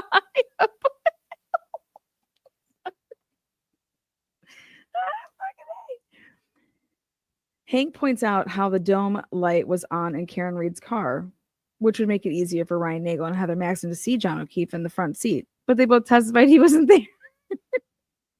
Hank Brennan is bizarrely comparing Karen Reed to someone who threw a boulder off of a bridge as a prank and hit someone's vehicle, killing them. This is worse than I thought it would be. Oh, shit. Earlier, I said that Juror 6 had the least favorable facial reactions to Alan Jackson. She also has the same faces for Hank Brennan. Some people just are cursed with resting bitch face. Hank Brennan is expecting the jurors to believe that Karen Reed confessed to killing John O'Keefe on Dateline after hiring 3 prominent defense attorneys who were mounting a third-party call for defense. Either she confessed on national television or Hank is taking comments out of context. Jurors have to be insulted by this. Juror 11 is looking down at her lap for these voicemails. She has no interest in them. She didn't take her eyes off Alan Jackson when he was speaking. Quote unquote, maybe Lucky missed him, is Hank Brennan's explanation for why he insisted Frankentruck didn't see John's body on the front lawn. Maybe Lucky missed him is reasonable doubt in and of itself because it doesn't prove why Lucky didn't see him. Hank Brennan calls Jen McCabe a soccer mom, which at this point is code for suburban white women are not capable of murder. Like financial analysts at Fidelity are. That's the same thing I just said. You guys, in real time, me and Turbo are literally saying the same sentence. Like literally, I said the same. I was like, oh, what? So only financial advisors can kill people? Absolutely. Wow. This piece of shit really just called Jen McCabe John O'Keefe's best friend. What you are witnessing right now is mediocre gaslighting, deception, and outright lies. Let's pray that these jurors are smart enough to see through this. It's evil that this man signed up to do this. He's a horrible person.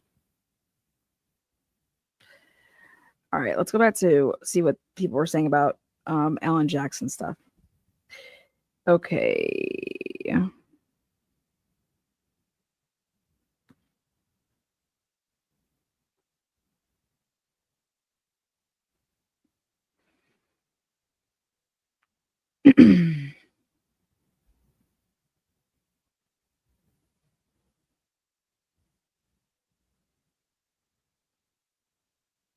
Where's the beginning of this? Okay. So there was no collision. There was no collision. There was no collision. What Alan Jackson is doing a great job so far, doing what he didn't do in his closing last trial, defining just how certain you must have to be to convict Karen Reed, guilty of hitting John O'Keefe with her car if they choose to convict her. I am in the courtroom, very grateful to be here. I would love to know the story on that. Alan Jackson must have watched my show on closing arguments, in which we showed 2 Jose Baez closing arguments that led to an acquittal. He has visual presentations outlining all the reasonable doubt in this case. Alan Jackson just showed a picture entered into evidence by Judd Welcher showing what a victim hit by a car going 25 miles an hour looked like. Every juror is transfixed on Alan Jackson and the image he just showed. For the first time, Alan Jackson is showing John O'Keefe's X-ray photos, which Judd Welcher claimed didn't exist. Cameraman isn't showing it, but every time Alan Jackson adds more reasonable doubt, it goes up on the reasonable doubt big board graphic they have that the jurors can see. Oh my God. An amazing presentation this far. Are you fucking kidding me? They didn't show us one time the reasonable doubt board. You gotta be fucking kidding me.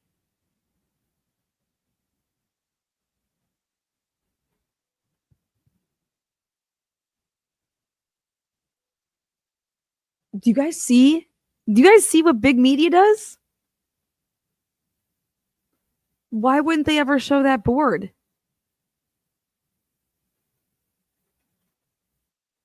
Oh my God.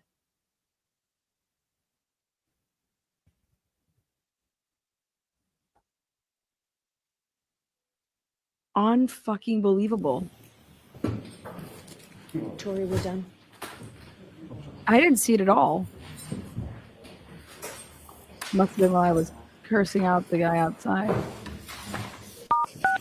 You are muted. Remember, guys, we are at lunch break. Wow. Alan Jackson is using the Commonwealth's own evidence against them. He did. John O'Keefe's cell phone battery temperature shows that the phone wasn't outside. Alan Jackson uses another one of Judd Welcher's visuals in his closing, showing exactly how John O'Keefe died. Alan Jackson confirms that the defense's theory is that John O'Keefe's body and phone were inside the garage until shortly before Karen Reed called Jen McCabe looking for him.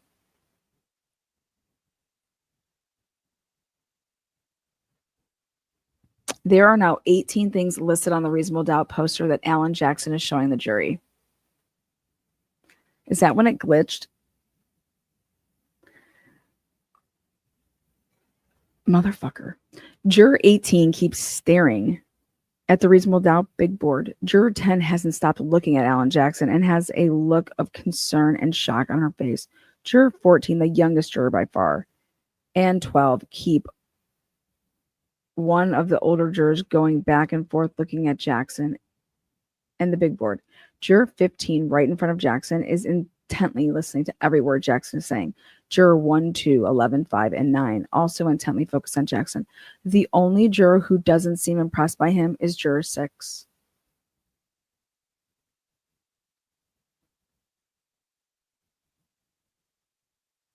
Alan Jackson brings up the Matt McCabe tell them the guy never came in the house text.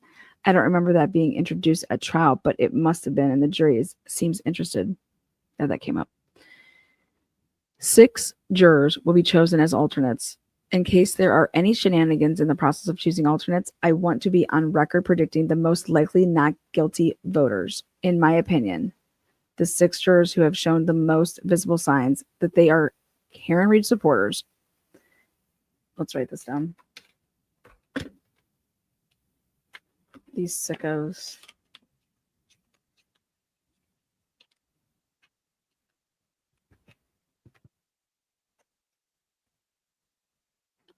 Okay. This is in his opinion. The 6 jurors who have shown the most visible signs that they believe Karen Reed is not guilty. 5, 10, 11, 13, 15, and 18. 4 of them are women.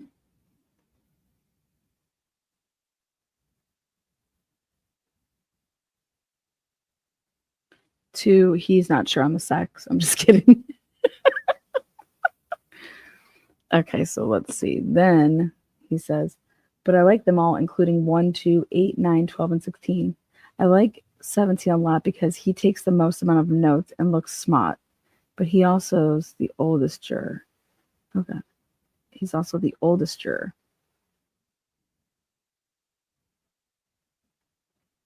And this was a bad demographic profile in the last jury. I don't know what to think of juror 14, the youngest. He was a great listener the entire trial. He just comes across visually as a Ronnie who could be easily swayed. The juror making the least favorable facial reactions to Alan Jackson is juror 6. But again, this could just be that kind of face she makes in general. My juror preferences in order. 11, 10, 5, 13, 18. Oops, I missed 15. 15, 18. 2, 9, 8, 12, 1, 16, 14, 17, 4, 7, 3, and 6. That's TV's order.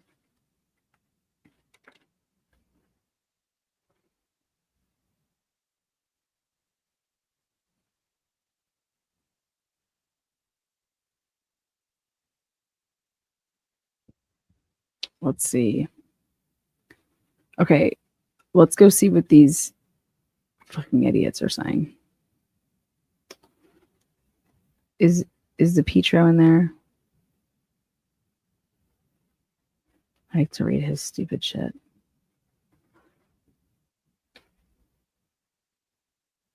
I don't even know how to find him. What's his name? I don't even know how to find this asshole. Okay, got him. No notes. Courtroom belongs to Hank. Oh my God. What a... Okay. No notes. Okay. Wow. Let's back up a little bit.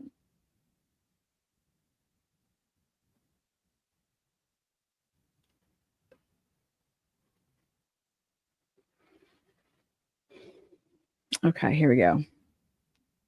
There was no collision 3 hours ago. Such a long way. Karen Reed was framed.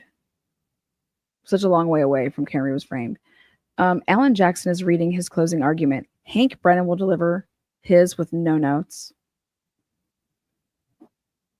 John DePietro says, this is a losing argument. The jury watched endless reconstruction videos of the collision.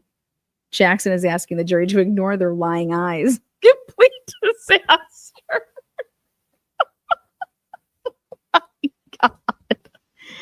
Oh my God. What is he watching? Next up, John DePietro show says, this is a defense disaster. There is no evidence to support this ridiculous narrative. John DePietro says, this is nothing short of an unmitigated disaster. John DePietro says, no collision is akin to the world is flat. He is asking the jury to suspend common sense and ignore what is plain to see. Oh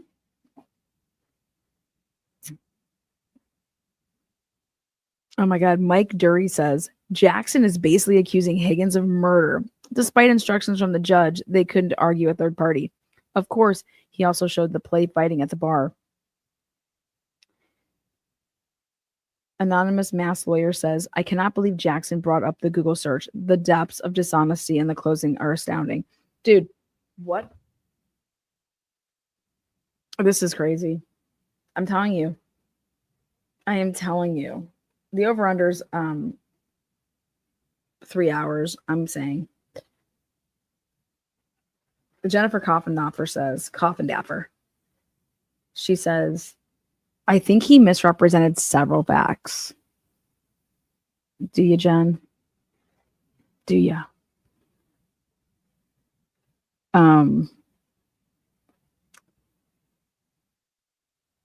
Yeah. Do you, Jen? All right.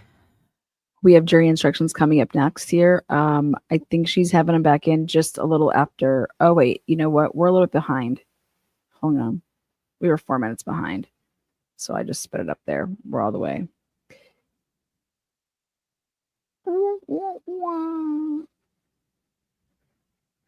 Do we have a bingo? All right. I'll double check that. Give me a second here. Hang tight. Give a shout out to all the new members. Noni M, welcome. Storm Dancer, what's good over there? In the end, the fact is J.O. had 0 broken bones or bruises other than his head and where they did CPR.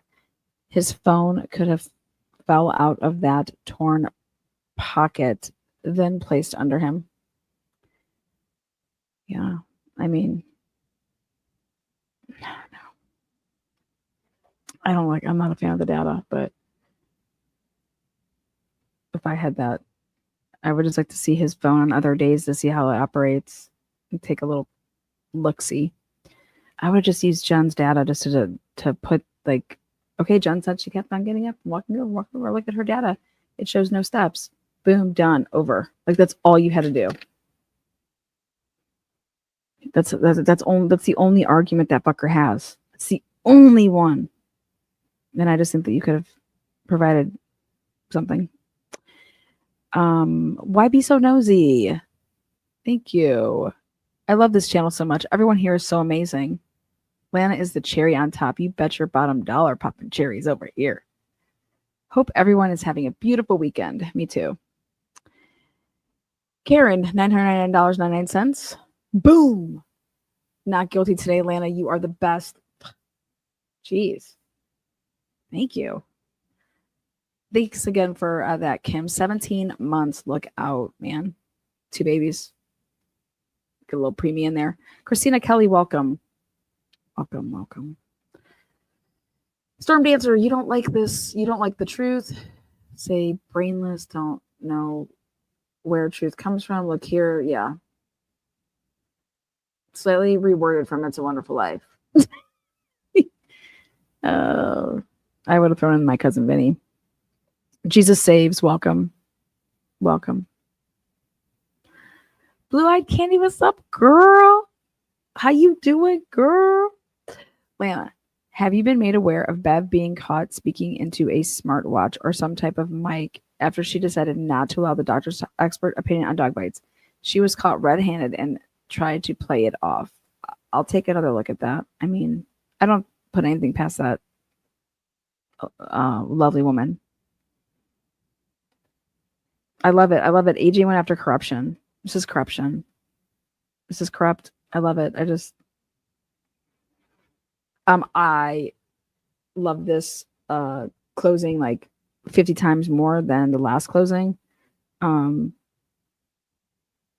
think that it was strategy why certain people were called and why they weren't for the defense. It allowed Alan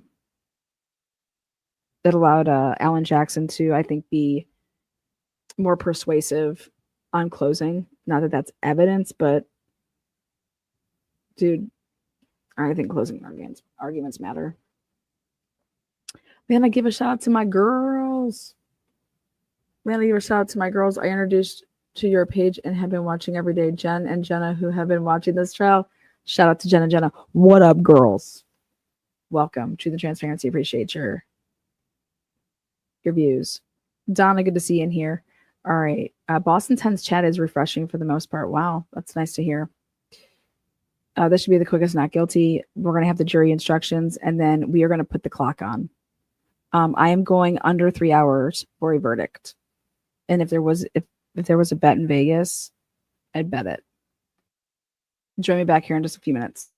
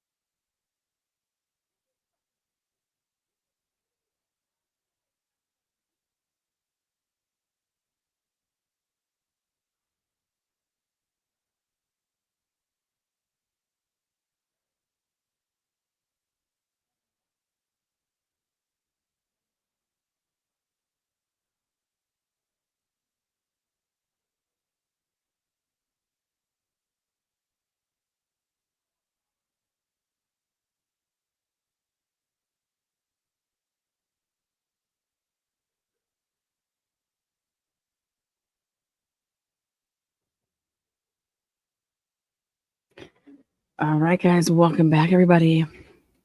Well, I wanted to test something out. And so I asked Jax what he thought about the arm. I said, hey, what do you think this is? He said, without a doubt, that's a dog. Kid you not. You know, when you got third graders that can figure this shit out. Without a doubt. I mean, he said how anybody could even think that's a car. Right, Bubs? Dog for sure. Not a chance it could be a car. Not a chance. He said because then the bones would be broken then. Smart. I mean, literally, this kid just amazes me. I was like, that's what I didn't say anything. He asked me how my work was going. He said, great day, man. We're almost done.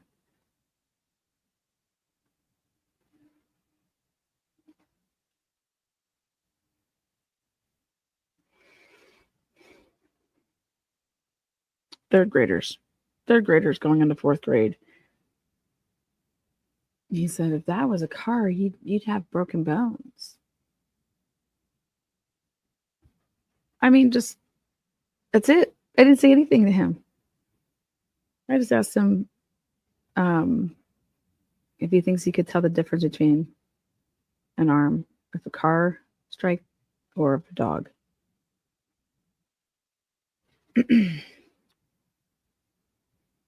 Mind blowing. Mind blowing.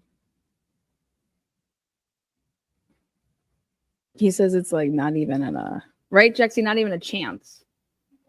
Not even like a slither. Nope.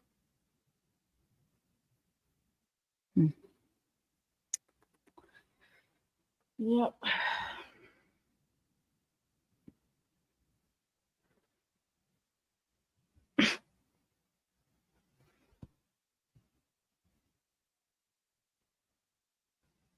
Oh, and he can pronounce coup contra coup, unlike Hank. You learned that word too.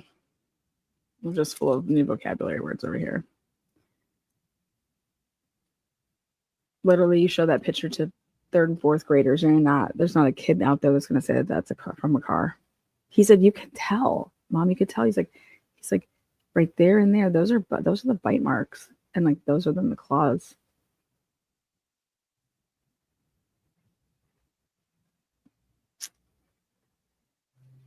Motion get Jackson. God.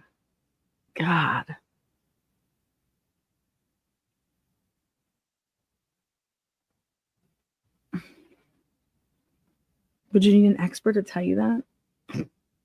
No, Mom, it's a dog bite. He said that's a dog claws, scratches, and teeth.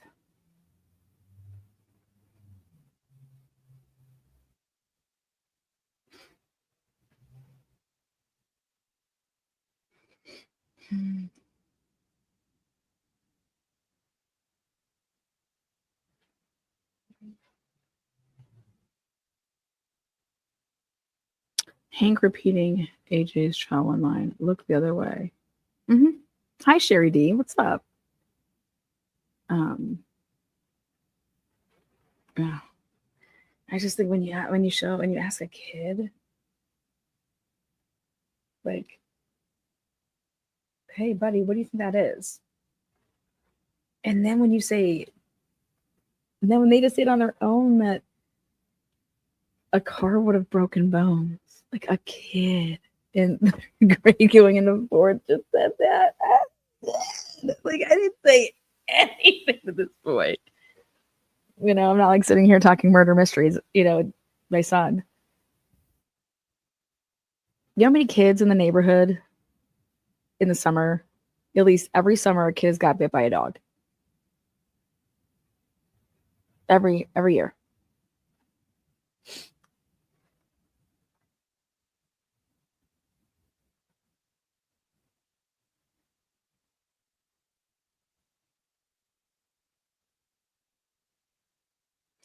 cases. I can't believe Jackson's out of third grade. Oh, he's going into fourth.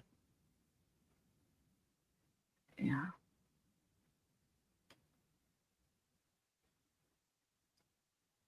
The kid's gonna be smart. He's gonna be one smart police officer. I mean, think about it, if we're gonna have police officers like Jax, not like Proctor, make a big difference in the world.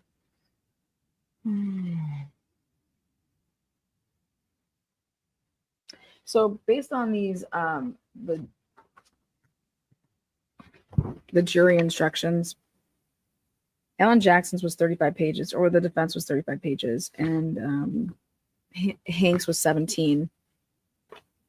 We'll see what she's gonna end up doing.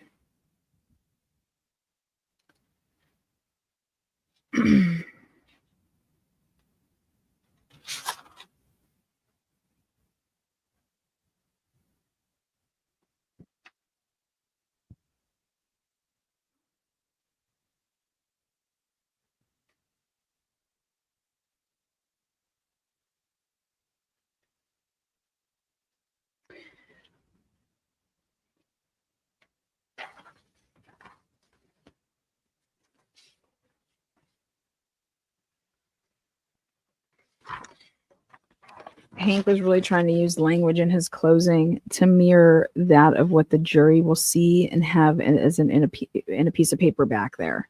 That's why. So, like, the third prong is that the defendant intended to do an act which, in the circumstances known to the defendant, a reasonable person would have known or would have created a plain and strong likelihood that death would result. Let me help you understand how to analyze this third prong.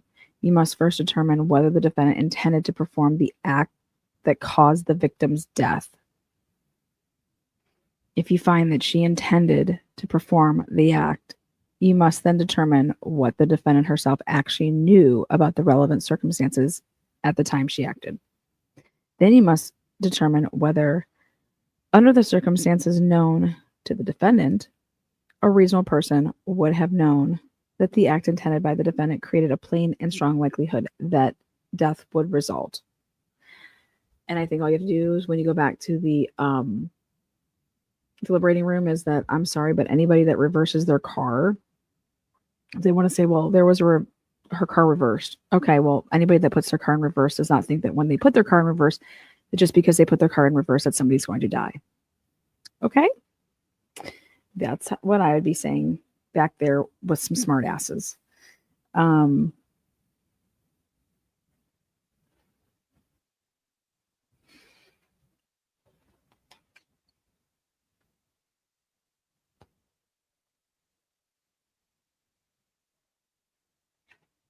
For all we know, she could have decided that she's going to leave. And then she was like, fuck this. I can't just leave him, you know? And then she goes back.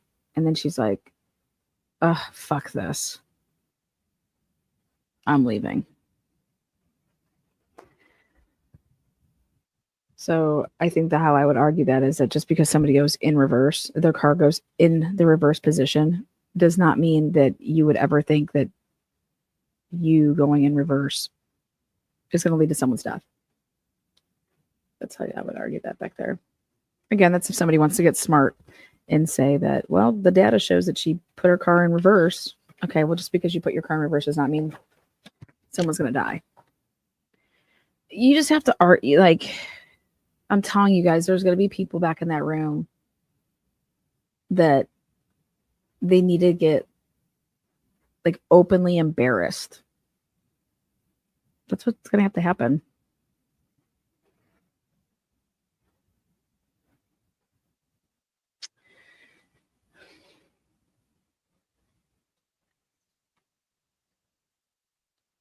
Manslaughter while operating the motor vehicle under the influence of liquor. In order to prove manslaughter while operating a motor vehicle, the Commonwealth must prove the following 5 elements. First, the defendant operated a motor vehicle. Okay, yep, she sure did. Check. Second, that she operated the motor vehicle upon a private way or in a place in which the public has a right of access. Yep, she did. Third, that while the defendant was operating the motor vehicle, she was under the influence of liquor and or the percent of alcohol in the defendant was 0.08 or greater. That is not proven beyond a reasonable doubt, in my opinion, because we have no idea how much. You guys saw that. Fourth, that the defendant operated the vehicle recklessly so as to create a high degree of likelihood that substantial harm will result to another. No. I'm sorry, but going in reverse, putting your car in reverse,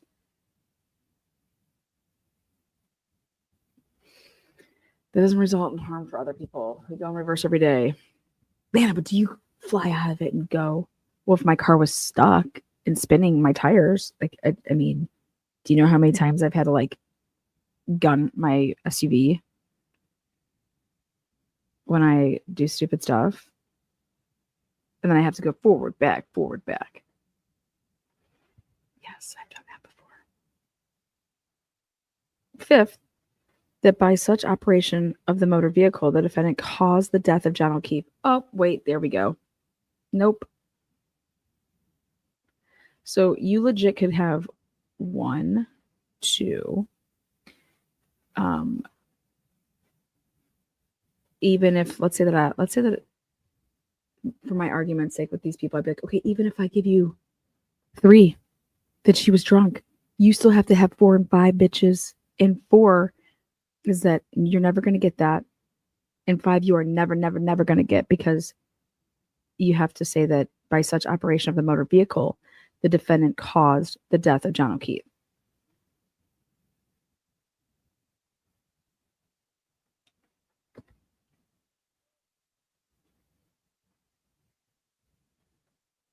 To prove the first element, the Commonwealth must prove beyond a reasonable doubt that the defendant was operating a motor vehicle. A person operates a motor, so we know that. To prove the second one, the Commonwealth must prove beyond a reasonable doubt that the defendant operated a motor vehicle in a public way. Okay. To prove the third one, the Commonwealth must prove beyond a reasonable doubt that while operating the motor vehicle, the defendant was under the influence of alcohol. I will now instruct you on both theories. What does it mean to be under the influence of alcohol? It is not illegal to drive after consuming alcohol, as long as the operator is not under the influence of alcohol. That's boom. That's how I would be saying it back there. Yeah, we don't know if she's drunk. She didn't do a breathalyzer. She didn't do this. She didn't do that. We all know what it's like to go out and get a drink, and you're like, dude, did this bartender put any alcohol in this drink? And I'm forced to have to order a shot to put something in it because it tastes like fucking soda water. Okay. Bartenders that are trying to skim off the top, they do that shit all the time. They keep track of the alcohol, like the number of shots and drinks that they make, and they only pour like half of it. And at the end of the night, they go ahead and take off like 13, 16 drinks and pocket that shit, pocket that money. I used to own a bar. I know how these fuckers work. I had people bringing in their own bottles of alcohol and subbing out my bottles and using their own liquor bottle to pour it because we weighed and that's how we, track that shit. And I'm like, dude, because then there's no way I can track that we're missing alcohol. You're just using your own and keeping a tally running. And then you're pocketing all that money on, let's say that I was running like Cherry Bomb special. Yeah. And you know what my comment was to that? I was like, you're really smart about it. Like, that's like that's a smart way to do it because you're not like technically stealing from me. But you're just, you're interfering in my business operations. So, Cash App. Oh, Layla, $20. Thanks, Lana, for all your work. Happy Friday. Happy Friday, Layla. Thank you. Octavia says the weight measures were bullshit. We had to break those things, right? Yeah. I said at the end of the day, you either trust the people that work for you or you don't. If you don't trust them, fire them. I'm not gonna sit here and fucking babysit and watch cameras all day. I might as well fucking be there.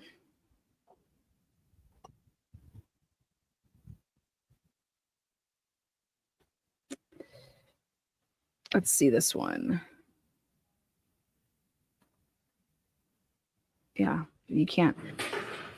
All right, let's see what she's gonna go with. You are unmuted. Dude, what are they doing? What is now open to see? So who wanted to see me? I'll see you at sidebar for just a minute. I want to see you in that fine ass, Bev. I want to see Bev in a bikini. I'd buy her a drink. And I'd say, girl, what you in for? Can you imagine Bev in a prison being like, what do they call it? Like top dog or some shit?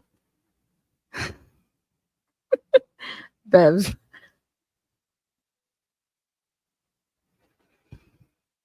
What was that? I love that show. It was on, I think it was on Netflix. Wentworth? Is that what it was? I loved Wentworth. It blew Orange is the New Black away. Can you imagine Bev with a little shiv like Some space here, please. Donna says, "Landon, that is so gross that you're thinking about Bev in a bikini." Come on, guys. She'd be a great sugar mama.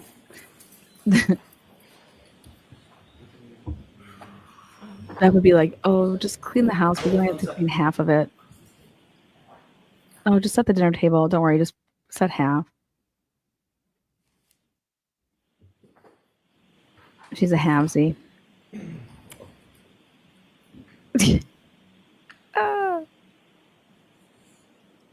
Add to the transparency. Did you get a chance to check bingo? Oh, you know what? I did not. I'd be lying if I said yes. I did not. Okay, hold on. Sorry. Sorry there, Tony. My bad. I was over there fucking around.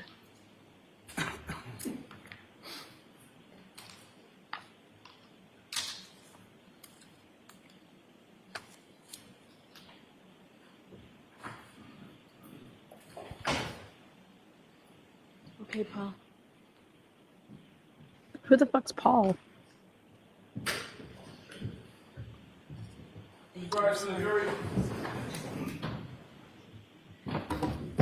One, two, three, four. 1, 2, 3, 4. Mr. Brennan, thank you. Mr. Yannetti. Sidebar. Has she said sidebar? Has she said tomorrow?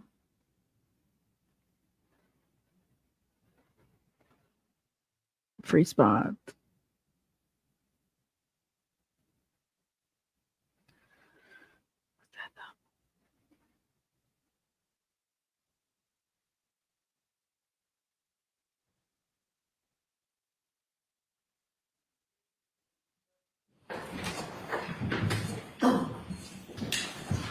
All right, jurors, I'm going to give you the instructions now in the law. But first, I want to thank you for serving on this jury and for being so attentive.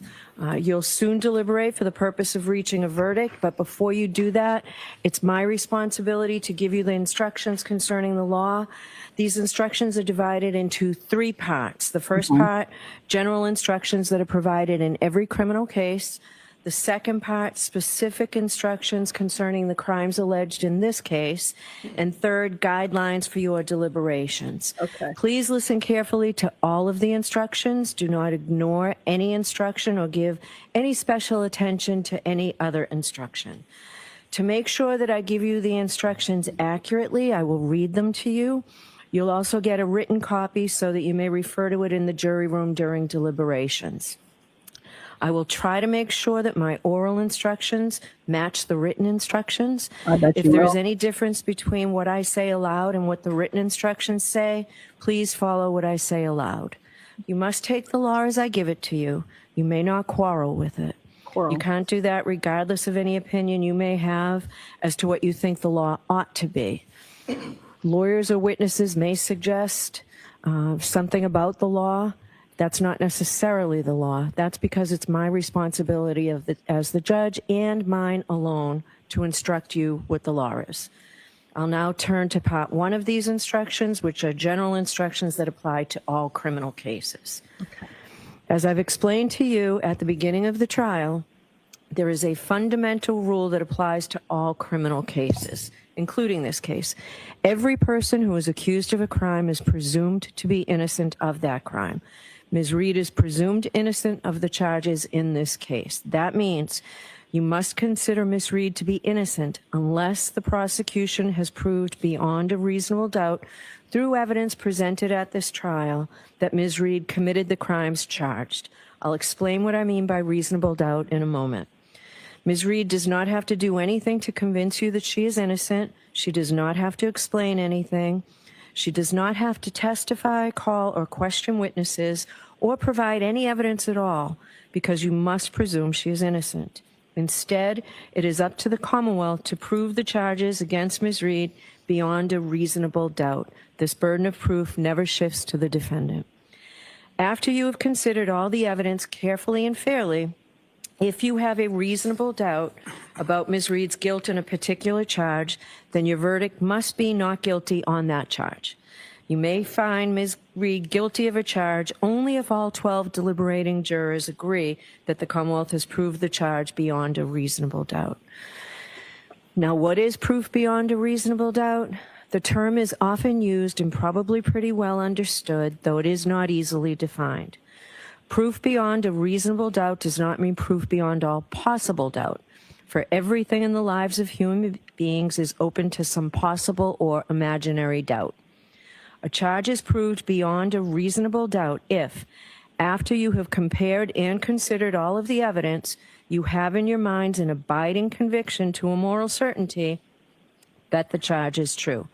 When we refer to moral certainty, we mean the highest degree of certainty possible in matters relating to human affairs, based solely on the evidence that has been put before you in this case. I have told you that every person is presumed to be innocent unless and until he or she is proved guilty, and that the burden of proof is on the Commonwealth. If you evaluate all the evidence and you still have a reasonable doubt remaining, the defendant is entitled to the benefit of that doubt and must be acquitted. It is not enough for the Commonwealth to establish a probability, even a strong probability, that the defendant is more likely to be guilty than not guilty. That is not enough.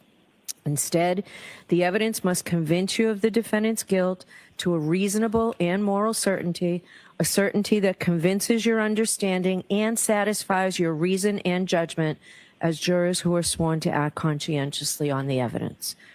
This is what we mean by proof beyond a reasonable doubt. How do you decide whether the Commonwealth has proven that each element of an indictment is true beyond a reasonable doubt? Let's talk about the roles we all have. First, the function of the jury. You are the most important people in this room. It all begins and ends with your function. You will determine the facts in this case, and that is your job and yours alone. You are the sole and exclusive judges of the facts. If there are any conflicts in the testimony, it is your job to resolve those conflicts if you can do so. Once you determine the facts, it is your duty to apply those facts to the law as I explain it to you, and to determine whether the Commonwealth has proven its case beyond a reasonable doubt. You must decide the facts solely and entirely on the evidence as you have seen, heard in this courtroom, and on nothing else. No prejudice, no bias, no fear, no favor. You must not be swayed by personal likes or dislikes. Your deliberations are no place for emotion, sympathy, passion, or prejudice. The Commonwealth and Karen Reed have a right to have the case judged by fair and impartial jurors. All parties who come before the court stand as equals before you. Therefore, your verdicts must be based on the law as I'm giving it to you, and on the evidence and the facts that you find, and nothing else. You cannot allow yourselves to be influenced by any personal feelings you may have about the nature of the crimes with which Ms. Reed has been charged or the consequences of your verdict.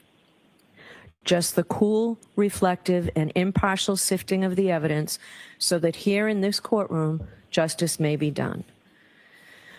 Your focus is on the evidence. I am the judge of the law. My job is to teach you the law that you must follow in the case. However, I have no opinion about how you should decide this case.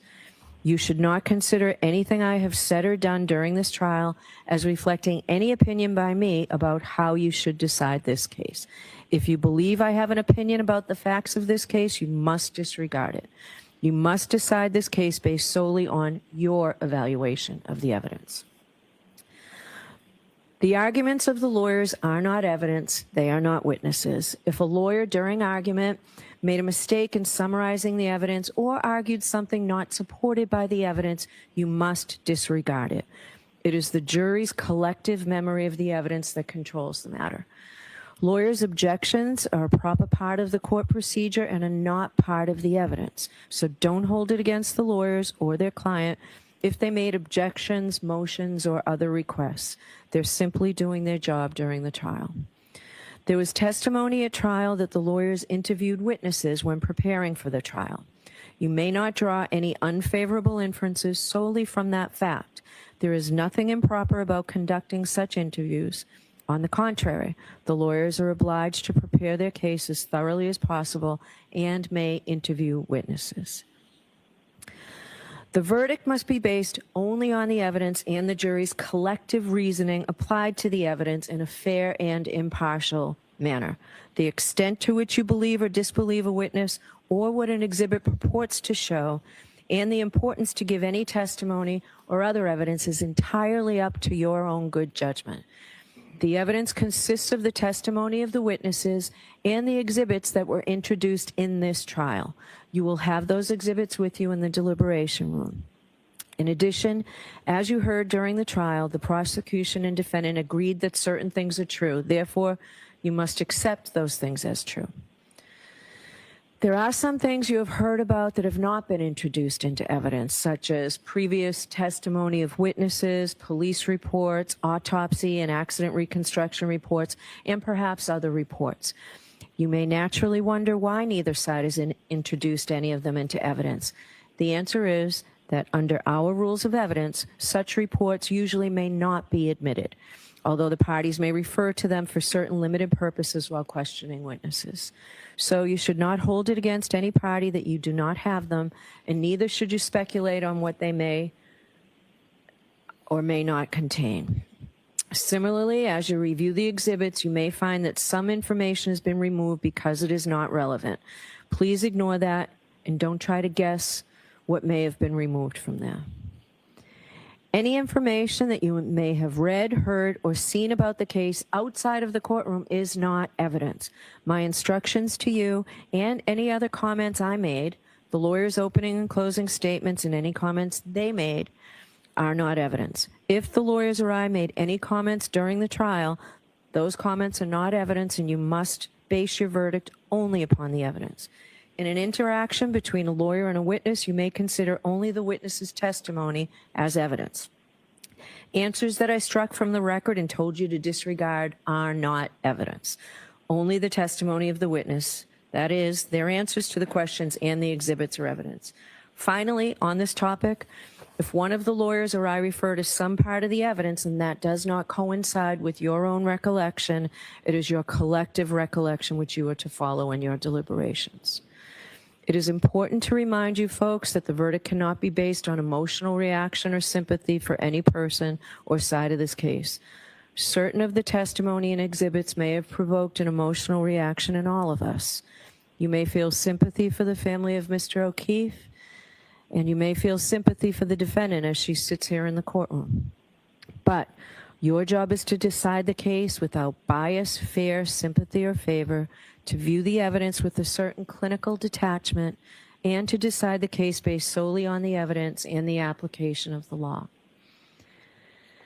I have allowed you folks to take notes during the trial if you chose, and you may refer to those notes during your deliberations. But remember, they are not evidence or a substitute for the evidence and your recollection. They are for your personal use. Please do not share them with the other jurors. Please consider the evidence as a whole. Do not make up your mind about what the verdict should be until after you've gone to the jury room to decide the case and you and your fellow jurors have discussed the evidence. Keep an open mind until then. For each indictment, you must decide whether the Commonwealth has proved beyond a reasonable doubt that the defendant is guilty of that specific charge. Your decision as to each charge must be unanimous, meaning that all 12 deliberating jurors must agree. You will receive one verdict slip for each indictment. When all 12 jurors agree on the verdict for a particular indictment, the foreperson should check off that verdict and then sign and date the slip in ink. For each charge, if you all agree that the Commonwealth has proved every element of the charge beyond a reasonable doubt, then you should find Ms. Reed guilty of that charge. On the other hand, if you all agree that the Commonwealth did not prove one or more elements of a particular charge beyond a reasonable doubt, then your verdict must be not guilty on that charge. You'll remember that we took a view in this case. It seems like a very long time ago, but we took a view in this case. The purpose of the view was to help you better understand the evidence that you heard during the trial and to help you appreciate the locations and their surroundings. Your responsibility in the view was to see the places, observe them carefully, and remember what you saw. The view is part of this case. You may use and consider the observations that you made while on the view in your deliberations in reaching a verdict. The same is true about the demonstration we saw from the witness stand. The demonstration was done simply to help you understand the evidence, and you may consider it in your deliberations. It is the jury's job to earnestly seek the truth of the matter. In doing that, the jury must decide questions of credibility and reliability. The jury must decide how truthful or reliable or convincing any part of the evidence is. You should evaluate the testimony of a police officer in the same way you would evaluate anyone else's testimony.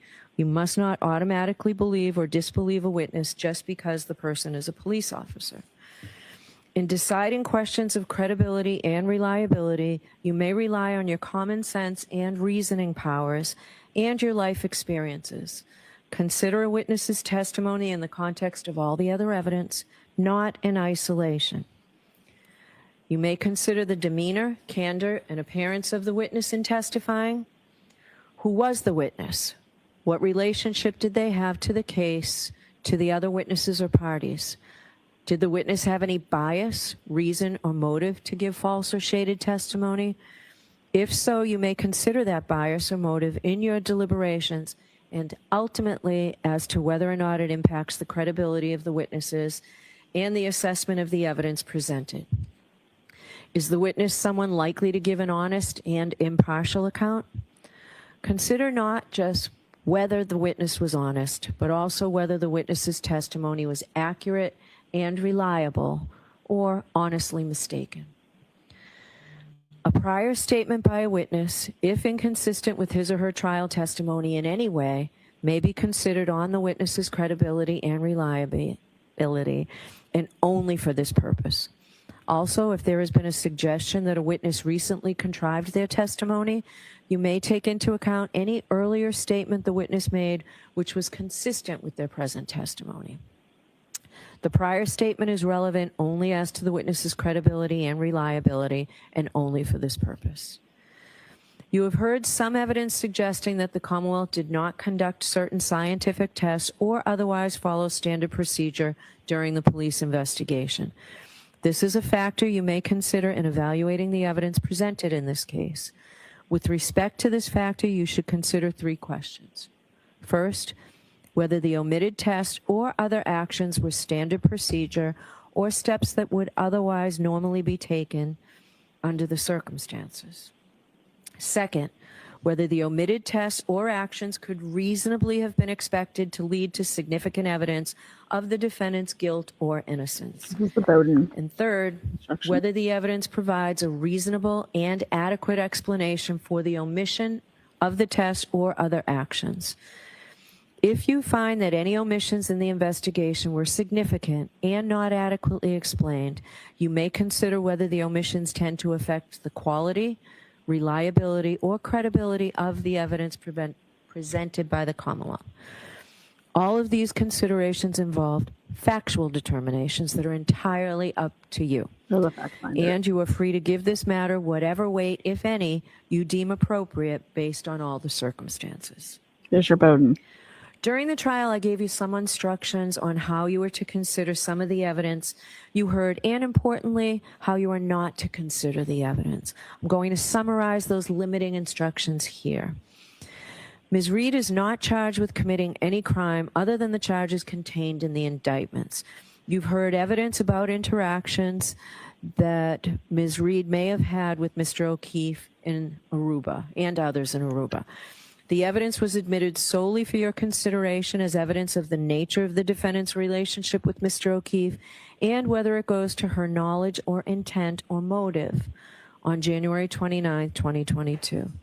You may not consider the evidence as proof that she has a criminal personality or bad character. You may not take the defendant's prior acts as a substitute for proof that the defendant committed the crimes charged here, or to conclude that if she committed the acts in Aruba, she must have committed the offenses with which she is charged here. You can only use the evidence for the limited purpose of how it goes to the defendant's state of mind, motive, and the nature of her relationship with John O'Keefe.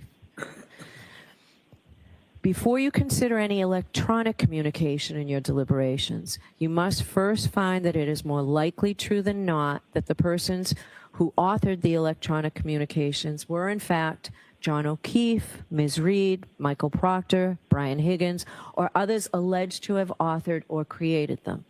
If you do not find it is more likely true than not that the persons alleged to have authored or transmitted or created the communications were the persons alleged to have done so, then you may not consider the electronic communication in deciding the case. Photographs have been entered into evidence, and in some instances, those photographs will be inside an envelope when they go back to you to the deliberation room. The photographs may be graphic and unpleasant. As I told you when you first saw them, your verdict must not in any way be influenced by the fact that these photographs may be graphic or unpleasant. The defendant is entitled to a verdict based solely on the evidence and not one based on pity or sympathy. Consider a photograph only as it may show a medical condition, the nature of the injuries, or the details of the incident itself. You heard evidence of statements made by John O'Keefe.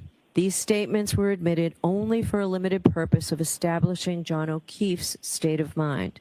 You are not to consider this testimony as proof that the defendant has bad character or propensity to commit crimes. The testimony of witnesses recounting conversations with Mr. O'Keefe or messages the defendant's phone received from him can only be used as they go to the defendant's motive or intent on January 29th, and only if you find that Ms. Reed was aware of Mr. O'Keefe's state of mind at the time of the crime and would be likely to respond to it. There need not be direct evidence that the defendant learned of Mr. O'Keefe's state of mind, so long as you can reasonably infer from the evidence that she did learn of it. Now, you have heard testimony about statements allegedly made by Ms. Reed.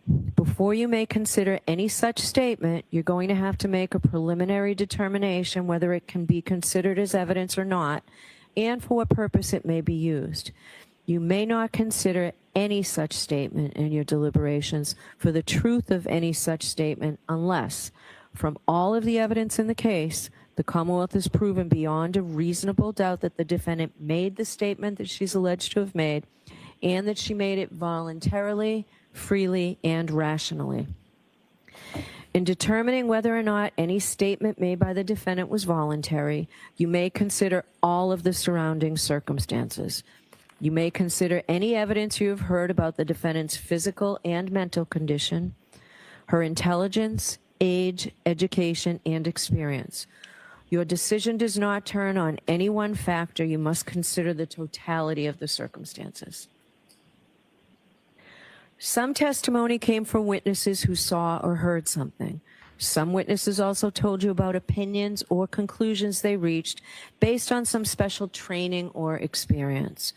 But special training or experience does not necessarily make the witness's testimony any more believable or important than any other evidence. So you should consider the same questions about witnesses' testimony that I mentioned earlier, including any bias or motive these opinioned witnesses may have had to testify in a certain way. You may also consider the witness's level of experience and training and whether they base their opinions on the facts that you find to be true. There were hypothetical questions asked of some of the witnesses. You may give whatever weight you deem appropriate to the opinion based on the hypothetical, but only if, after careful consideration, you find that all the facts in the hypothetical were true. Remember that witnesses, even those with special training or experience, do not decide cases. Juries do. It is up to you whether to accept or reject, in whole or in part, any opinion or conclusion that a witness offered during the trial. You have the same powers with respect to the exhibits that you do with respect to the witnesses.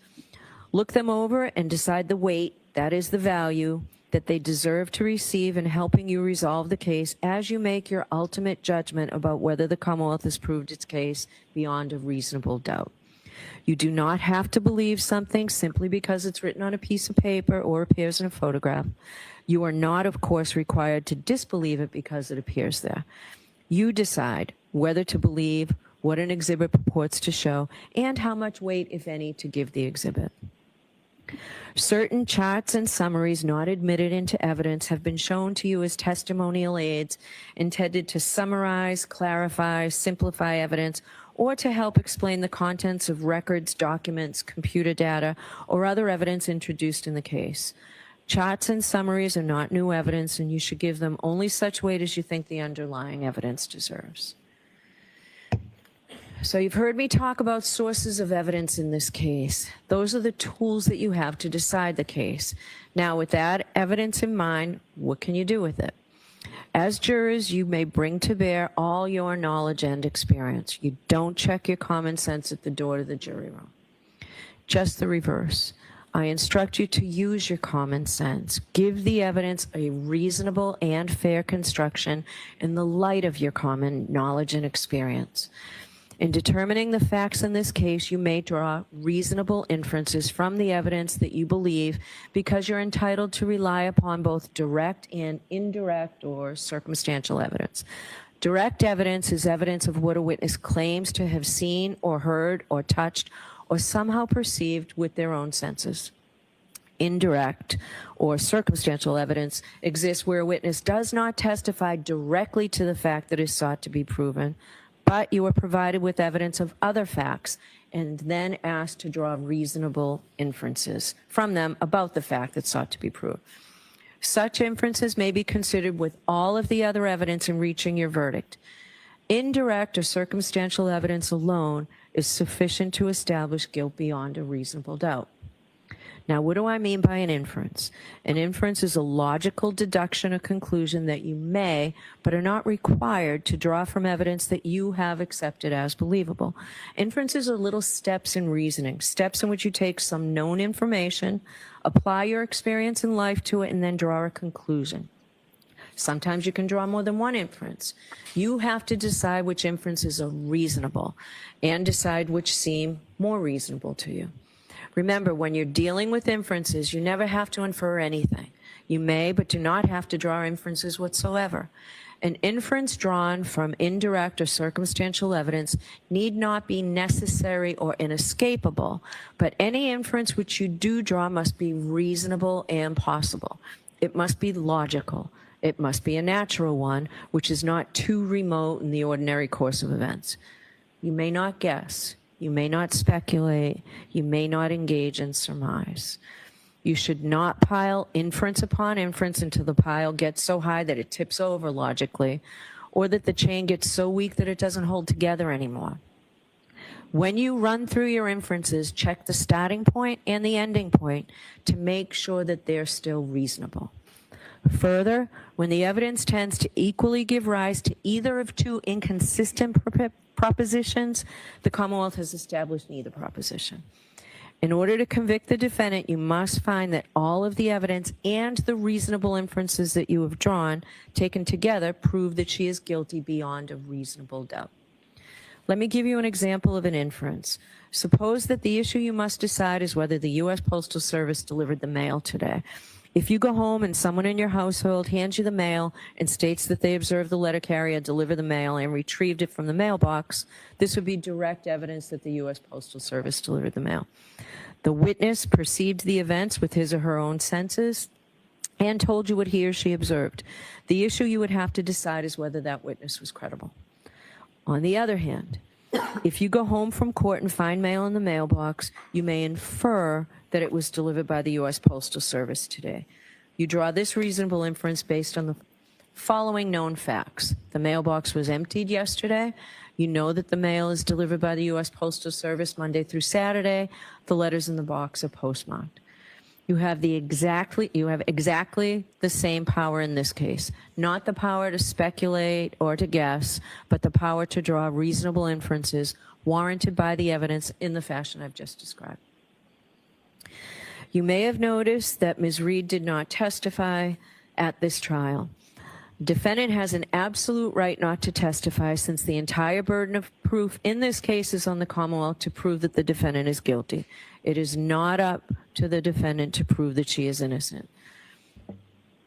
The fact that Ms. Reed did not testify has nothing to do with the question of whether she is guilty or not guilty. You are not to draw any adverse inference against the defendant because she did not testify. You're not to consider it in any way or even discuss it in your deliberations.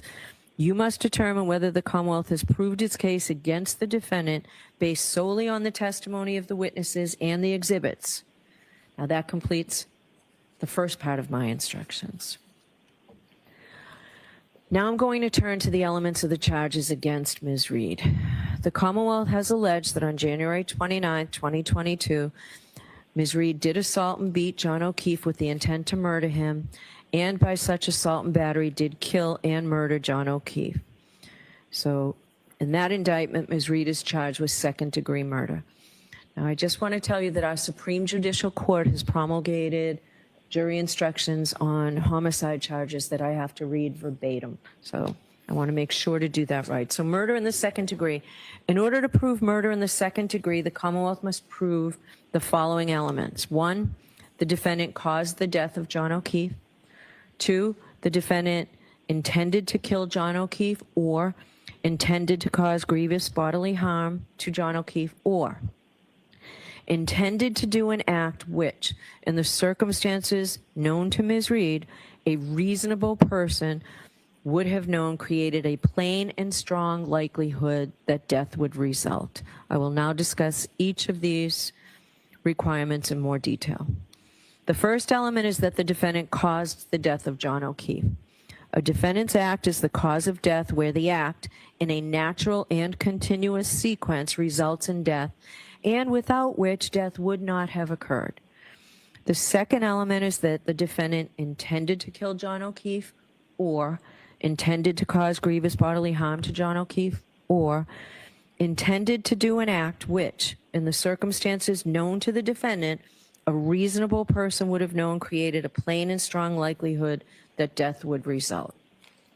As you can see, the second element has 3 sub-elements, which I shall call prongs, and the Commonwealth satisfies its burden of proof if it proves any one of these 3 prongs beyond a reasonable doubt. The first prong is that the defendant intended to kill John O'Keefe. This means that the defendant consciously and purposefully intended to cause John O'Keefe's death. The second prong is that the defendant intended to cause grievous bodily harm to John O'Keefe. Grievous bodily harm means severe injury to the body. The third prong is that the defendant intended to do an act which, in the circumstances known to the defendant, a reasonable person would have known created a plain and strong likelihood that death would result. Let me help you understand how to analyze this third prong. You must first determine whether the defendant intended to perform the act that caused the victim's death. If you find that she intended to perform the act, you must then determine what the defendant herself actually knew about the relevant circumstances at the time she acted. Then you must determine whether, under the circumstances known to the defendant, a reasonable person would have known that the act intended by the defendant created a plain and strong likelihood that death would result. If you have a reasonable doubt as to whether John O'Keefe's death was accidental because the death was caused by a negligent, careless, or mistaken act of the defendant, or resulted from a cause separate from the defendant's conduct, you may not find that the Commonwealth has proved that the defendant intended to kill, intended to cause grievous bodily harm, or intended to do an act which, in the circumstances known to the defendant, a reasonable person would have known created a plain and strong likelihood that death would result. In deciding whether the defendant intended to kill, intended to cause grievous bodily harm, or intended to do an act which, in the circumstances known to the defendant, a reasonable person would have known created a plain and strong likelihood that death would result, you may consider any credible evidence that the defendant was affected by her consumption of alcohol. If the Commonwealth has proven both elements beyond a reasonable doubt, you should return a verdict of guilty. If the Commonwealth has failed to prove one or more of these elements beyond a reasonable doubt, you must return a verdict of not guilty. Now, the second indictment is the indictment charging manslaughter while operating a motor vehicle under the influence of liquor. And there are lesser included offenses on this verdict slip as well, and I'll explain those to you as well. In order to prove manslaughter while operating a motor vehicle, the Commonwealth must prove the following 5 elements. First, that the defendant operated a motor vehicle. Second, that she operated the motor vehicle upon a public way or in a place which the public has the right of access. Third, that while the defendant was operating the motor vehicle, she was under the influence of intoxicating liquor and or the percent of alcohol in the defendant's blood was 0.08 or greater.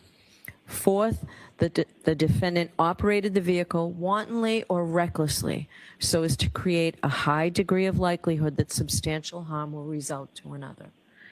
Fifth, that by such operation of the motor vehicle, the defendant caused the death of John O'Keefe.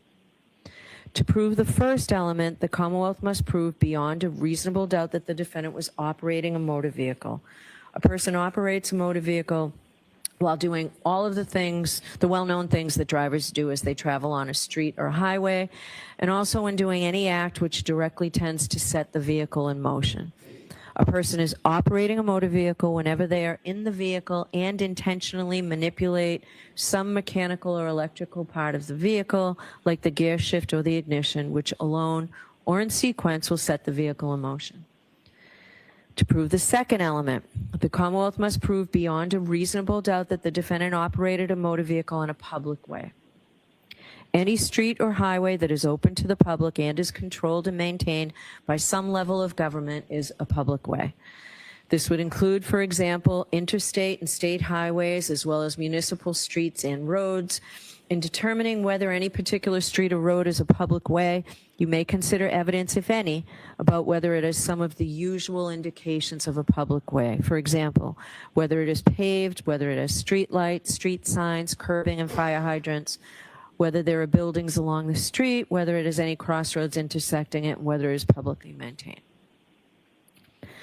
To prove the third element, the Commonwealth must prove beyond a reasonable doubt that while operating a motor vehicle, the defendant was under the influence of intoxicating liquor, that is alcohol, and or the percent of alcohol in the defendant's blood was 0.08 or greater. I will now instruct you on both theories. What does it mean to be under the influence of alcohol? It is not illegal to drive after consuming alcohol as long as the operator is not under the influence of alcohol. However, neither does someone have to be drunk to be under the influence of alcohol. A person is under the influence of alcohol if they have consumed enough alcohol to reduce their ability to operate a motor vehicle safely by decreasing their judgment, alertness, and ability to respond promptly and effectively to unexpected emergencies. The amount of alcohol necessary to do this may vary from person to person. The Commonwealth is not required to prove that the defendant actually drove in an unsafe or erratic manner, but it is required to prove that the defendant's ability to drive safely was diminished by alcohol. You may rely on your experience and common sense about the effects of alcohol. You should consider any believable evidence about the defendant's alleged consumption of alcohol, as well as the defendant's appearance, condition, and behavior. In deciding this theory of whether the defendant operated a motor vehicle under the influence of alcohol, you may also consider whether a blood test showed that the defendant had consumed alcohol. However, no matter what the reading is, the blood test is not sufficient by itself to prove that the defendant was under the influence of alcohol. Under the second theory, the Commonwealth must prove beyond a reasonable doubt that at the time of operation, the percent of alcohol in the defendant's blood was 0.08 or greater. The Commonwealth may prove a person's blood alcohol level by a chemical test or analysis of their breath or blood. In deciding whether the Commonwealth has proved the defendant's blood alcohol level beyond a reasonable doubt, you may consider evidence, if any, about whether the test was administered within a reasonable time of operation of the motor vehicle, whether the person who administered the test was properly certified, whether and how the pre-test procedures were followed and employed, whether the testing device was working properly at the time the test was administered, and whether the test was administered properly. You may also consider any other evidence pertaining to the test or the test results. The fourth element the Commonwealth must prove beyond a reasonable doubt is that the defendant operated the vehicle wantonly or recklessly. A person drives recklessly when they ignore the fact that their manner of driving is very likely to result in death or serious injury to someone, or they are indifferent to whether someone is killed or seriously injured. It is not enough for the Commonwealth to prove that the defendant acted negligently, that is, acted in a way that a reasonably careful person would not. It must be shown that the defendant's actions went beyond mere negligence and amounted to recklessness. The defendant was reckless if she knew or should have known that such actions would pose a grave danger of death or serious injury to others, but chose, nevertheless, to run the risk and go ahead. Whenever I refer to the defendant's state of mind or her intent, you may consider any credible evidence that the defendant was affected by her consumption of alcohol. A defendant may have the requisite state of mind or intent even if she consumed alcohol, but you may consider such evidence in determining whether the Commonwealth has proved this element. Here, the defendant must have intended her acts in the sense that they were not accidental. But it is not necessary that the defendant intended or foresaw the consequences of those acts, as long as a reasonable person would know that they were so dangerous that death or serious injury would probably result. As such, the Commonwealth does not need to prove that the defendant intended to kill John O'Keefe. Rather, this is in that category of cases where public safety requires each driver, once they know what the situation is, to determine and to adhere to an objective standard of behavior. In determining whether the defendant drove recklessly, you should take into account all the facts of the situation: the defendant's rate of speed and manner of operation, the defendant's physical condition, and how well the defendant could see and control her vehicle, the condition of the defendant's vehicle, what kind of road it was and who else was on the road, what the time of day, the weather, and the condition of the road were, what any other vehicles or pedestrians were doing, and any other factors, including the defendant's consumption of alcohol, that you think are relevant. The fifth element that the Commonwealth must prove beyond a reasonable doubt is that the defendant, by her actions, caused the death of John O'Keefe. The defendant caused the death if her actions directly and substantially set in motion the entire chain of events that produced the death. A defendant's act is the cause of death where the act is a natural and continuous sequence, results in death, and without which death would not have occurred. If the Commonwealth has proven all five elements beyond a reasonable doubt, you should return a verdict of guilty.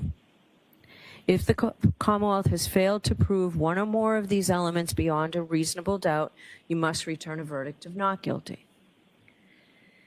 Now, the lesser offense of manslaughter while operating a motor vehicle under the influence of liquor includes the lesser offense of involuntary manslaughter.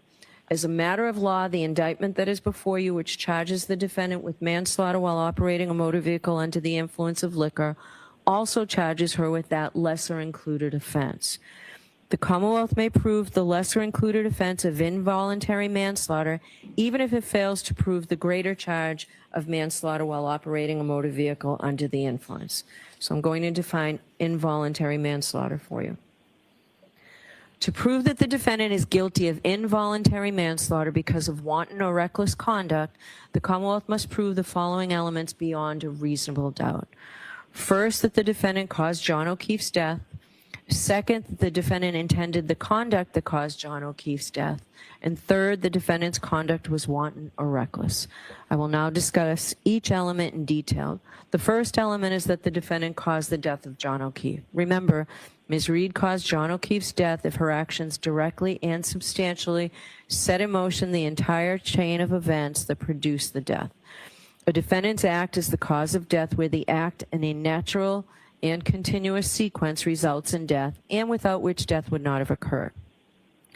The second element is that the defendant intended the conduct that caused the death. The Commonwealth is not required to prove that the defendant intended to cause the death.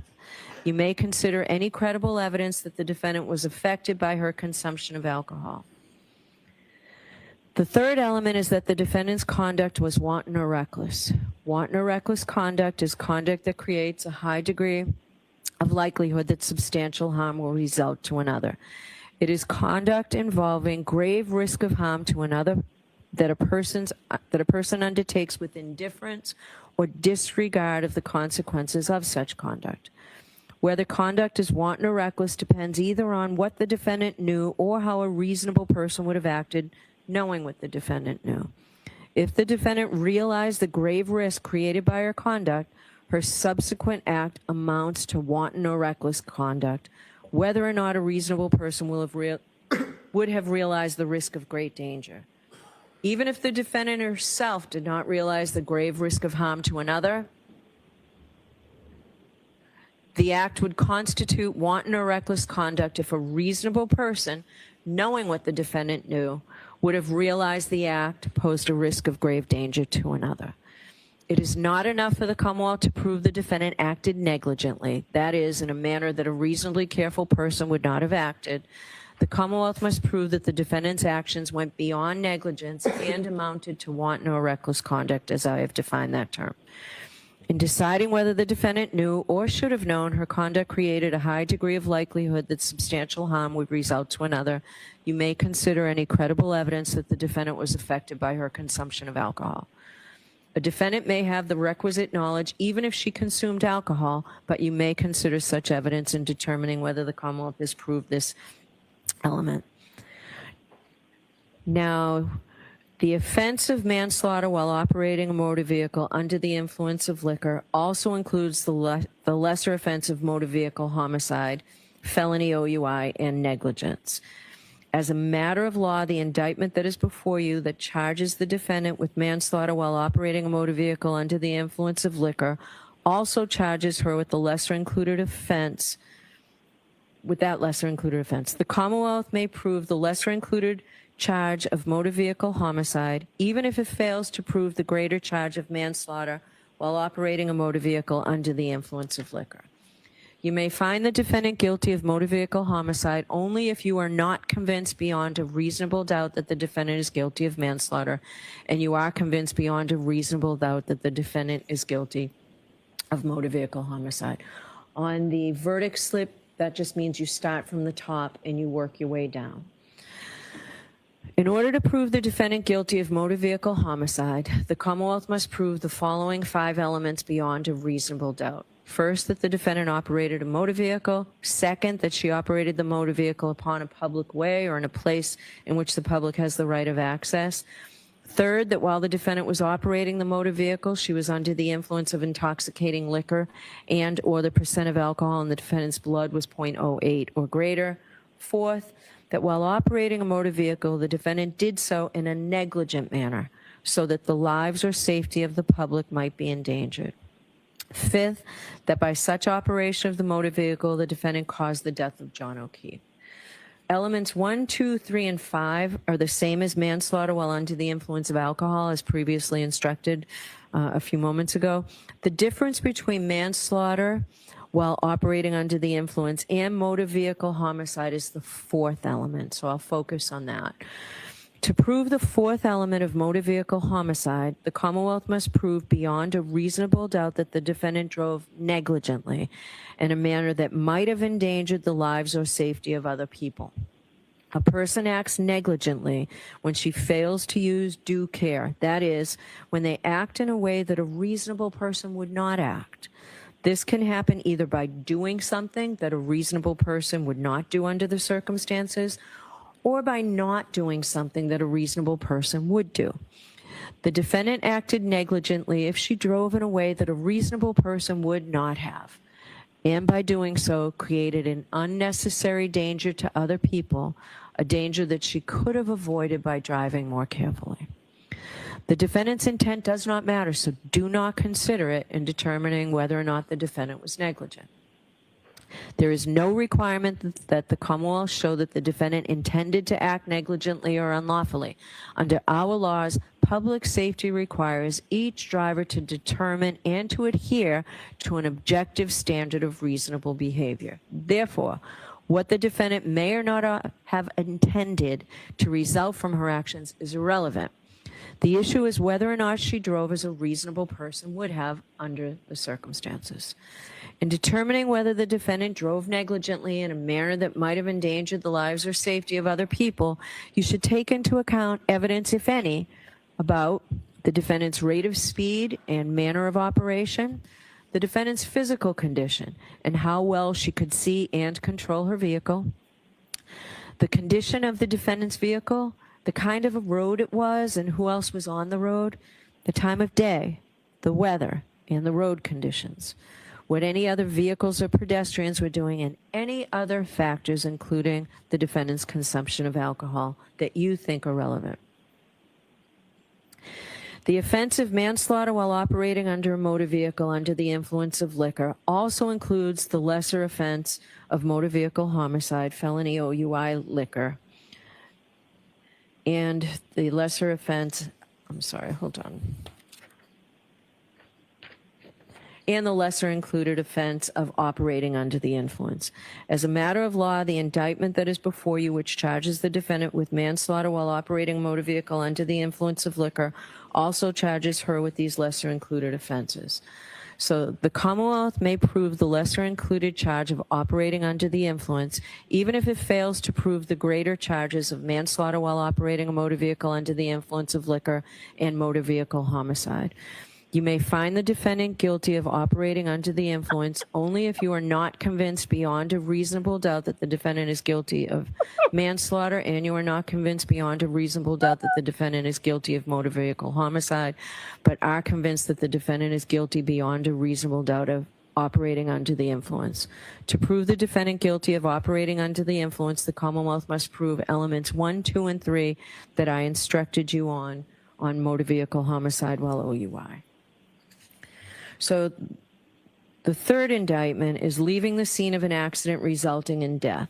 In order to prove the defendant guilty of leaving the scene of an accident resulting in death, the Commonwealth must prove 6 things beyond a reasonable doubt. First, that the defendant operated a motor vehicle. Second, that she operated a motor vehicle on a public way or in a place which the public has a right of access. Third, that the defendant knowingly collided with John O'Keefe. Fourth, that the collision caused injury to John O'Keefe, resulting in his death. Fifth, that after causing such injury, the defendant failed to stop and provide name, home address, and registration number of the motor vehicle.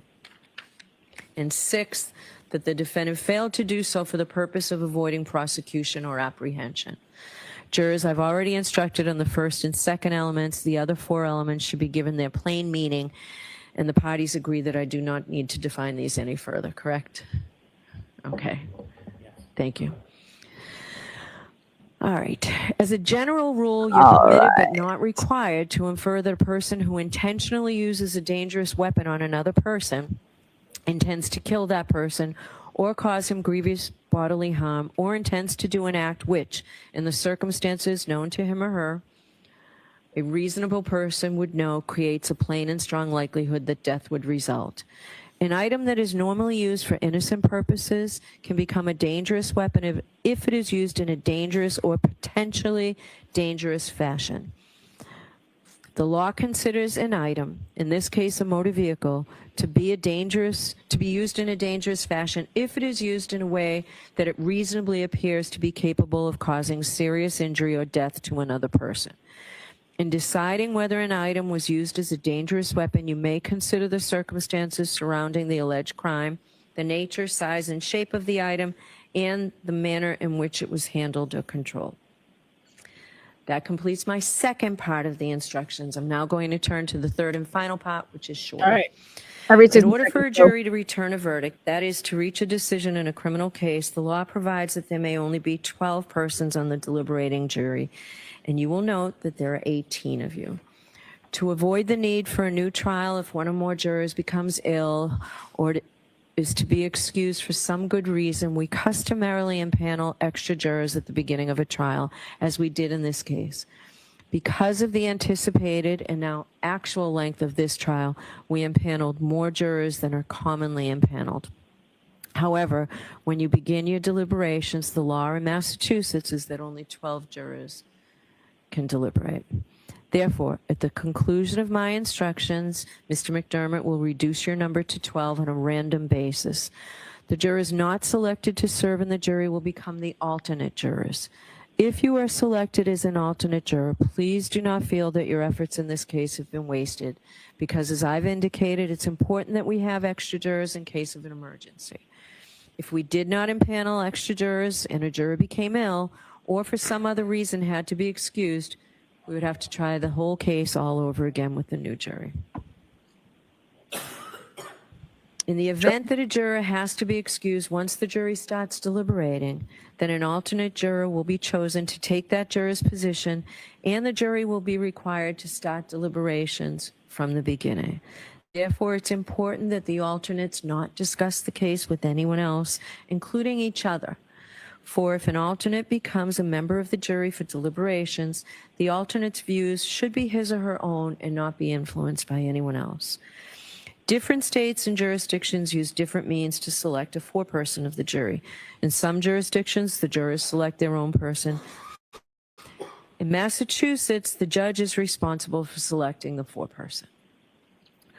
A foreperson of a jury has been described as the first among equals. He or she is responsible for organizing the deliberations, communicating with the court if necessary during deliberations, and presenting the verdict following your deliberations. The foreperson has no greater say or vote in the jury's deliberations. However, and in that sense, the juror is equal with all other jurors. I am going to ask the juror seated in seat number 1, your juror number 5, sir, would you agree to be foreperson in this case? I'm going to ask you if you would be foreperson in this case. Thank you. I always appreciate it when people say yes before I tell you what's involved, but thank you very much. All right. So the foreperson will be given the verdict slip setting forth the charges against the defendant. 12 jurors must agree. So, all right, so I skipped the line. When you return to the jury room to deliberate, the court officers will deliver to you all the exhibits in this case, as well as the verdict slips that you'll be using in returning your verdict. So the foreperson will be given the verdict slip setting forth the charges against the defendant. 12 jurors must agree before you have a decision to any specific charge. That means that to find the defendant guilty, all 12 must agree. To find the defendant not guilty, all 12 must agree. You should consider each indictment individually and continue deliberating until you've reached a final verdict. You should not begin deliberating until all 12 jurors are together in the jury room and should cease deliberating if any one juror is not present in the jury room. It is important that you not communicate with anyone outside the jury room about the deliberations or about anything concerning this case. 27. Further, I remind you that no juror is better qualified to determine the truth of the facts in this case, to dispute or to deliberate on a verdict solely because of education, background, or experience. The parties and I have chosen each of you as fair and impartial jurors, and your voices have equal weight. To reach a unanimous to reach an unanimous verdict, each juror must agree. Jurors have a duty to consult with one another and to deliberate with a view to reaching an agreement, if it can be done without violence to individual judgment. Oh my God. At the same time, each juror must decide the case for himself or herself, but only after impartially considering the evidence with his or her fellow jurors. Don't hesitate to re-examine your views and change your opinion if convinced it is wrong. But no juror should surrender an honest conviction to the opinion of fellow jurors simply for the purpose of reaching a verdict.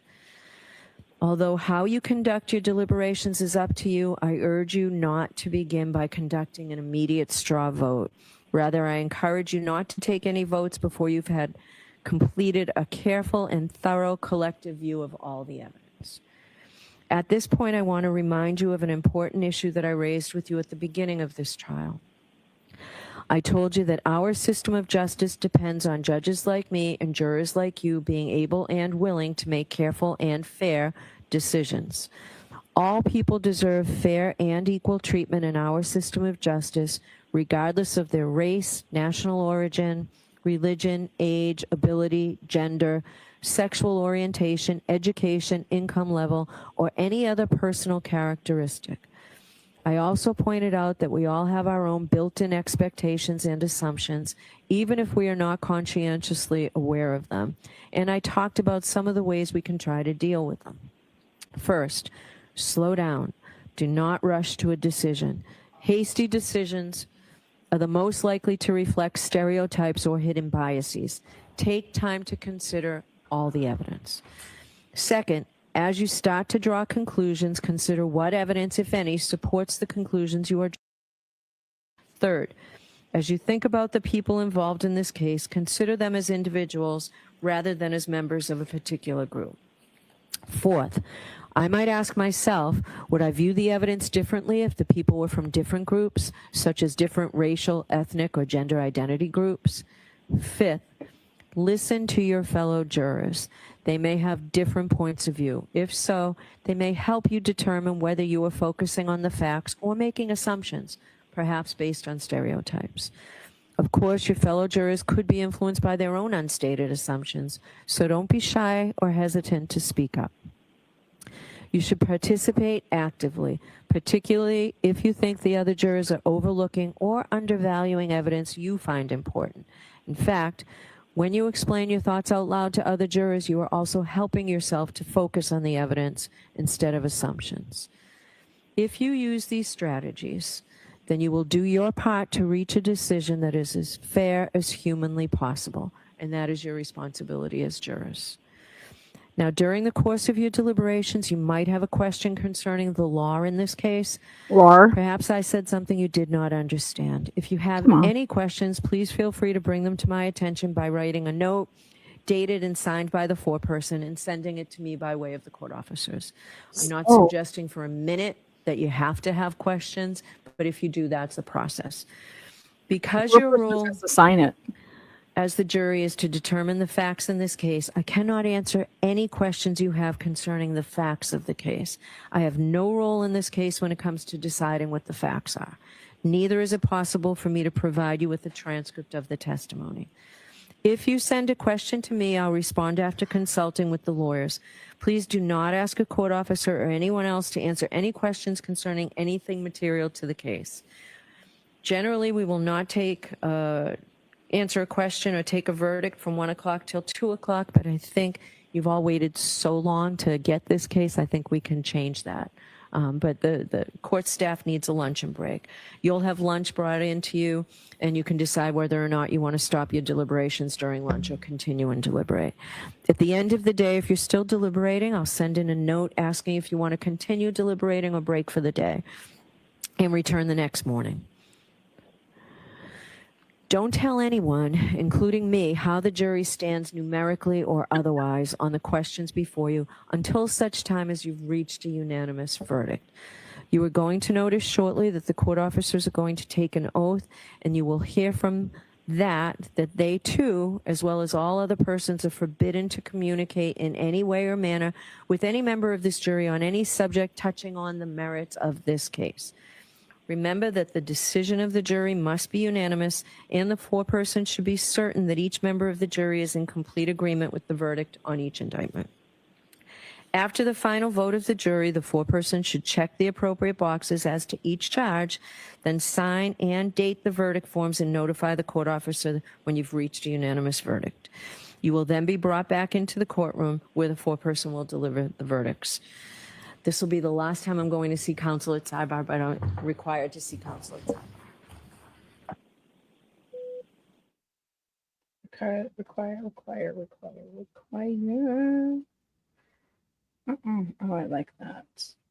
Yeah, I like that. What is up, guys? Welcome to the Transparency. There is no weekends. They will go to 5:30 tonight. They're going to get the case right here. We may have a verdict by 5:30.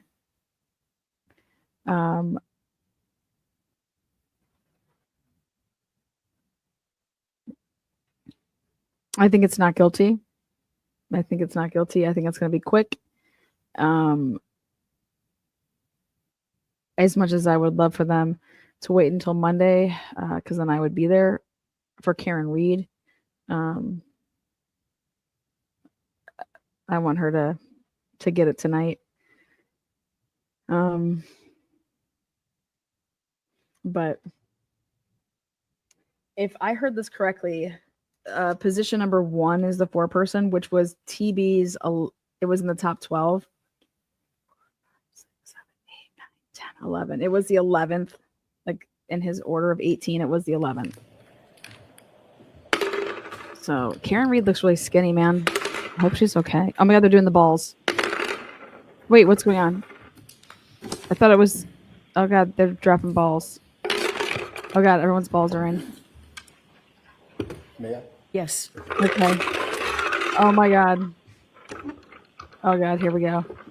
Could the juror sitting in seat number 13 step down and take your place as an alternate?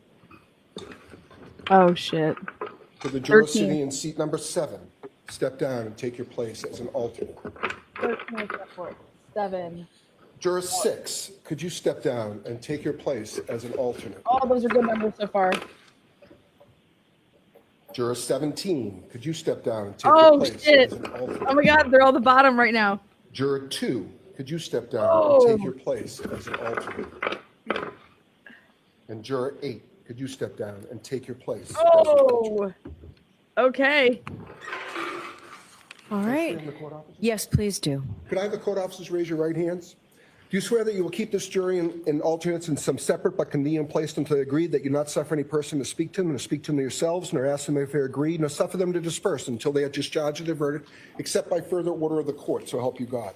Oh my God, great numbers. All right, so members of the jury, I need not remind you that you have an important responsibility, but I believe that you will bring to bear all the wisdom and the judgment and conscience that you possess in reaching your verdict in this case. All that we can expect from you is that you decide the case with integrity and with principle. We all expect you to reach an impartial verdict dictated by your logic, without bias, without prejudice or sympathy, and not prompted by any facts except those that you've heard here in court during the trial. We are looking for impartial judgment dictated by your reasoning and the fullest discharge of your oaths as jurors. You may retire and deliberate your verdict. Oh, here it goes. And we're off, bitches. Start the clock, 2:39. 2:39. And by the time we're all going to go pee and stuff like that. But the jury they got the case, guys. Great news. Basically, out of those ball rolling mechanism there, the bottom 5 that Turtle Boy said, you know, he listed them. 6 was the last one. 7 was the third to last one. And 17 was the fifth to last one.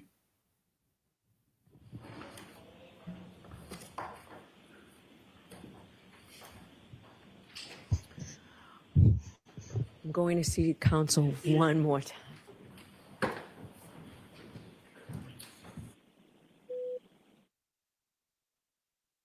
So right there, that's your 11, 10, 5, 15, 18, 9, 12, 1, 16, 14, 4, and 3. That's your 12. I'm staying on. How you like me now? How you like me now? And let's see. Turtle Boy said that he felt for sure the not guilty votes were 5, 10, 11. 5, 10, 11, all are in. 13 left. 15 still in and 18 still in. So we only lost 1 out of the top 6 for the not guilties, according to Turtle Boy. The 4 person was number 1, which 1, 2, 3, 4, 5, 6, 7, 8. He was in the middle. Number 1 was still in the top. 1, 2, 3, 4, 5, 6, 7, 8, 9, 10, 11. God. So, did the 19-year-old get picked? Who was the youngest one? I know that he was writing about it. I don't remember who he said that the youngest one was. But that's your jury right there. 11, 10, 5. And that's in order from the people that were like number 3 and number 4. They're at the bottom or all the way at the end. Those were numbers 15, 13. So 16, 14, 4, and 3 are your shakies. 16, 14, 4, and 3. For what it's worth. Let's see what Turtle Boy says. How you like me now? I thought I just was...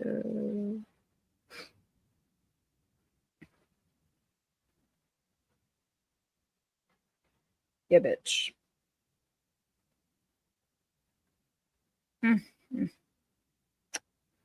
Okay.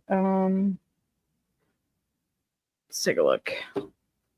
14 was the youngest. 14's in. 14's the youngest. Let's see. The remaining 2 black jurors were eliminated. Oh my gosh, the remaining 2 black jurors were just eliminated. Oh my gosh. What is wrong with Massachusetts? Racist bastards.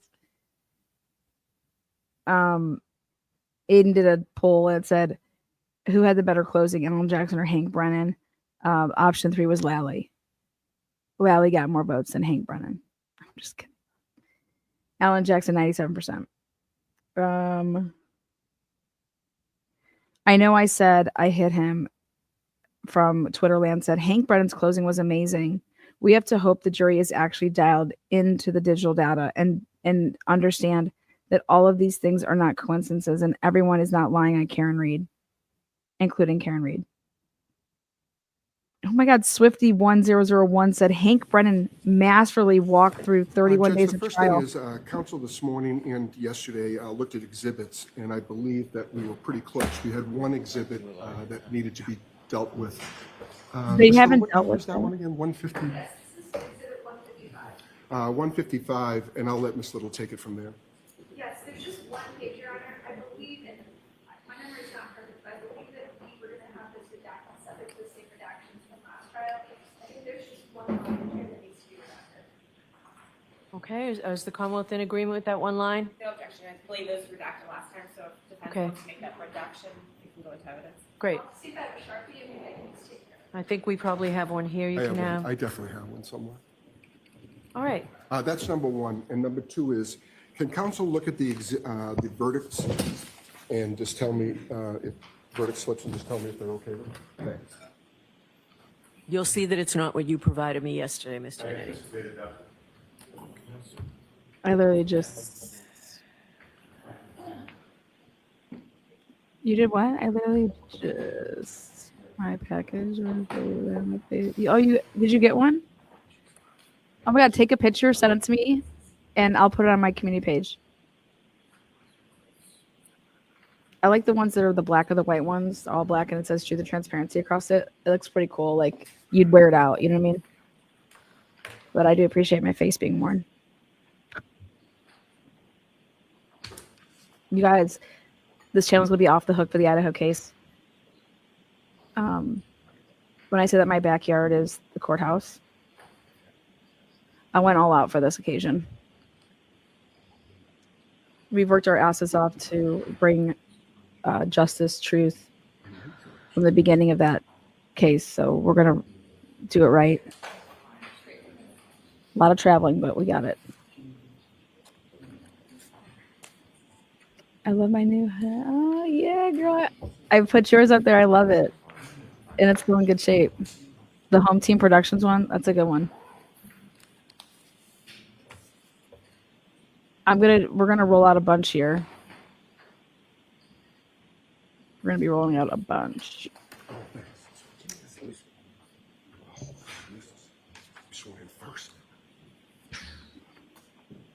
Mary P, you got it. What's up, Larissa Harris, baby? How you doing, girl? Good to see you in here, Counsel, you love. can keep doing that. Mr. Rose, can you raise your right hand? Do you solemnly swear that you will keep that jury in some separate but convenient place until they agree, that you not suffer any person to speak to them, nor speak to them yourselves, nor ask them if they agree, nor suffer them to disperse and they charge they bear, except by further order of the court, so help you God? Simply because you weren't in the room. Thank you.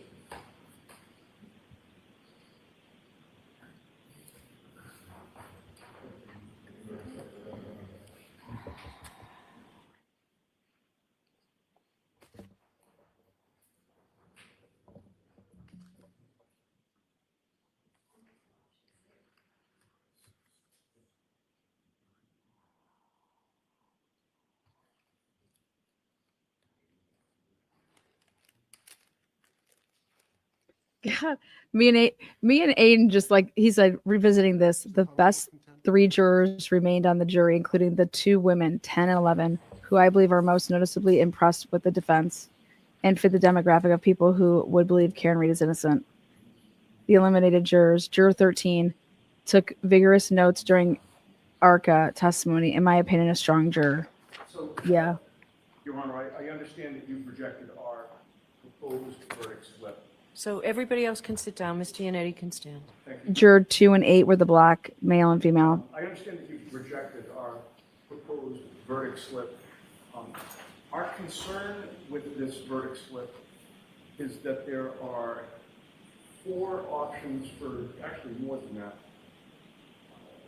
7 options for guilty verdicts, 1 option for not guilty. And we're concerned that this is too confusing for the jury. Jesus Christ.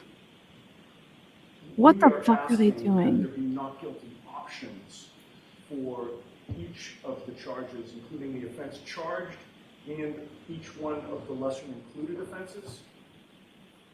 We really ran into the same issue last time. I think what complicates it is the fact that there are 2 theories for 2 of the... There is. Do you suggest that doesn't accurately reflect the law? It does reflect the law. I'm not saying that. I'm saying that it makes things very confusing, and that's why we believe that it cries out for some not guilty option, given the amount of options for convictions on this verdict slip. So Okay. we would again ask the court to adopt our proposed verdict slip. So your proposed verdict slip did not cite any case law. Do you have any case law that supports that proposition, Ms. Giannetti? I have not found any. I've looked. There's not a lot of case law out there. Other than that has never been proven, has never been found to be inaccurate. Not yet. Okay. And I mean that So with all respect. that's fine. So your rights are reserved. Does that help you? Your rights? Right, well, all we can do is object, Judge, and you make, Okay. you make the decision. Okay. Judge, the last couple... If you find authority for that, let me know. We'll do. Okay. The last couple things, judges, that we were provided with a clean computer laptop. Thanks. With a clean laptop. Defense counsel had a chance to, or at least defense had a chance to look at it, and I think that's fine. But All right, so we'll send that in with the exhibits. I need to go edit my charge to fix all the typos. And then the final thing is I provided counsel. Bitch, you got exhibit list typos that in we there? had, and it was satisfactory for both sides. What the hell? Thank All you. right, thank you. All rise to the court, please. Okay, you guys, this is hilarious. Let me break this down. Okay. The top 3 jurors that were the not guilties, according to Turtle Boy, made it in. Cheers, right? We lost juror 13, who was top 4. Then juror 15 and 18 got in. So of the top 6, Karen Reed only isn't taking 1. Okay, so think about like sports. It's the freaking NFL draft. We just landed the top 5 of the 6 recruits. We just landed the top 1, 2, 3. We lost the 4th spot. We got the 5 and the 6th spot. Okay. So we landed 5 of the top 6. When you want to talk about balancing your room, okay, boom. Okay. Then not only did Karen Reed get the top 5 out of the 6 of the NFL draft, she loses out on number 7, which is juror 2. She gets pick 8. So she's now got 1, 2, 3, 4, 5, 6 out of the top 8 jurors. Since she's got 7 out of the top 10. She loses out on spot 4, 5, 6, 7, 9. So think about this as NFL draft. She got pick 1, 2, 3. She didn't get pick 4. She got pick 5, 6, didn't get 7, got 8, didn't get 9, got 10. She then got 11, 12, 13. Bitch swept it. Literally only lost 3 of the top 12 that you would want. 3. And didn't have to go lower than 1, 2, 3, 4, 5, 6, 7, 8, 9, 10, 11, 12, 13, 14.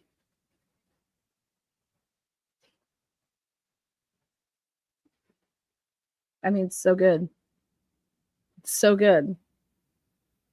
She wiped out the bottom 3 of 6. So her balls, you guys, totally went her way today. Fucking talk about some balls. Hairy balls. There you go. How do you shave your balls? Don't you like cut yourself a lot, guys? I've just always wondered that.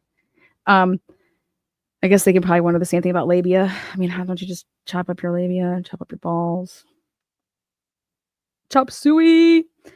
So juror 13 took vigorous notes during ARCA. He's out. Juror 2 and juror 8 who are out were 1 black male and 1 black female. Those were the only 2 black personnel remaining, and they were out. Turtle Boy said they didn't show much emotion, probably because they're like, shit, do you know what the fuck we do? This is what the fuck y'all brought. They're like, this is the shit we're here for. Juror 17 took 5 notebooks worth of notes and was the oldest juror. He got eliminated. In the last jury, this was the demographic most likely to vote Karen Reed guilty. He got cut. Juror 7, who got cut, was a middle-aged white guy who didn't show any signs of how he felt and didn't stand out as an obvious not guilty. Overall, I think it was a really good pull. I'm confident, says Turtle Boy. So, looking at the numbers, I mean, anytime that you can get 7 of the top 10 picks, you got to be able to win people over. So right now you're going into that room, in my opinion, no lower than 9-3 Reed, based off of stats, based off of statistics.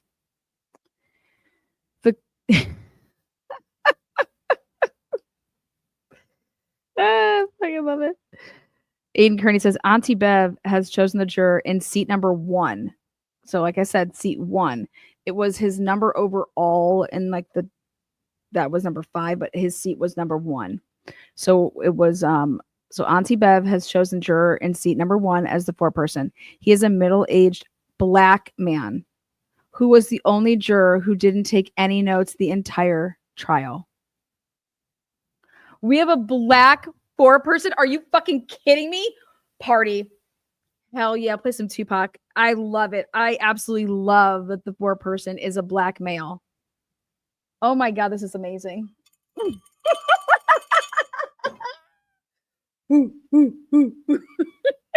Wait, what?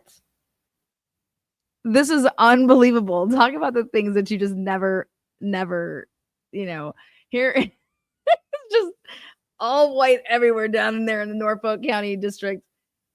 A black man is the foreperson. I love it. Come on, buddy. Fuck the government, man. Fuck him. Hopefully he wants to tag Karen Reed. This is amazing. He didn't take a single note the whole time. He's like, we here for some bullshit.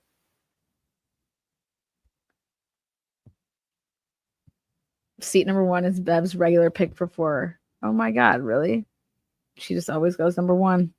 Didn't take a single note. That's crazy. Didn't take a single note.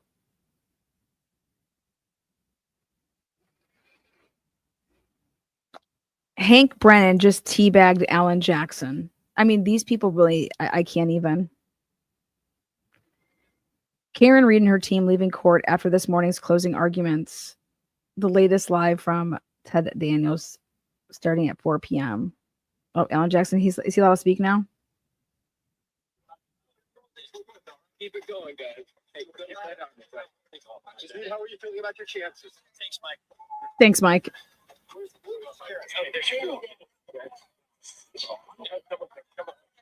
Mike's got us. Mike's got us. Come with me. Come with me. Mike's got us.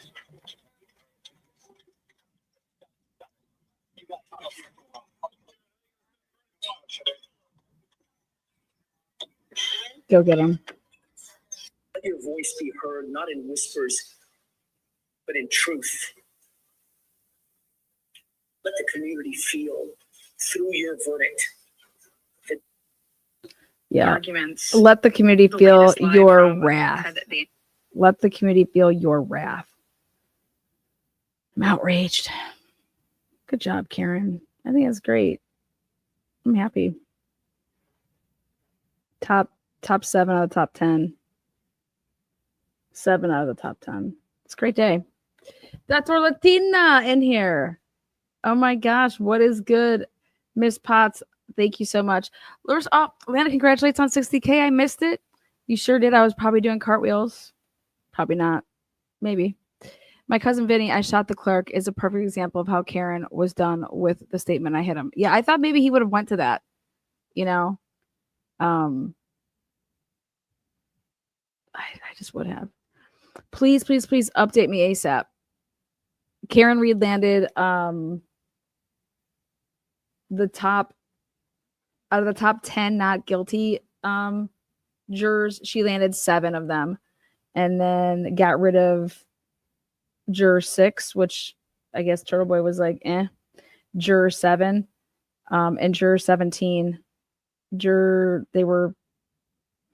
I think the youngest person still on there then.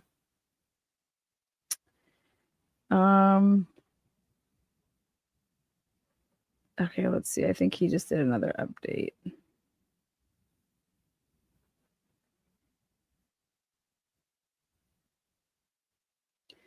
God, somebody is just, God, that's what I hate about Twitter, I think.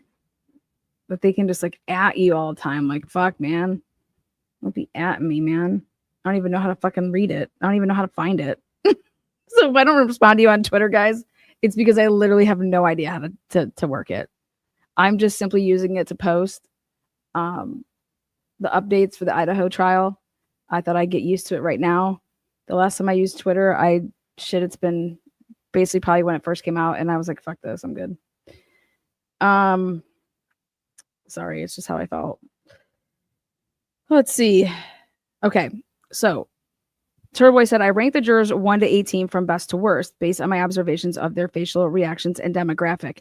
Here are the ranking jurors who got in. Number 1, number 2, number 3, number 5, number 6, number 8, number 11, or number 10, 11, 12, 13, 15, 17. Here are the judges who were eliminated. 4, 7, 9, 14, 16, 18. Yep. That's the results.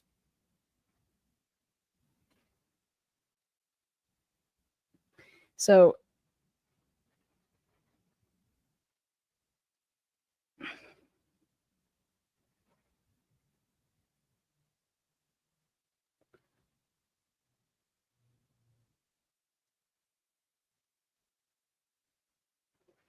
David, Yannetti, and Bob Alessi did all the talking at the sidebar before the jurors were picked.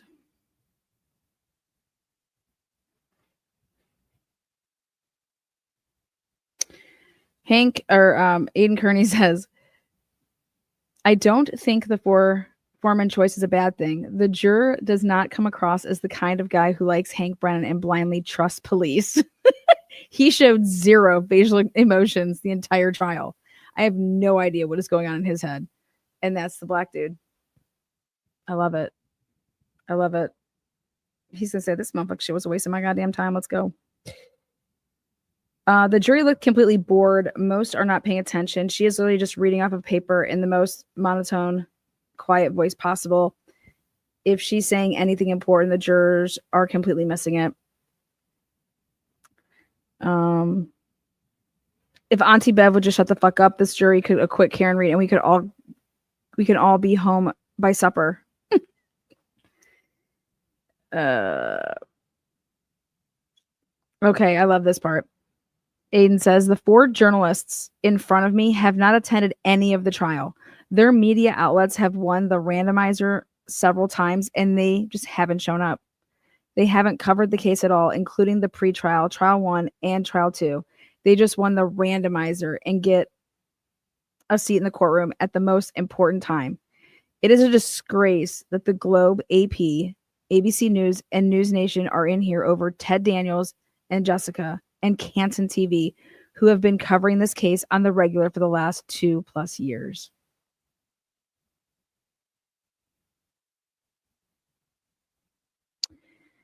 Again, if we don't have a jury, if we don't have a verdict today, guys, I will be there on Monday. So that's what my schedule could allow. Oh, I think we got this one, Dr. Latina. I think we do. Word to your mother, Miss Potts. What are you doing? What are you doing? Coming in my chat, dropping hundies, crispies. Pulling out a crispy. Oh my gosh. It's 3:00 and the jury is supposed to be deliberating until 5:30. So I just hope nobody says, hey, maybe we should take our time over the weekend just to be sure, and then we'll come back and, decide on Monday. Can you imagine you get to finally look at these people and say, hey guys, so it's my first murder trial. I wasn't expecting something like this, like a fucking car or a dog. I was thinking gang bangs and knives and guns, but it's a car or it's a punch and a dog. What do you guys think? Well, I'd like my ham sandwich before I talk about it. Juror 14 wasn't eliminated. Who said that Juror 14 was eliminated? I don't know who Juror 14 is. I don't know who any of these people are. I just hope they have a fucking brain. Just common sense. Common sense. Over and under is 3 hours, by the way, guys. And the clock started. I think it's fair to go ahead and start the clock at 3. Because by the time they had to get out, pee and stuff like that. So I am putting the clock. I'm a fair person here. And so with that said, There were no objections during the closing. So Lana got a point there over Andrea. So let's take a look what else happened at that. Okay, so there were no jurors removed. Let's see, total number of defendants. Okay. The total number of objections. I said under. Thank God. What do we got here? All right. We're looking over. Where is it? Okay. The number of different YouTubers in the courtroom during this whole trial. So obviously we have Turtle Boy. Dina was in there. DUI guy was in there. Glare was in there. Annalise.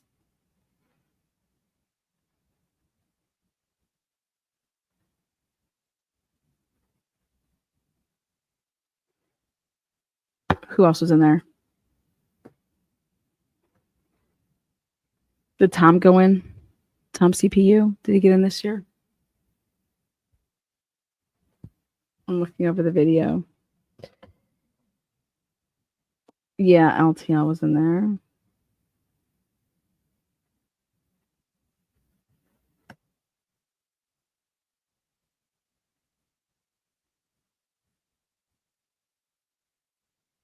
Did Melanie go this year?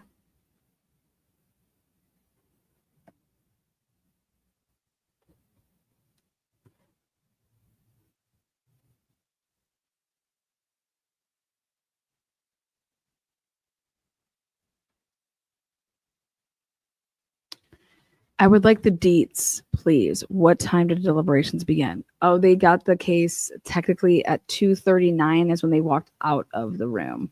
So they just got it. They just got it. You just really didn't miss anything other than the closing. JLR didn't even bother showing up. Oh, yeah, Jessica. Yep. I guess. Yeah, she is. Oh, didn't Nurse Kim go too? Yeah, she was in there that day. Heat. What do we got here?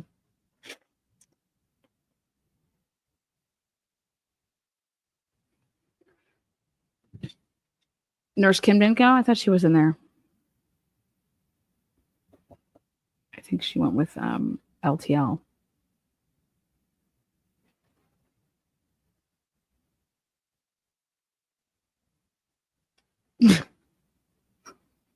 Yuri. God damn.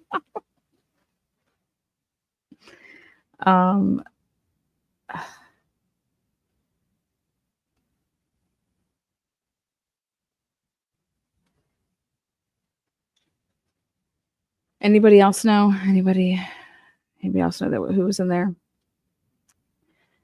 How do you feel? Oh, I feel good. I'm honestly, I think this is I think it's gonna come back tonight, not guilty. I mean, I wish that it wouldn't, because then I could be in Dedham on Monday. But for Karen Reed, I mean, I want it for her. I mean, if this goes till next week, it's party. I'm fucking sick, but I think this is like, I mean, Hank literally got annihilated. I can't even believe that Hank I'm surprised he didn't pass off the duty for the closing on the Lally. I just would want to go get my ass clipped again. I'm really confident in the not guilty. I am. I mean, maybe I'm crazy, but this was, I really liked the way that the witnesses this time around for the defense, where they were adamant about stuff, you know? And maybe that's just because they were paid, you know, by the defense. Maybe it's because they actually, I don't know how much work they did when it was like just with the Fed shit. But I felt like a lot more like they were really passionate. It just felt like all these witnesses were really passionate about like what the fuck they were saying. I mean, even the people that were like, what the hell's wrong with you? I think Jen McCabe spent a ton of money on some work that she's had done to her person, and same with Carrie. And they also, I mean, I think Jennifer McCabe paid a shit ton of money to somebody for a coach, that somebody coached her body, everything. I think that she started practicing taking pills and answering questions. I do. I think there was a lot of money spent on that.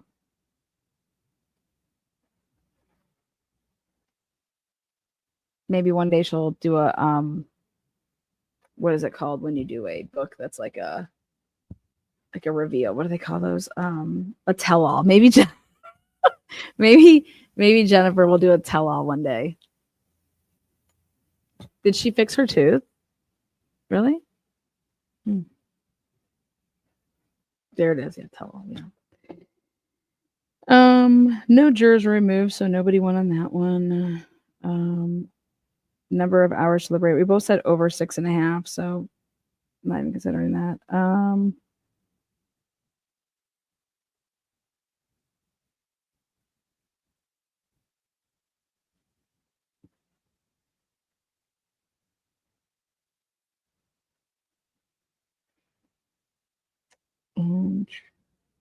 Okay.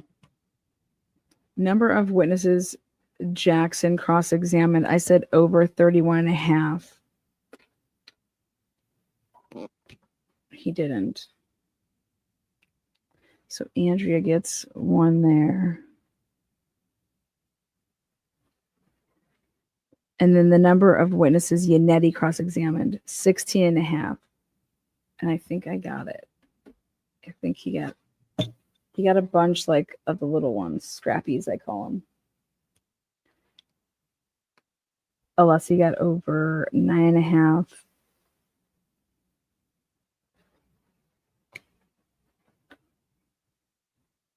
So I got that one. The number of witnesses Lally directs or crosses was 7.5. We both lost out on that. That fucking bastard Lally changing out his vocabulary killed me. The number of times Lally says, what if anything, bastard, it was 42.5. That motherfucker didn't even say it once, that cocksucker. That's what I think about that. Julie Nagel couldn't even take the stand. The total number of different YouTubers in the courtroom, the over-under is 12.5. So I need to know who the hell was in there. We have Dina, Turtleboy, the DUI lawyer, Larry, the Glare, Annalise, LTL, Jessica, Nurse Kim. Nurse Kim went with somebody when she went.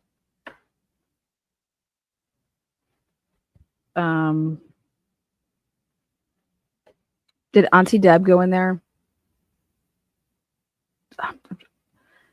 Did the young jerks get in?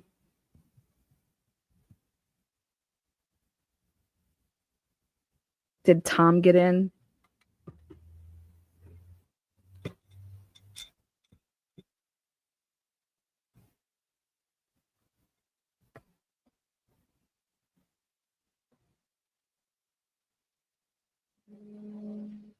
I got Larry, that's DUI guy.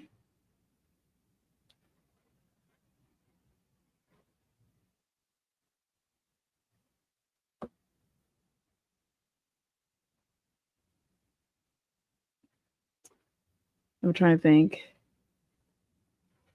Did Tom's CPU go in this year? I know that Nurse Kim went. Did she go with Bettero? Or did he not go? Did he go one of the times that Turtleboy had court?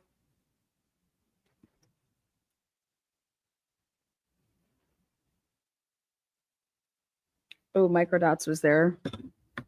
Good one.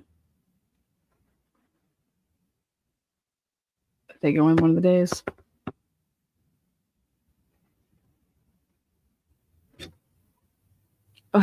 Grant Ellis. Yes. Does he have a YouTube channel? Oh, so RTS. Okay, so are they like the same person? Who are these people, Sherry? How many people are those? How many, like, are they all different? This matters for my fucking over under. Oh, James Jackson went in. Yeah, he has one. That's right. Good call. James Jackson did go in. Fuck yeah, I think we got it. 4, 5, 6, 7, 8, 9, 10. I just need, if Betero went in, who's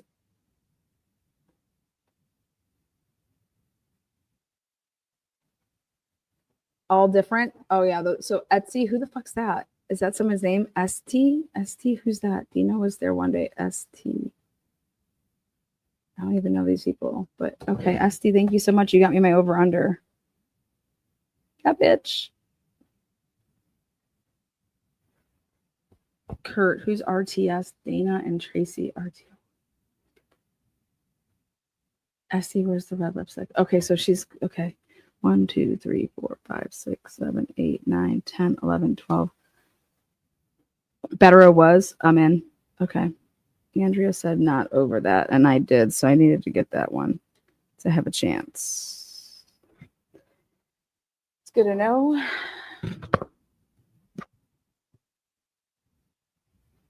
All right, so over. Okay, now here's a good one. Ready?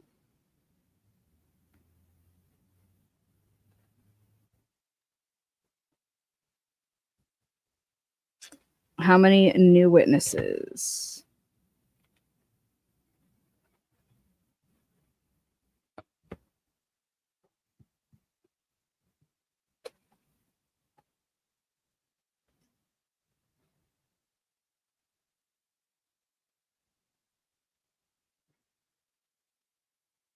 Well, we both said over on that. Over. I think that's all of them. Okay. Thank God Bev was late all the time. Okay. All right, I think the results are in.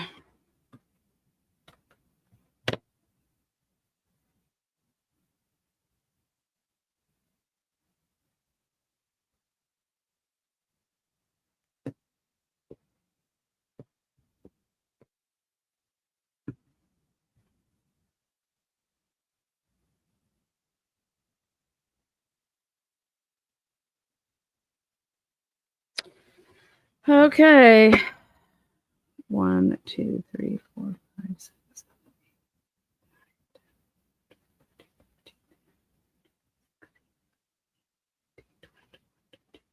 23. 1, 2, 3, 4, 5, 6, 7, 8, 9. 8.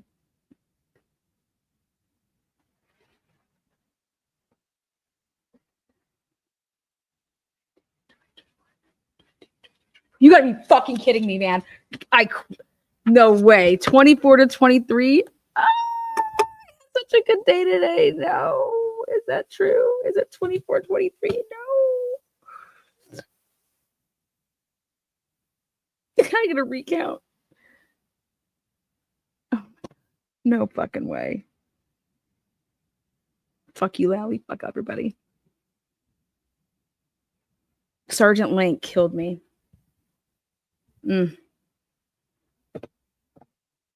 Over under Gemma Cabe.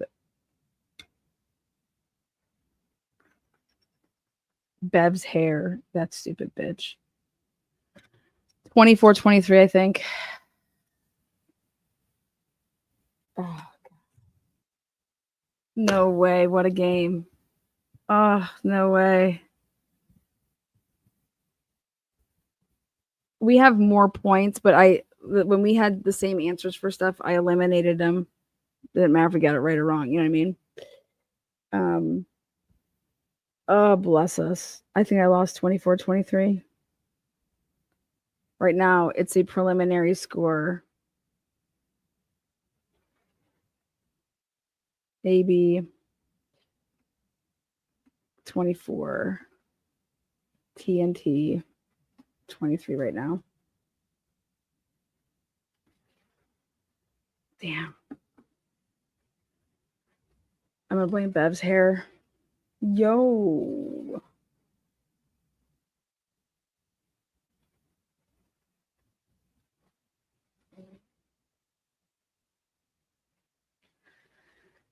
Damn.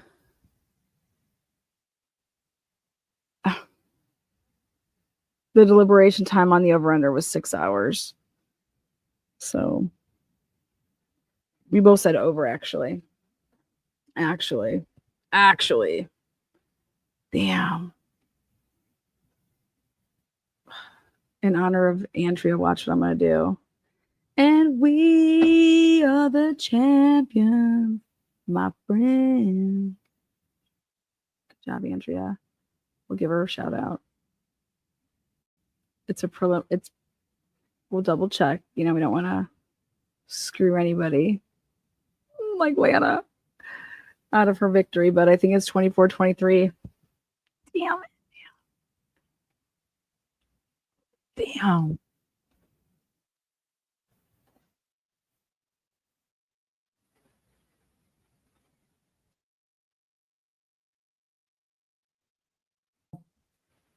I've heard so much. I had, and now I'm trying to remember. It's been so much information over the last several weeks. I have, people send me messages. I get tagged in stuff on Twitter and stuff like that. It's hard. Oh my God. Speaking of us getting tagged on Twitter, somebody had tagged us on Twitter together and said that we run some cults up in this motherfucker. So give it up for Andrea Burkhart. We'll play her a song.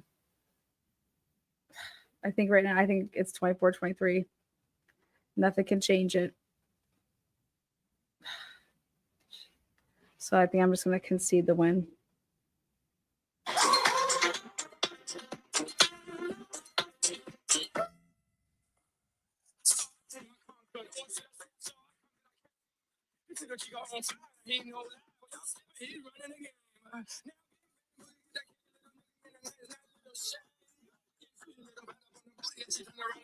Walk this way.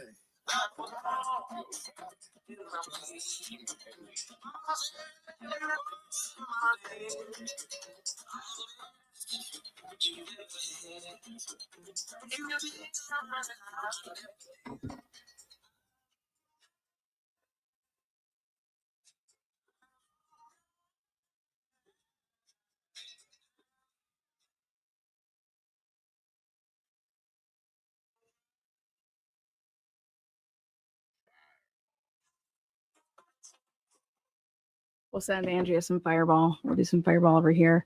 Congratulations. We had an over and under pick'em challenge. It was 24-23. I'm going to concede the win. I won't make us go ahead and count the votes again, recount votes and shit. So,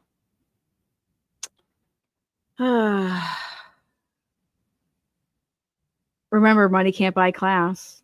You damn right. You damn right, but it can't buy you some ass. Dr. Latina. Oh, shit. What's going on outside over there in Dedham? Anybody streaking yet? Anybody streaking? Andrea has some stamina. She's still talking hours after court. I'm a member on her channel. I like her since Johnny Depp, but oh, dude, Andrea's the slam. Like, there's only a couple people that I would ever go and get a lawyer. She won. She's one of them. Like, yeah. She's good people. She's good people.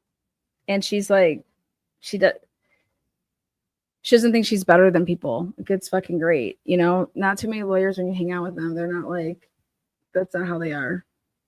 So, let me see. I'm going to take you guys. We're going to go to the hibachi joint, do some shots of sake, twirl around, get people. They love me over there.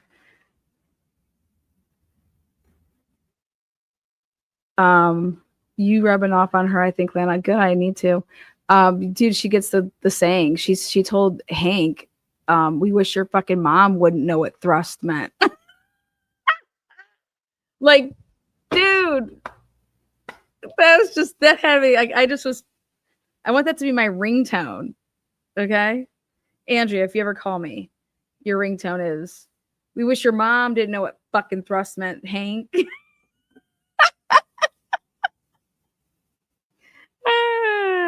You guys just give it up for Andrea. Hard sometimes to keep track of where MVP. I see different people saying different things, but I do remember. Let's see what she said. Alyssa Ramirez, Andrea, Brennan reminds you of Binger, not an actor. I'm pretty sure of it. So I did not watch the Rittenhouse trial. I mean, just gotta love her. Give it up, Andrea. I'll go over there. Let's check in to see what who else is let's see who is live. We can give some love to. Let's give some love over there. Defense Diaries. I love Bob and Emily. They're good peeps. Let's see what they're doing. Oh, they got better.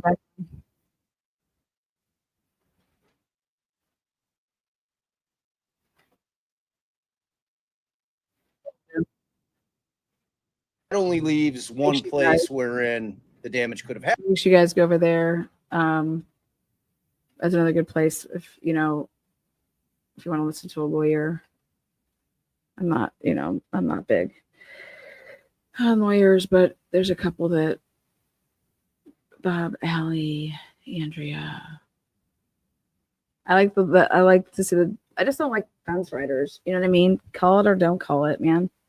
If you're gonna be an analyst, fucking call it. This is shit. And the lawyer, he brought it and he basically blasted Hank. So I give him credit for doing that. Melanie pretty much went off on something to do with, who else is a lawyer that's talking about the case? Oh, I like Emily Baker. I mean, she's good. She was reserved when she went on Canton Confidential, though. So, who else? Allie was yelling fuck face on channel made me feel right.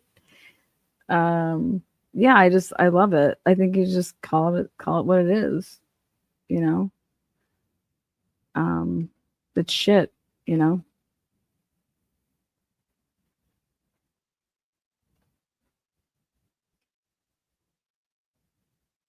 I have no idea who potentially criminal is. Does anybody know? I have no idea who that is. Anybody know who that is? No idea. I went to war with Bob last 2 weeks why Hank isn't skilled. Hank literally got bent over. I mean, Alan Jackson literally put a baby inside of Hank.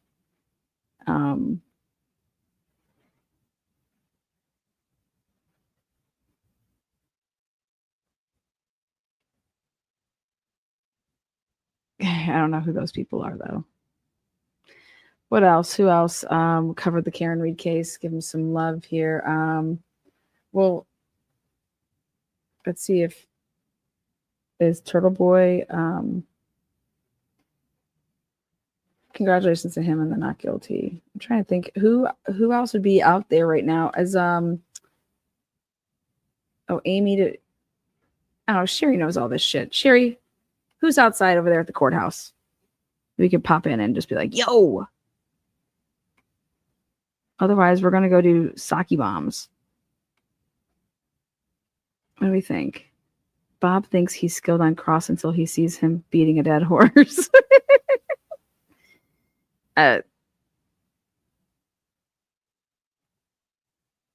JJ UK, some of the stuff you say cracks me up. I'm always chuckling away over here. Yeah, it is what it is. Brandy with RTS is in front of the courthouse talking to Sue. See, I knew you'd be all over that shit, girl. How many TVs you got going right now? You're like my bookie. I love it. Let's see. You said RTS. I just put RTS in. RTS, Karen Reed. Oh, I don't think that really worked the way that I wanted it to.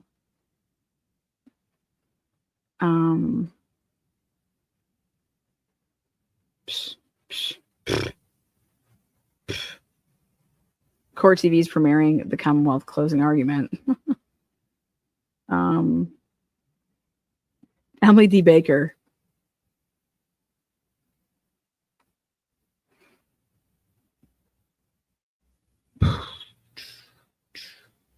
You guys all I gotta do is just go into these little chats. Kelly Deaver. Yeah, so let's see. We'll go like this. Go back like this. Oopsies. There you go. There you go, Sherry. God, if you guys, would you not just die if the jury just is like, we have a verdict. We have a verdict. Loophole lawyer. Like that name too. We have a verdict. 3 screens in 1 room. I knew it. I knew it. I love it. Sherry's great. I want sake with a, yeah, some chicken and white rice.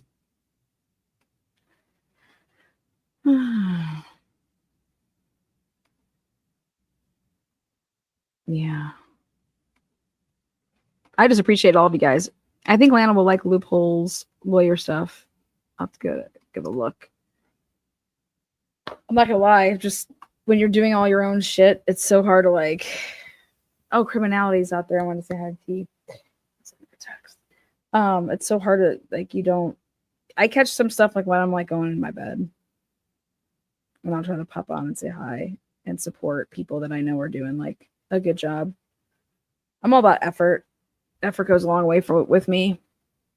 You know, kindness and effort. And I don't care like how you feel about a case. I care about the type of person you are.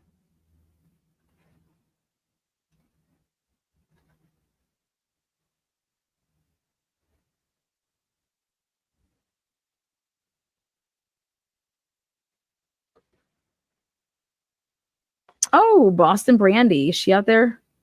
Boston Brandy? TikTok timeout for talking junk about corruption and mass. Really? Who the fuck? What is wrong with these people? How do you get timed out for that? Oh, Blue Eye Candy. Y'all can drink for my 15th year anniversary weekend. Oh, what are you doing? Anything fun? What do you think, Karen Reed? You think she's got like champagne popping? Like somebody had to like get her like a room, right? Does anybody have like champagne and stuff ready? Like iced down in some room? Like, come on. This is like game 7, like on steroids. This is bigger than any. This is a championship. Don't even make me be the person that has the champagne. Good morning.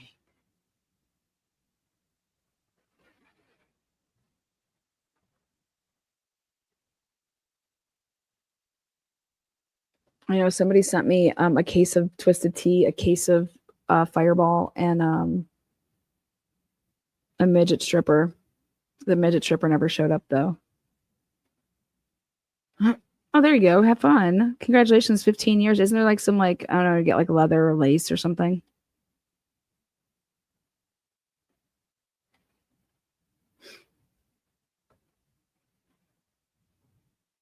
Octavia says, I hope she calls an Uber from now on. I think Karen Reed's going to be one rich bitch. I think Turtle Boy's going to be rich. I think that all these people got their rights violated. I can't wait for the, you guys want to talk about the tea? The civil suits, that's where all the tea's going to come out. All their phones that were protected, none of that shit's protected in civil cases. As long as Karen Reed goes and sues these fucking people, it's all going to come out in civil cases. DB plus, thanks. Thank you. So I want to see this. The civil cases should be good.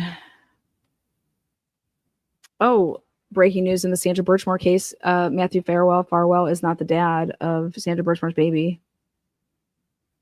I still think he killed her, but his lawyer's going to be all about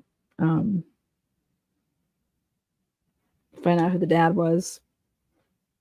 Court TV is at 50-minute clock, and their poll is still at 82% not guilty at Court TV.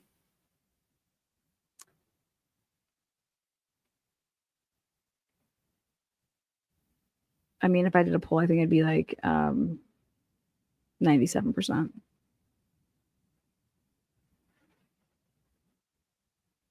Did they mention who was the dad? Nope. Again, that came from the Globe.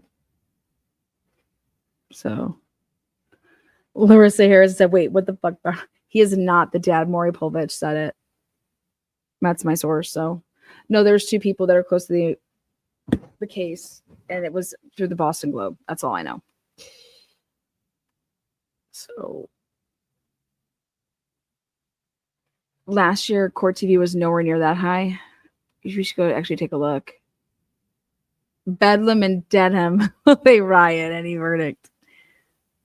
He killed Birchmore and not the dad. Yeah, that's because I think that he thought that he was the dad.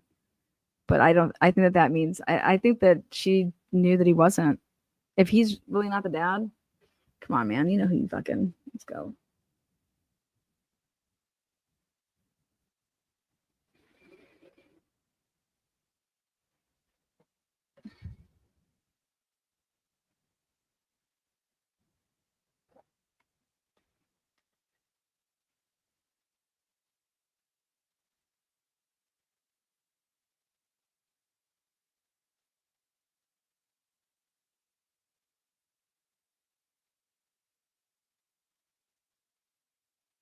I kind of enjoy it more that him finding out that he wasn't the dad. That's gotta just chap his ass like more so than ever. You know what I mean? That's what I love about it.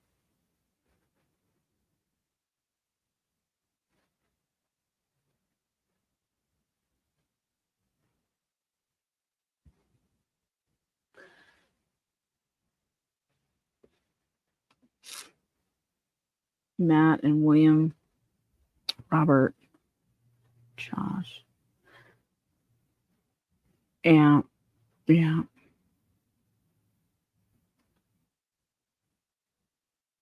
So their clock's at 50 minutes. So what time? So they started the clock at. I wonder what time they started the clock at. Did they start the clock at 2:50? I mean, because technically when she said the case is yours, it was 2:39. So if we want to be technical, the case is yours. It's Bev. It's Bev. Higgins is the daddy. I would love it if Higgins or Brian Albert was the dad. Josh is the animal control officer. You know Josh Healy. Again, welcome everybody. Do me a favor and hit the thumbs up or the thumbs down. I don't care which one you hit. Just hit one of them. Don't be a fence rider. Pick your poison.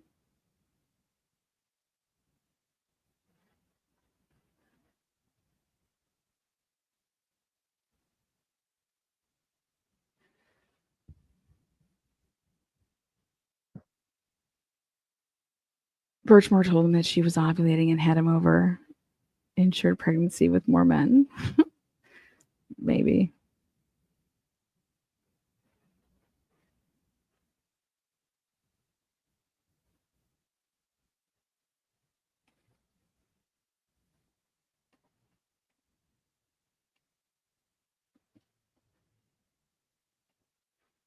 I got you. I don't know what that means.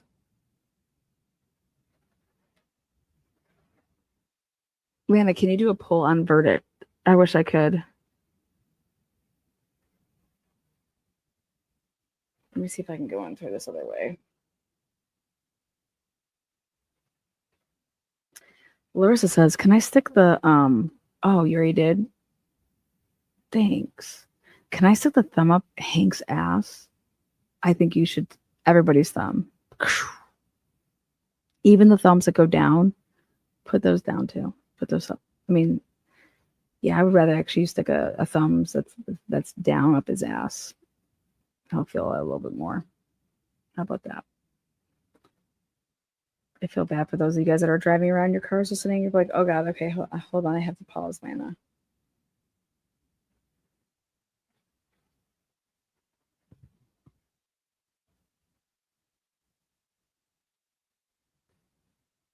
Fireball.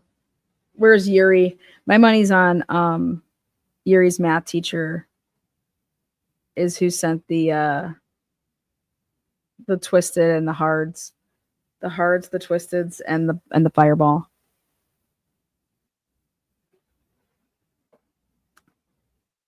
No, I don't have it too much, Mom. I don't have it as that way. It was they were in chair 1, but you get an original number when you come to jury. You get an original number. Court TV has guilty, not guilty, hung, and lesser manslaughter for choices on poll. Interesting.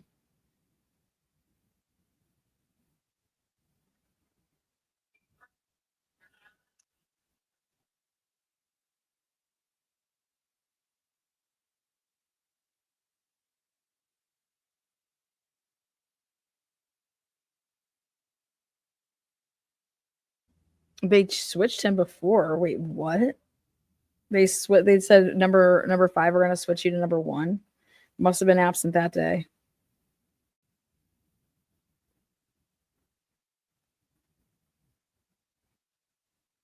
DUI is like a given, right? Well established. No, I don't think the DUI is a given. I personally think that you should have to be caught drinking and driving to be charged with drinking and driving. That's like the law. And if they just they didn't just put that's one of the offenses. Like a jury doesn't she's not even charged with drinking and driving by itself. Like, don't you think that should be on there? You have to like work your way up. You know what I mean? Like, because I would personally love it if she I think that'd be actually better than a not guilty. Is here you go. All you get out of it is a DUI. Here you go, Hank. Here you go, Hank. I'm just gonna fuck with you. Here you go. This is the most expensive DUI. Oh, I PayPal'd you some cash. Girl, God, we gotta go blow this. Let's see. I want to thank those. I think I got a couple cash apps too. So, oh wow, somebody tossed me some money in PayPal. Wow. Oh my gosh, Diane, $100. Damn. Barbara, $6.55. Thank you so much. I literally just looked and I was like, wow. Woo, let's go to the waterfall bar. Yeah, I'll be there. If there's no verdict by the end of today, I'm going. I'll be there. I'll be there playing Keno. Also want to thank a couple people did cash at me. So again, I want to thank where is it? I want to give a shout out to Layla earlier. Thanks, Lana, for all your work. Thank you. Then I want to hit up, where is it? Sarah for drinks for Bella for programming. Thank you. Lakota said $10 as well. And it was a special message that says, thank you. Letter Q is cute for all you do. Thank you so much. Emily sent me $50 and said, please upgrade your internet. Please upgrade your internet. Amazing work. Thanks, Emily. I wish it was that. That wasn't the problem though. But it was taken care of. Here you go. $50. Go get yourself an internet. Appreciate it. That was funny. And then obviously all of our super chatters. I think we've covered everybody.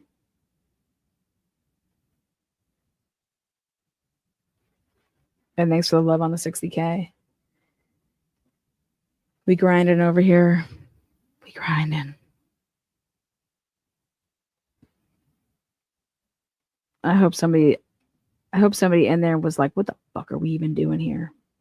We listened for 30 some days. That man with the glasses just talk about nonsense. Asking people about ham sandwiches. And then the other guy's talking about where he's going to disperse his load on the bed. I told you a case of beverages for the boat. Oh, you did? Oh, snap. I'm going on the boat this weekend. As long as the weather stays. It's been hot here. Our weather is, let's take a look. Let's take a look at the weather. The weather says, oh, God bless America. Whoa. I think 50% chance of rain today. Tomorrow, 85% chance of rain. And Sunday, 60% chance of rain. Where did all this come from? Rain all week? What? But it's going to be 84. Rain.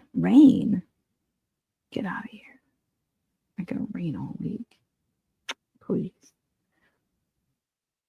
Tomorrow's the gay parade. I hope it doesn't rain for the gay parade.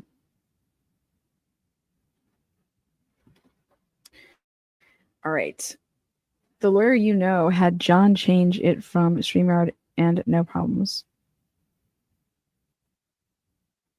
I've been rain here for like a week. I'm over it. I'm over everybody.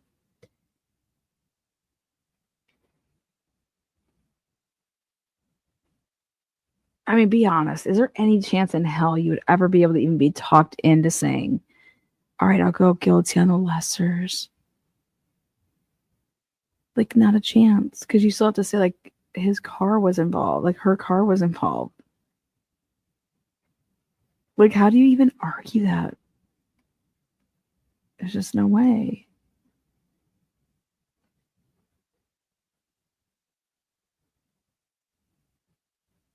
Do you guys think that there's a chance that these people are like, hey, so we'd like just pretend that we're talking about something? Or do you guys really want to go through this stuff? So if we're all saying like not guilty, I mean, do we want to make it seem like we did anything?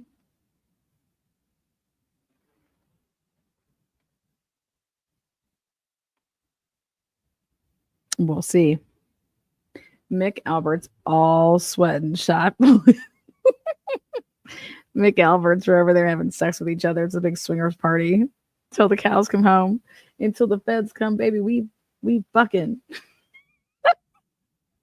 Mick Albert's and Higgins.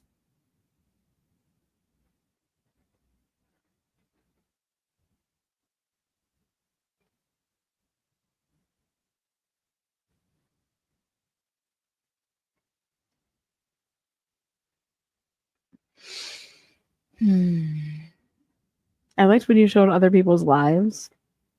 I feel bad though. I don't want people to be like, Lana was stealing our lives. So people get mad about that.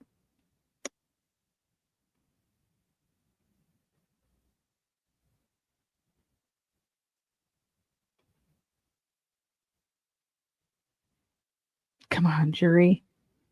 Be talking about 1 hour, give or take. That'd be crazy. I mean, if Lori Vallow's jury can come back in 30 minutes, so can these fuckers.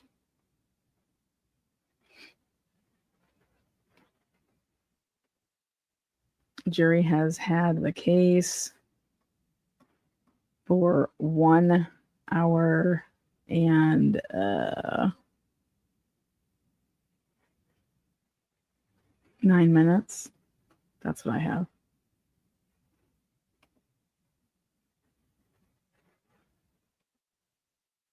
Oh, my email is the mind challenge @gmail.com. Yes, Gay Jeff. Where is he? Oh my God, where is Gay Jeff? Anybody find Gay Jeff? I'm gonna find him. I'm telling you, if this gets cut off, I'm gonna find him on Monday. And who's the guy that had bad breath? I'm just gonna go straight to the Hilly, and I'm gonna find everything out at the Hilly. I'm like, where's Gay Jeff? You know who should totally be able to find him is Jimmy. Jimmy, go find me Gay Jeff, damn it. All right.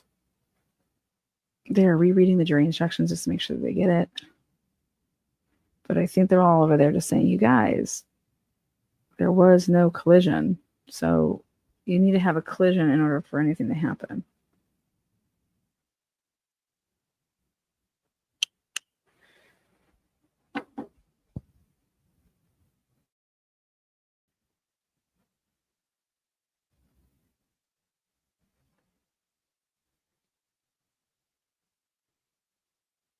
All right, guys, I'm gonna take you with me.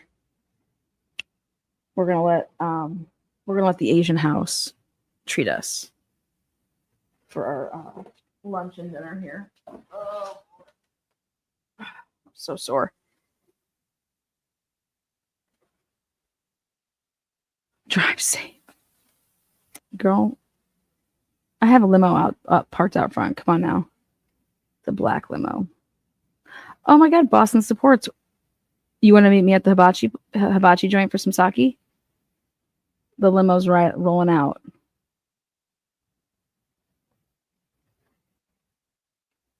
Someone find, yeah, her name's Ashley. Ashley, Bella's mom. You know her. I got her phone number. I'll give her a call when I'm in town. Find out if she's a swinger.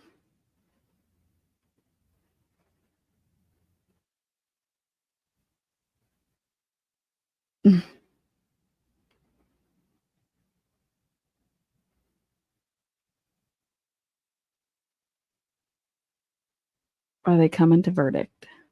Are they? Did they say that they have a verdict? Don't know. Don't know. Guitar Jet Jeff H was on yesterday. Who's that?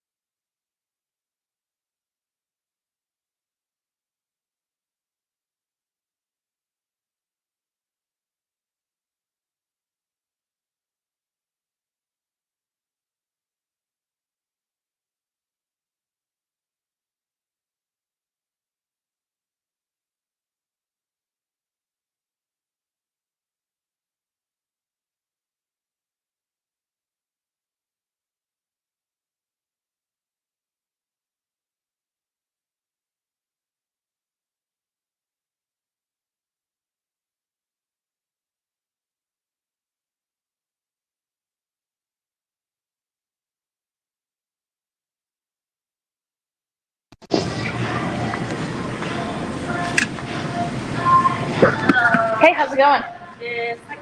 Yeah, let's do it. All day, every day. Can I get a water too? What? I was gonna go.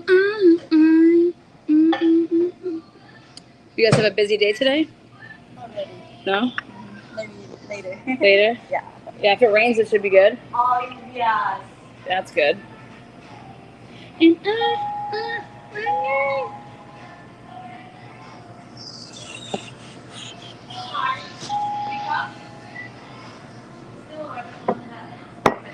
There we go. Oh boy. Baby. I was taking a peek. It's kind of wild. We're just on Verge Watch here. Thank you so much. Do you need some food today? Yeah, can I just get some white rice with the side of the chicken? Thank you.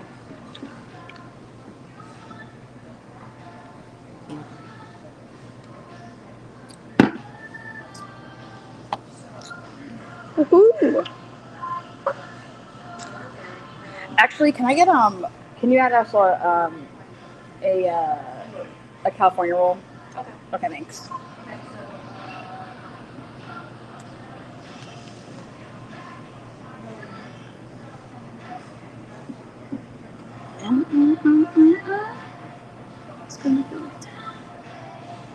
Look at you guys bumping the. Is this Taylor Swift? Yeah. I love it. Me too. Yeah, girl. You watching some Maury Povich today? What do we got on over here? No. Judge Judy? Oh, you know she's gonna lay down the hammer. Oh boy.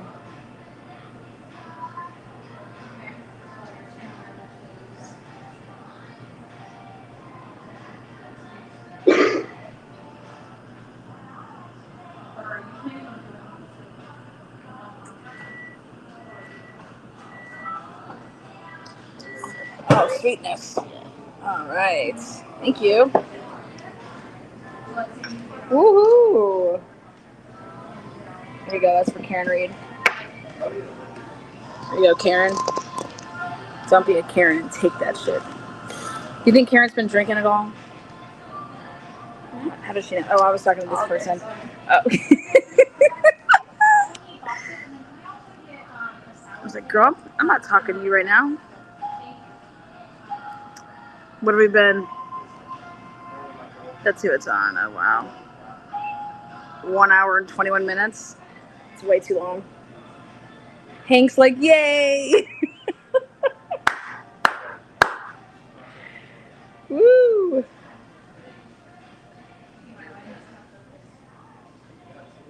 Cheers. Cheers, the queers. God. Like I said, how many people are holding out for it not to happen today just so that Atlanta can be in Dedham on Monday? I mean, you guys know I know how to party, so.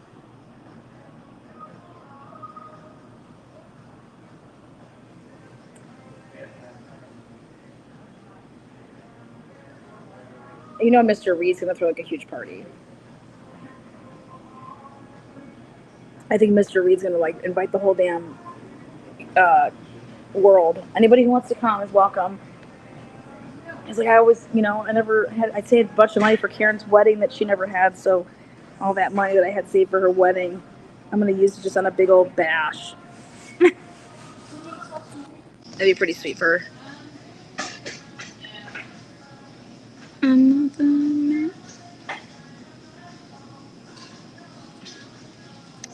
Just so everybody knows, 2:40 is when the jury got it, and it's 4 o'clock, so they've had it for about an hour and 20 minutes.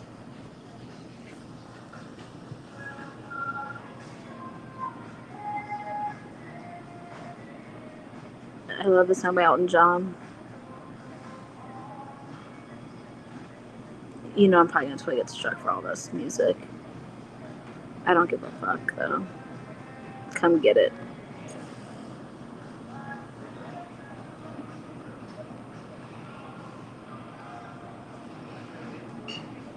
Be a long, long time. Oh God. Hopefully that's not true.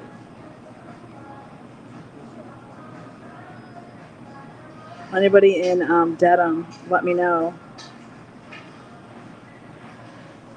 Oh, if those goes to Monday, and anyone driving up from Connecticut, let me know.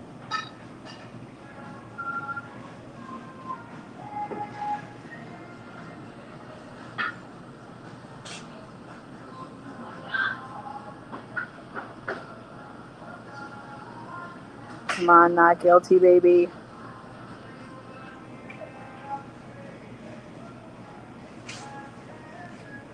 I'm gonna ask my favorite staff here what they think.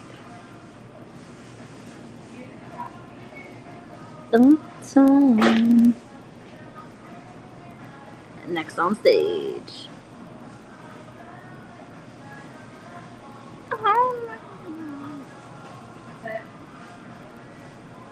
Do they deliberate on the weekends? Great question there. K19, great question. They do not. Bev does not work on the weekends.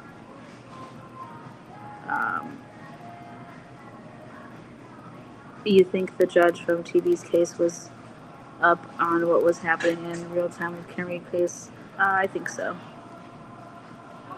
I mean, think about like any type of building you work in. You know, like the chatter, the talks of the town. Cheers. You wanna know what my favorite drink in the world is? Is water.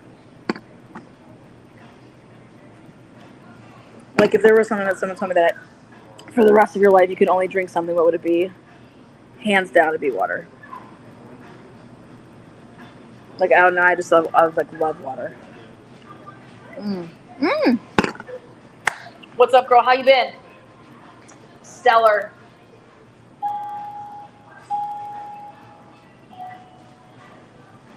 You guys hear that door chime?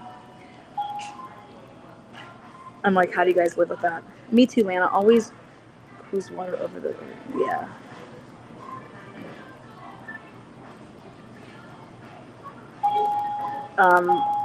How many green tears do we have out there? Like, I love green tea.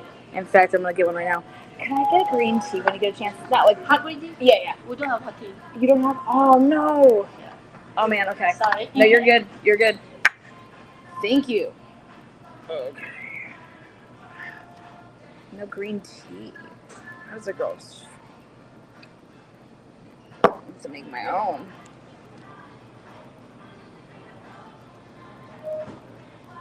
No green tea. California roll for all you sushi lovers.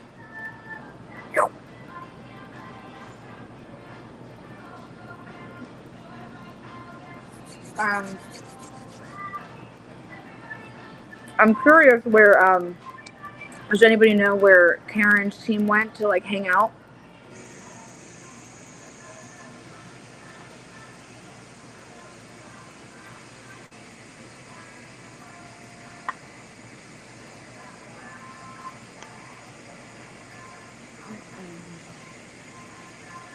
I know they weren't using the church this year.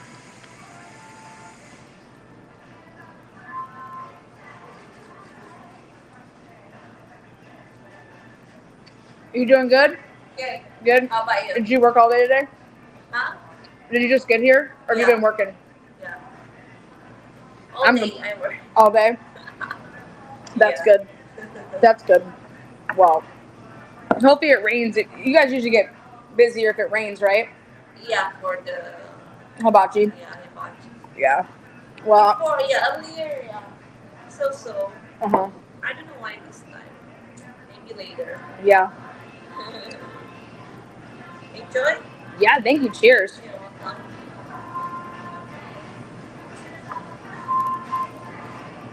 What do we got going on? That ham sandwich. Damn, Starbucks. I had to fill out Bob's, what is this? I had to fill out Bob's poll. Someone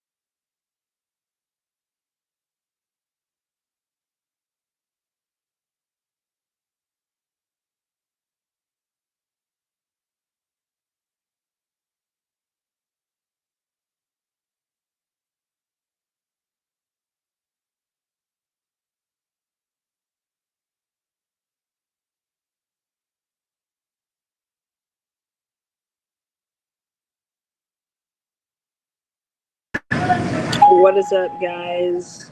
Karen Reed back, allegedly. She's there. She's there. Something's going on. So, Karen's back.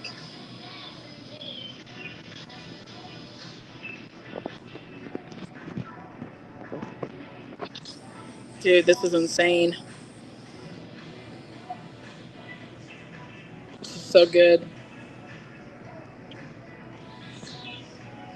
Yes, please, Lord.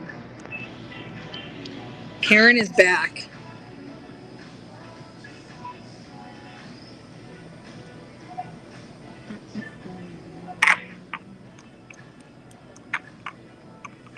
This is what should have happened the first time.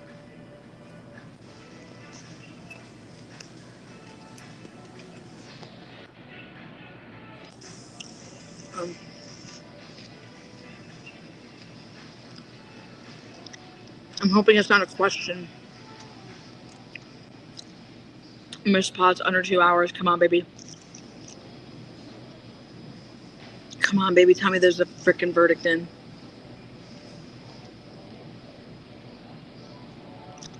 It could be a question. We'll see. It's after 4 p.m. They're going home. No, they're staying there till 5:30 today. So, just so we're clear. Thank you. Looks fabulous, as always.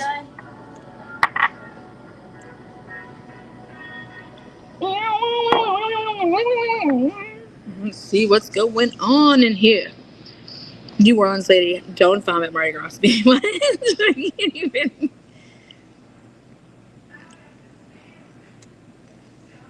Come on, baby. Come on, dear Lord Jesus. I know you got us on this.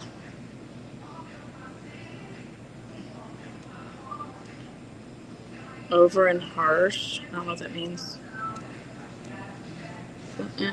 Pocket. Hubby is on his live stream and I'm yelling about Karen Reed. Verdict slip, probably. Who knows?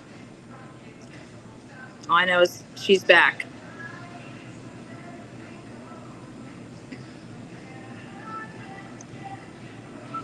You guys have no idea how hard this is to do from your phone. This new, streamer can just literally go and blow up for all I care.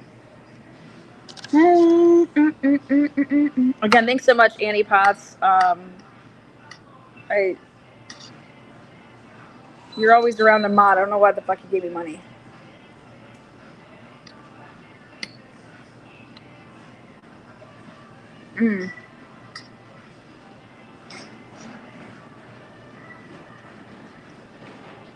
I want a side of teriyaki sauce. Come on, Karen, baby. Come on, baby. I need a drink. Hell yeah, I need a nurse. That's in my pocket. It's a tip.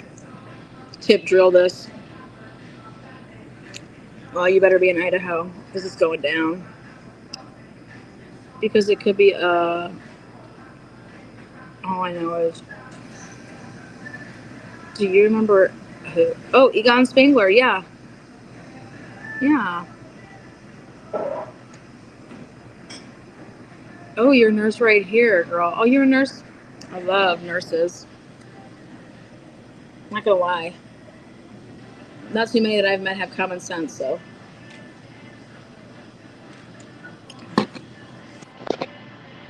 Potts and I can drive across country. You guys are funny. Document it, yeah. I had, when this was all set up, when it was supposed to happen in, Latah in Moscow, I had it all lined up. And then when they moved it, I was just like, oh, you gotta be kidding me. I had the sweetest setup in Moscow with the sweetest people.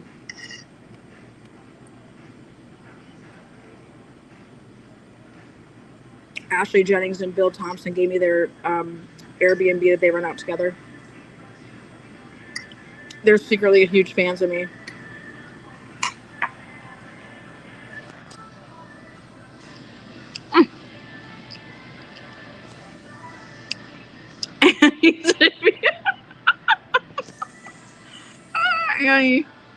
Jury wants to go home? Are you kidding me?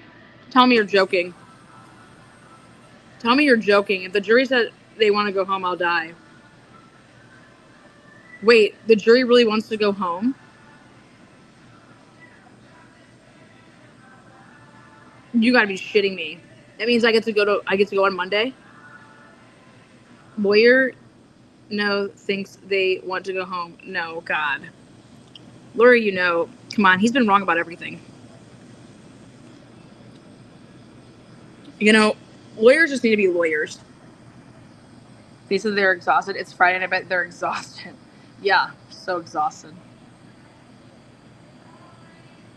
What on earth is there to think about? Exactly, Miss Harris. God, call me Miss Harris if you're nasty, baby, like Janet Jackson, man. I mean, dude, my son said, like, I didn't even, like, he doesn't know anything, okay? I said, he wanted to know how my day was going.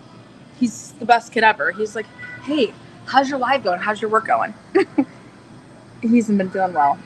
And I was like, oh, buddy, he's just a good little nugget, man. And I was like, oh, today's the day that the jury will get to decide if Karen is innocent or guilty. The jury got all the instructions because, like, they get to vote on it because I'm, like, trying to, like, semi-teach him, not, like, what's... And I was like, yeah, they have to decide whether he got... whether Karen Reed ran over her boyfriend with a car or if a dog attack or something else. And he's like, kids are so smart.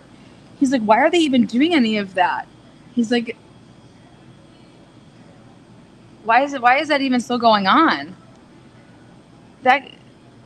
He's like, it's obvious. He said it's obvious. There's no broken bones, Mom.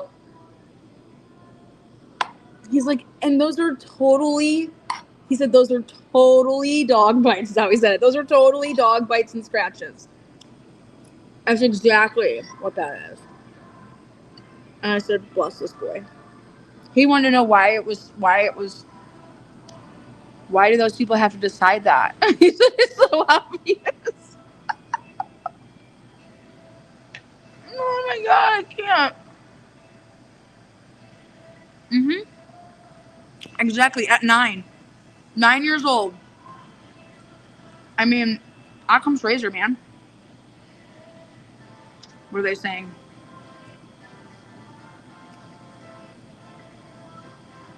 I think the lawyer, is saying the verdict is in because the jury wants to go home now. Wait, what? Oh, he thinks the verdict's in? I want Hank Brennan to be... I want him to face sanctions.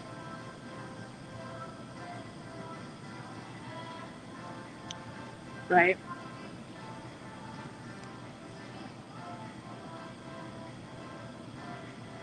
I mean,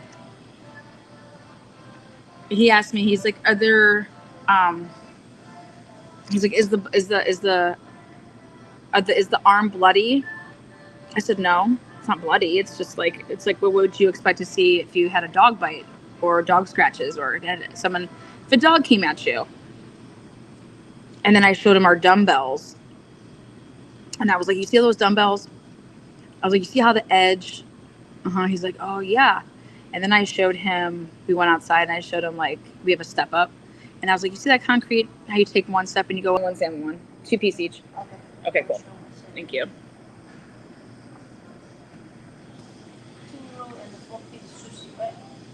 Yes, please. Oh, I love this song. They are coming back in the courtroom. I hope so. We need to change the law to majority tally verdict instead of unanimous verdict. The only reason I don't think that, I thought about it.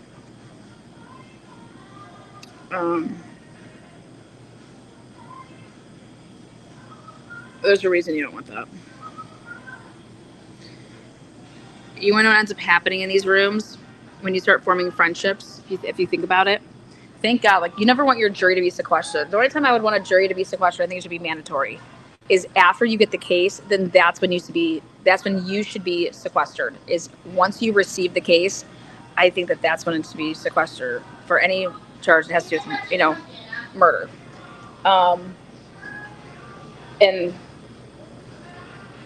But otherwise, you shouldn't have a sequestered jury. It should just be once you get the case. In my opinion, is because think about it in life. You go to a camp, even if it's like a week overnight camp. You become, you make a friend for like that week or whatever. They do this shit in the every time they're going into that room and stuff like that, and people develop these little alliances, and it's because remember, think about this. You can't talk about the case at all, right? So you go back in this room when you can finally talk about it, and the person that you were all like, and the people that you were all like friendly with, when you go to do that, okay, who thinks they're innocent or guilty, right? And you notice like, oh my God, the people that I'm cool with, they like, we're all split, It's just a very interesting psychological thing.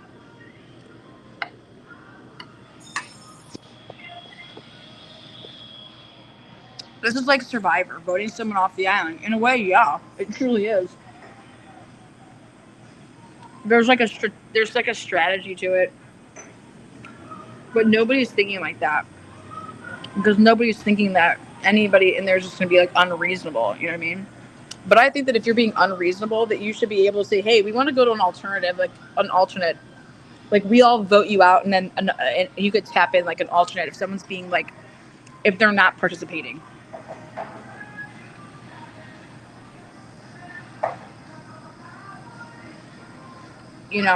For anybody to think that they can just go in there and be like, hey, this is how I feel and no one's changing me on anything and I'm not, blah, blah, blah. Get the fuck up out of here. You're not going to go in there and do that.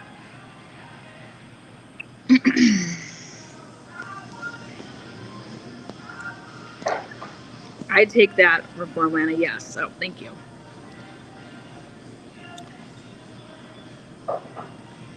"11 of us hung jurors went to refile day at court to show the woman we knew she was guilty of life without where she should be."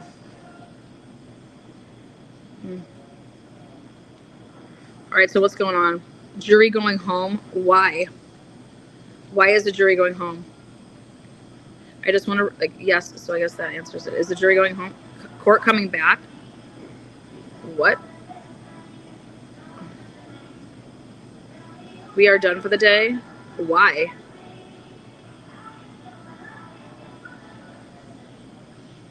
She sent them home for good? I don't hear it.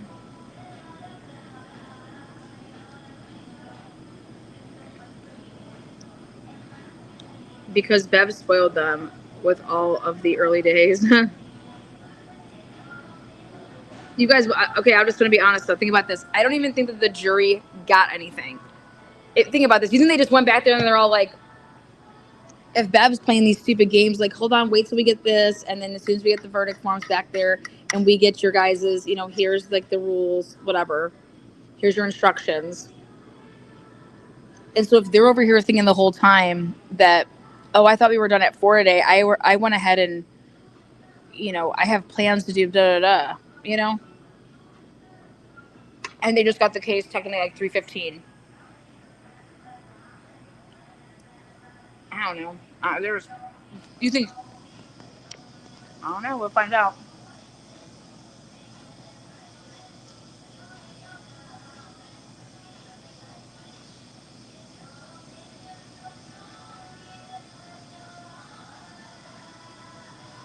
They want to be done, then fucking pick. TV said they went home, lazy shits. Dude, that means that they did a poll and it's probably like split. No, she had the bailiff tell them yesterday to ask. Oh my God. One is stuck on guilty? I don't know. I told you guys. I told you you're going to be dealing with what's their names. You're going to be dealing with people like DiPietro and the fucking doorknobs. Well, all I know is, hello, Denim Lana. I'm going to get bucking that bitch. Wow. New Orleans Lady said, I added the lazy shits. Fuck it, I like it. Leave it in there. It's good. Good for business. Well, I guess God was just like, no, we need to get Lana down there. And the award for best coverage of the Karen Reed trial goes to the one and only Lana Manning. Transparency. Well, I would first like to thank the Commonwealth for even creating a case against Karen. Otherwise, I wouldn't be able to cover the case. So I'm so glad that Hank lied, and so did Lally and the rest of the crew to bring this case to fruition. So, what a bunch of fucks. Oh, here we go. All right, Jared. Maybe we're just behind a little bit. You want to go home? It's been a long day for us. We appreciate everything you've done today. I do have to tell you those same cautions. Please do not discuss this case with anyone. Don't do any independent research or investigation into things. If you happen to see, hear, or read anything about the case, please disregard it and let us know. Don't talk to anyone unless you feel when you walk out the deliberation door, you have to stop and talk to somebody. Come into the courtroom or order anything to eat. You're certainly not on a ride or anything like that. So it's very important that you cannot, even if you're here just for long, you're called into court every day, you can't discuss the case. And that goes for the alternates. I really appreciate that. You too. The new state. No. Yeah. This weekend. More water. Thank you so much.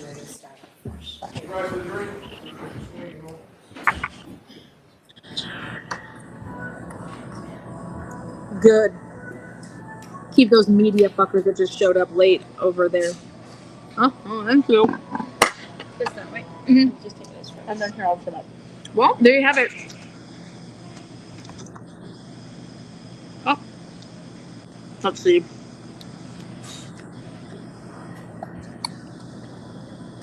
What's going on? What is there to talk about? All right, well, I hope everyone has a good weekend with no work. Thank you. Oh my God, what's the defense team gonna do? Because they really don't have any work, or do they?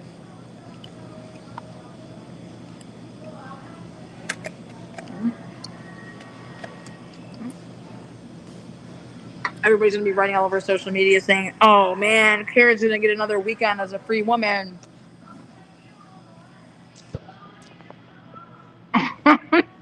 Bev's like, "I'm loving it." My God, what is going on?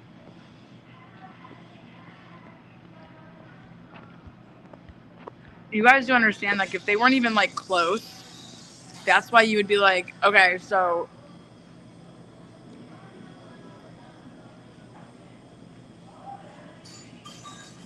start on her appeal. Man. What the fuck is there to know? There was no fucking collision, you fucking assholes. I'm telling you, the only piece of evidence there is, I am telling you, is John O'Keefe's cell phone. That's the only piece of evidence, in my opinion, that there is.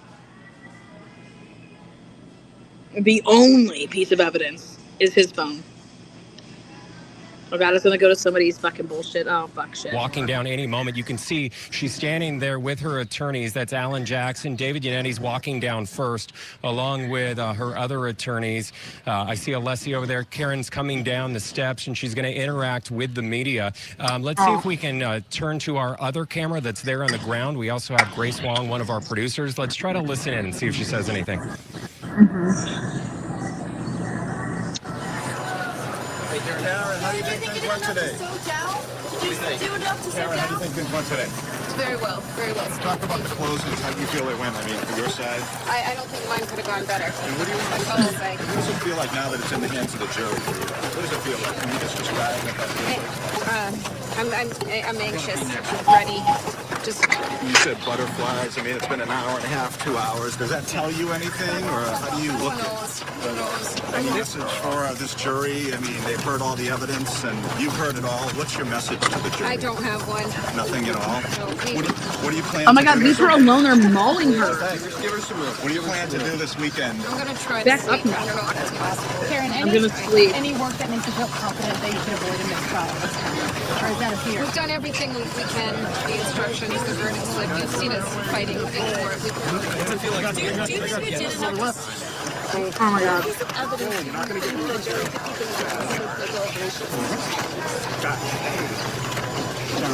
What do you think about what the prosecutor said today? Were there any comments? Oh my God, leave her alone, geez. About what happened and using your words. Was he taking it out of context? What did you say? I have no comments. Happy Father's Day. Thank you. Look at all those people that are there. All right, Karen Reed. Look at all those people there. Oh my God, look at all those people. I love it. Oh my God, you guys are gonna be there. Gonna get rowdy.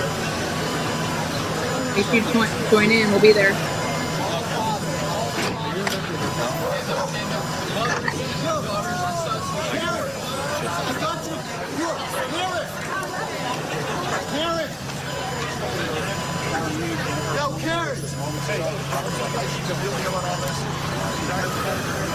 Who's yelling at her? Get out of there. I don't. Yeah, wait till you see me, guys. I'm gonna get in there and I'm like, we all need to back up. You need to back up. That's what I tell these people. Either throw your dick out or back up.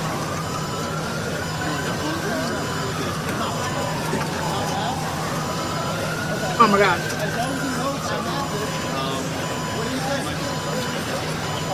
Oh my God, who's singing?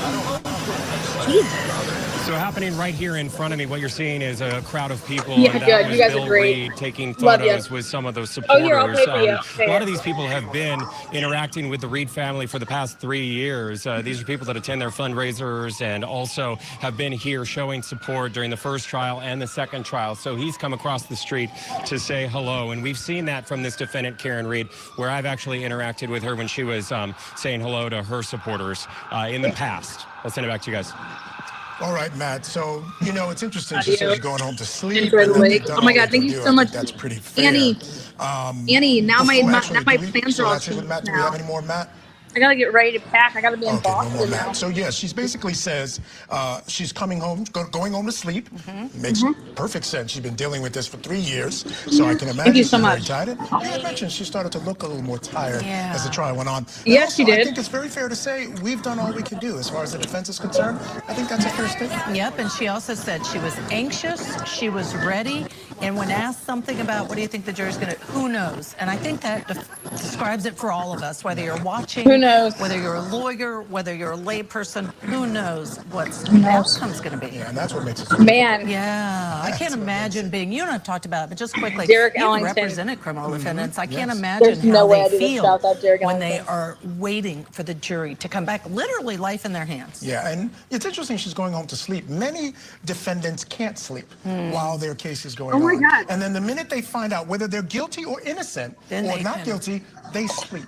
Yeah, They because they sleep for finally days. can. They Yes. finally can. Yes. All right, She can we're take gonna see medicine. what happens in this case. Stay with us. We'll be right back on the other I hate side. these fucking with more assholes, in man. the Karen Reed murder I retrial. shouldn't say hate.